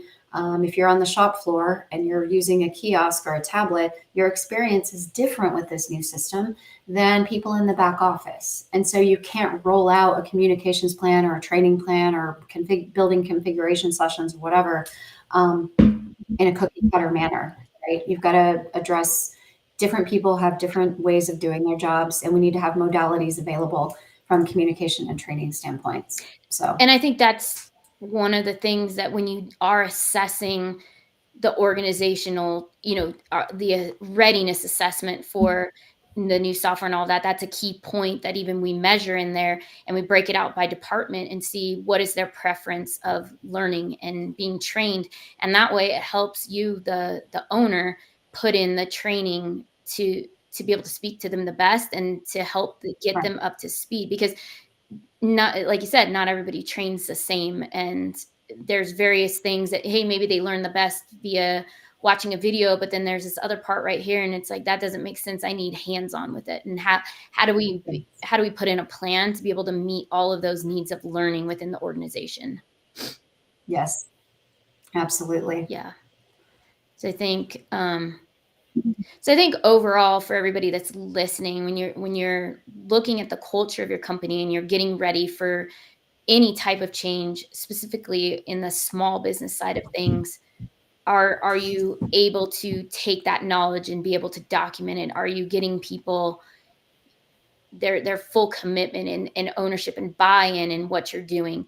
And if there are some uneasiness, what are you doing today to help relieve some of that and show them that, the new change that is coming is for the best, and that it's not to take their job from them, and it's not to, really change much of what they do, more other than maybe get away from some of the tactical work. And I see that sometimes because of the older system or the process they have. Hey, maybe it's 15 steps to complete something. Now we got it down to 8. And now I just freed up, a couple hours a week because I changed this one step. And that comes to is when you document your processes and you're changing them for whatever the system's going to be. Those are when those changes come. You may do it. You're taking basically what you have today, your workflow, and then auditing it to fit your new changes. Yeah, absolutely. No, it's hugely important. And I think back in the day, and to some extent still today, a lot of organizations or executives can look at OCM or the people part of it as a soft issue, as like, oh, they'll figure it out. We don't need to talk about that. This is a mandate coming from the top. And so this is what we're going to do. If you don't like it, you can leave, kind of deal. Mm-hmm. You've got different types of management and leadership at the top of organizations. But I think this last bullet about people create the culture, and the culture is ultimately what is seen by your customer, right? And their experience is what drives your bottom line. So if you think people are the soft part of the equation and you don't want to deal with all that mushy stuff, dealing with human beings and their feelings, it ties directly to the bottom line, right? Because if you don't have user adoption of the new system and the new process and whatnot, it's a huge waste of time, money, and heartburn putting in a new system if people aren't going to use it as it was intended, right? So I think you have to tell people sometimes that with some of the executives that don't want to hear about all this people stuff. Mm-hmm. By the way, it does tie directly to your profit margin. So yeah, exactly. Yeah. It's not one-sided in any way. Right. Yeah. So let's dive into the process side of things. Yes. I feel like this is my favorite part of any workshop that's done in the selection, is looking at start to finish. How does your company do what you do? And diving into each department and looking at it from start to finish, and then looking at it from a holistic point of view, as well as what makes you unique and some of the processes that you have. And that's where the customer experience comes in, the various touch points that make you profitable and stand out from other companies. So I think, I think it's probably it's the same for your side too. Your processes are probably more complex in some ways, but it's a way to see, where the company is, kind of the health of the company too. Do you even have processes for these particular functions in your organization? And if not, why? And then can we start putting them together today? Yeah. And if you don't have a center of excellence or some type of, some type of outfit or structure in place for this type of thing, it's probably not consistently upheld. I mean, who goes and documents process on a daily basis or changes to that and whatnot? So it has to be intentional. And there's this place where people go from being a small business to mid-market or whatever. And at what point do you have to start kind of doing those types of things where we have to define our process, we have to document our process, we have to document when we change our process, right? That is a huge undertaking, especially for bigger corporations. And so getting into the habit of, well, creating a structure, first of all, to where those things are tracked, but then getting into a habit of making sure that documentation stays up to date is huge. Yeah. And then I think the state, I like this point that we put about like all stakeholders need to be at the table when the processes are written, and also bringing in who are your managers and also your subject matter experts when you are putting these together, because everybody contributing to it makes it, the best process. Right. And I've seen that, specifically going back to the one client of, we're in the room and we're putting these together, and I have different departments in the room, even not knowing that these various touch points were even doable.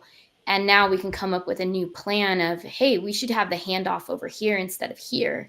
And that was something that was really cool to see and helped eliminate it. Just a lot of going back and forth via chatter or even email, is we just made a change in the process that day. Right. And I think too, like you're saying, for efficiency's sake, where when you have the whole organization has, or at least the, business process owners or the SMEs have visibility into not just your little corner of the world, but everything, it's very eye-opening and surprising to a lot of people. And that's when they start to realize, wow, we have a lot of redundancies here. Or yes, the handoff definitely makes sense over here instead of over there. And you can tweak those things for efficiency and optimization. But the problem is a lot of people either don't have that documentation and or don't have the visibility. And so they don't know what's going on in other areas. And I think when we're in these process mapping sessions, it's always eye-opening to me, because we do get painstakingly detailed in those. Like, okay, and then what do you do? And then what do you do? And it's like the teeniest, tiniest little steps. And that's where these revelations of, well, yeah, but we keep track of that pricing in a spreadsheet because we don't like the way the other thing feeds into the ERP. Well, a lot of people may not have known that, right? And so those are those surprise moments.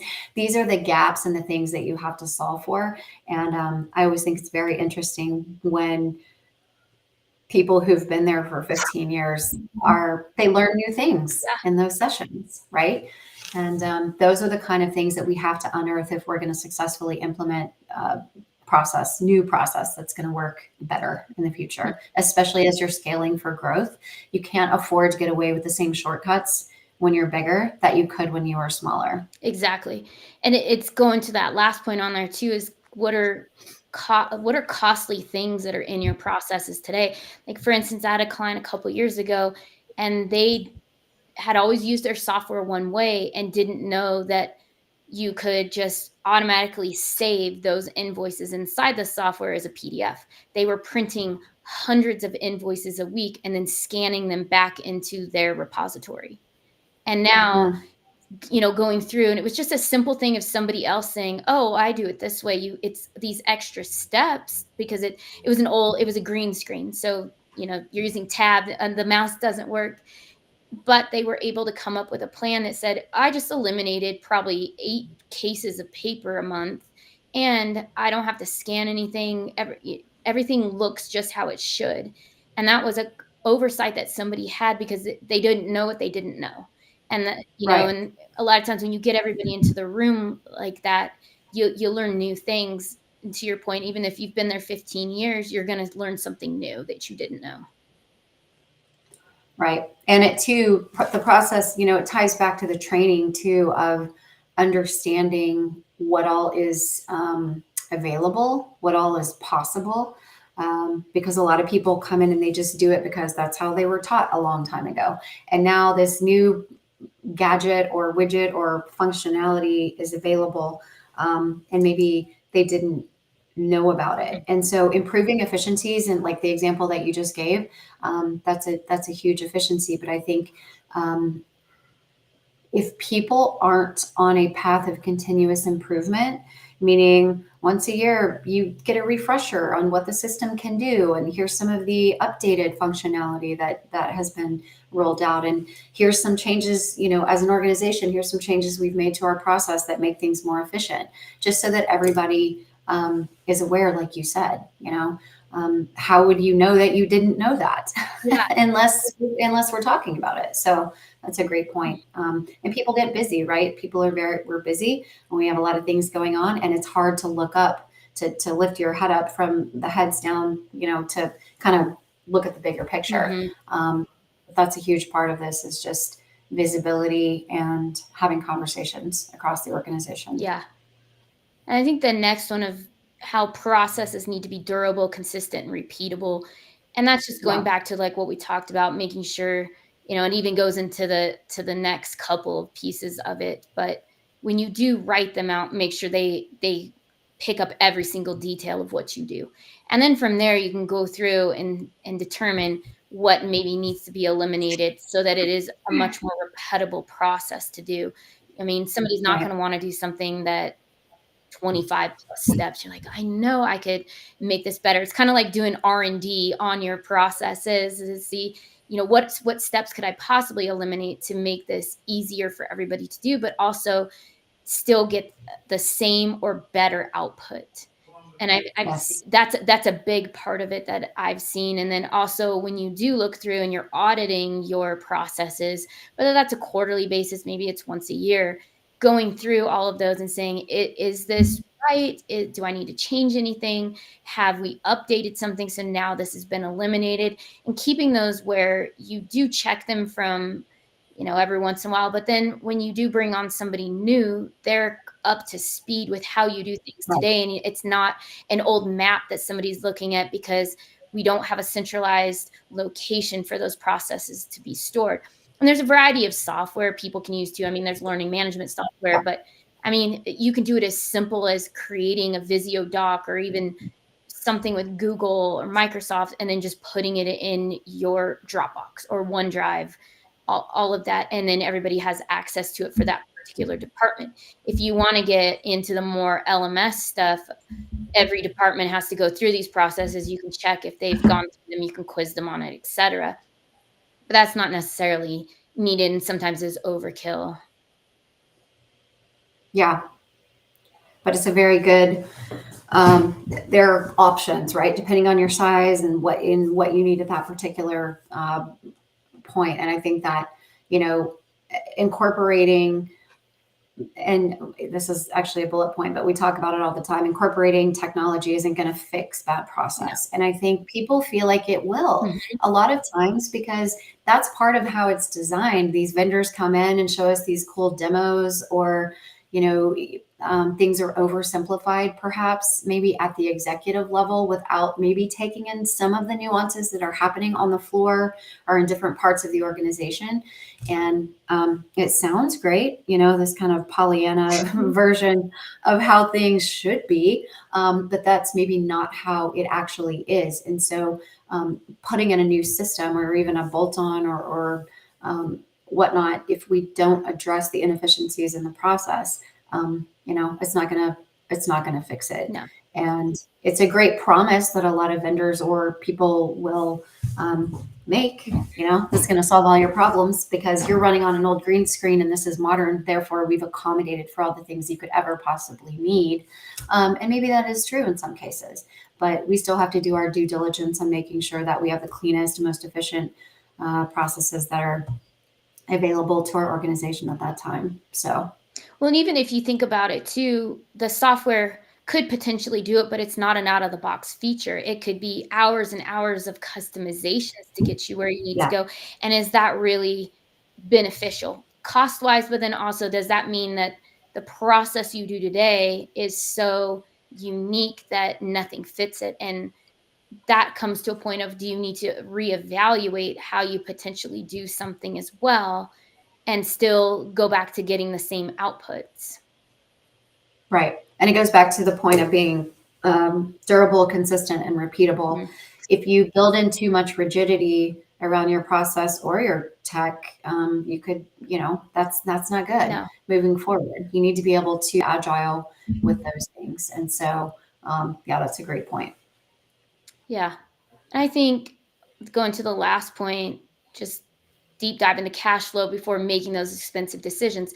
That goes into, again, the software component of it, of the processes that you have today. Are they so highly customizable that no software is going to really work for it without customization? And that's a good time to really go through your workflows and evaluate what is it that is unique to what we do that we can't change versus what can be changed. And it's just the systems we have today don't allow for that change to happen currently, but a new, more robust and more newer system that has various additional functionalities will allow that. I mean, you could go back to this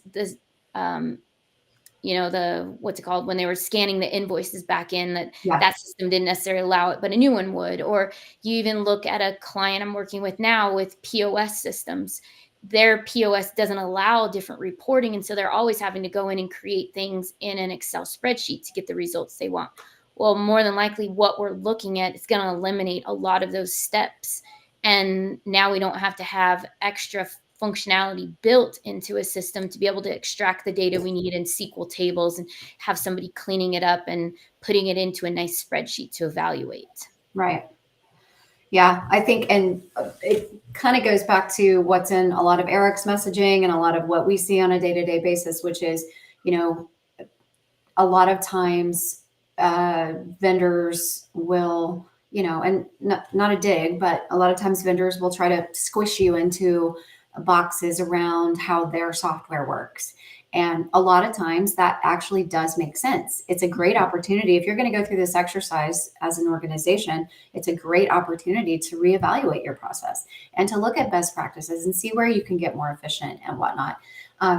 But it doesn't mean that you should have to change all your process. And I think that's where these workshops and this analysis and looking at the gaps and how much customization is going to be required is important. If it's part of your secret sauce and it's so nuanced and it's very, very specific to your company, your industry and whatnot, then maybe you do need to write some custom software to accommodate that, unique process. But a lot of times, maybe it is an opportunity to optimize process as opposed to custom write software. Mm-hmm. Yeah.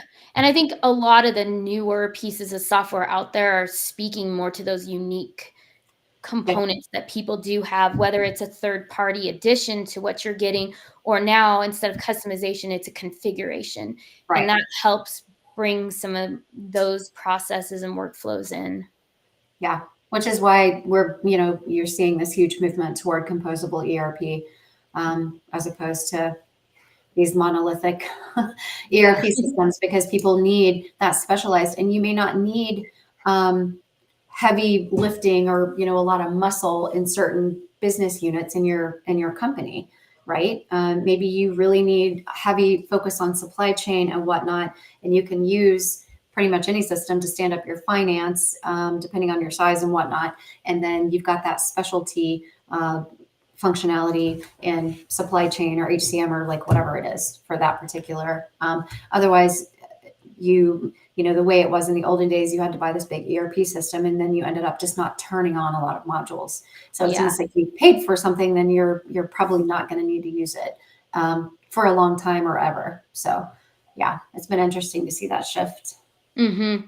Well, and it just helps overall. And maybe that leads into our next slide when we talk more about just the pieces of technology, but how technology has changed so much, even within the last 2 years. You got the addition of AI, but then you also got the addition of various other components like Snowflake and competitors like them that make the whole ERP process and shifting over a lot easier and more doable. And it's not so much stress on an organization. Yes. Yeah, I think, it's just interesting to watch all of it. And again, how quickly technology changes, even from maybe things we were looking at last year compared to what's already being looked at this year. Yeah. I think AI is huge, obviously, and that's changing at breakneck pace, and Palantir and Snowflake and all the things that you've mentioned. And it's just that it's expanding so quickly, but it's based on the needs of the market, right? And what people are asking for. And I think, from a technology standpoint, when you're looking at the systems evaluation and the process, it's very different depending on your size and your industry. And companies have had to pivot several times over the last few years, especially during COVID. And I think that agility was proven during that time. And so there's this awareness, like we can't get too set in stone on anything, whether it's process, technology, whatever. We've got to have an exit strategy or a contingency plan. We've got to have ways to pivot and to stay flexible, especially around technology. And it's being a more nimble company, no matter the size that you are either. I mean, small companies that I see, sometimes they're stuck with what they have in the meantime because they haven't yet gotten to that next financial goal where they can get a larger ERP than what they have today. And so they're sitting with what they have, and it gets them by, but it doesn't get everything that you need just yet. And finding what are some of those workarounds in the meantime that can help alleviate the pain points until they can get ready to get to the next level of an ERP. Absolutely. Yeah. I think the third point on there is interesting, of just how sometimes we tend to Band-Aid the pieces of software, and how that can happen because it's a workaround. And I had a client recently that we had about, 10 different softwares, and it was just continually adding one on to fix one problem, adding one on to fix another problem.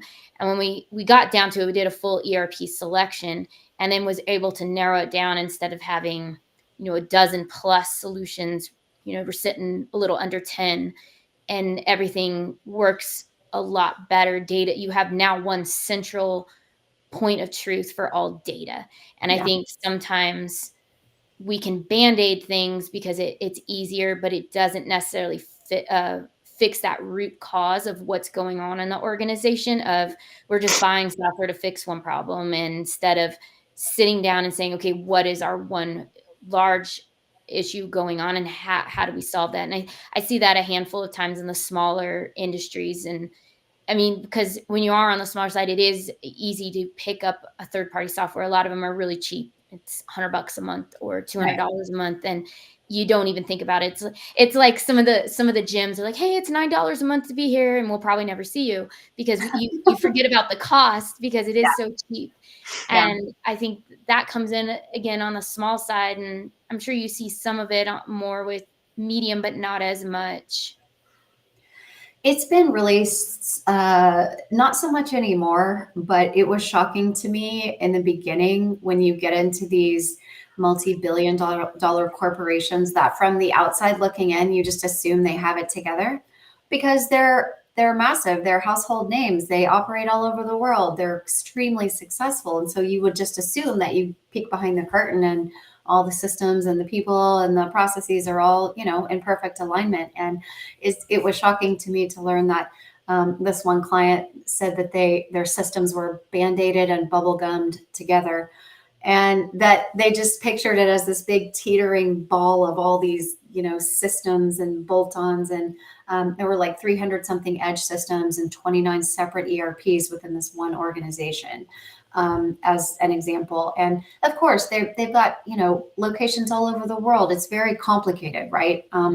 But instead of, like we were saying earlier, having a single source of truth or center of excellence that oversees all of these types of things for an organization that big, instead of going through that huge undertaking of let's really all come together and talk about people, process, technology, and get on a 5-year roadmap of how we're going to consolidate and just do the hard work, right, of getting our processes and our systems aligned.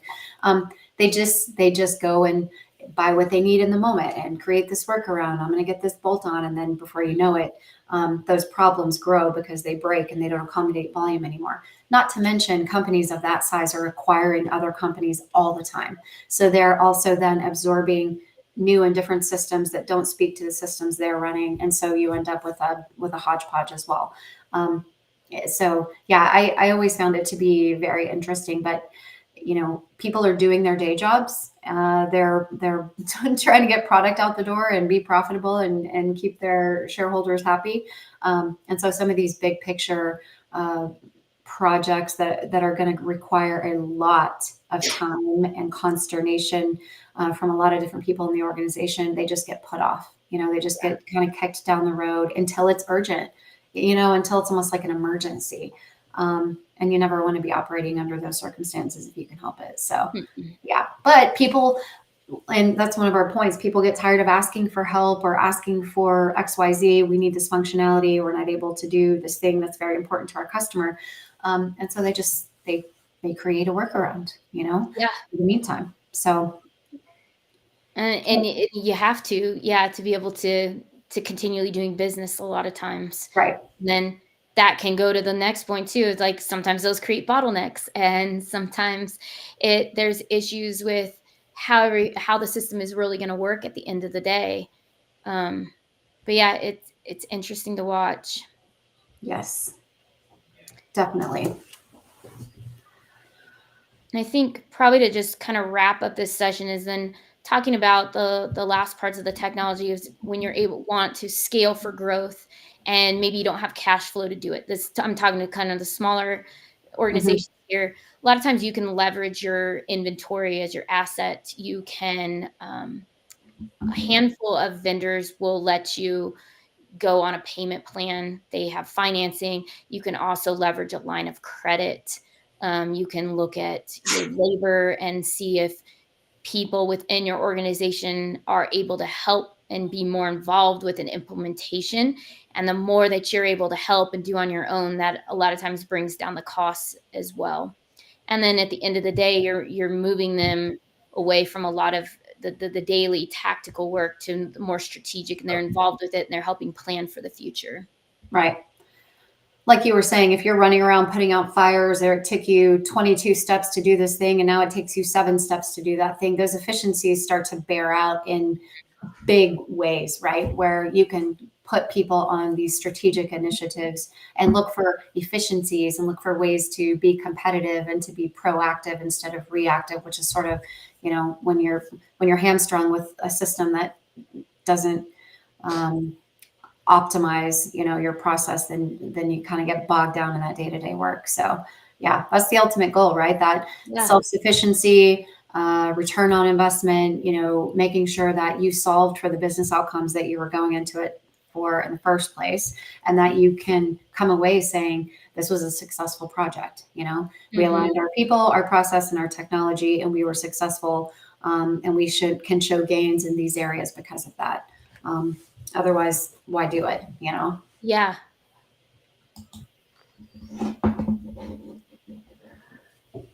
Okay, great. Thank you for all of that information. I grabbed some questions from earlier that I have for specifically small to mid-sized businesses that I told our audience we would get to kind of at the end of your Q&A session. So I'll go ahead and ask you guys that if you're cool with that.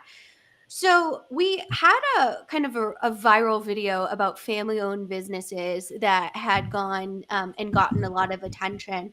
So when we talk about the complexities of a family-owned business, how do you layer a family member that thinks that they don't need new technology with a new generation? And I'll go to you for that one, Christy, since you are kind of our family small business specialist.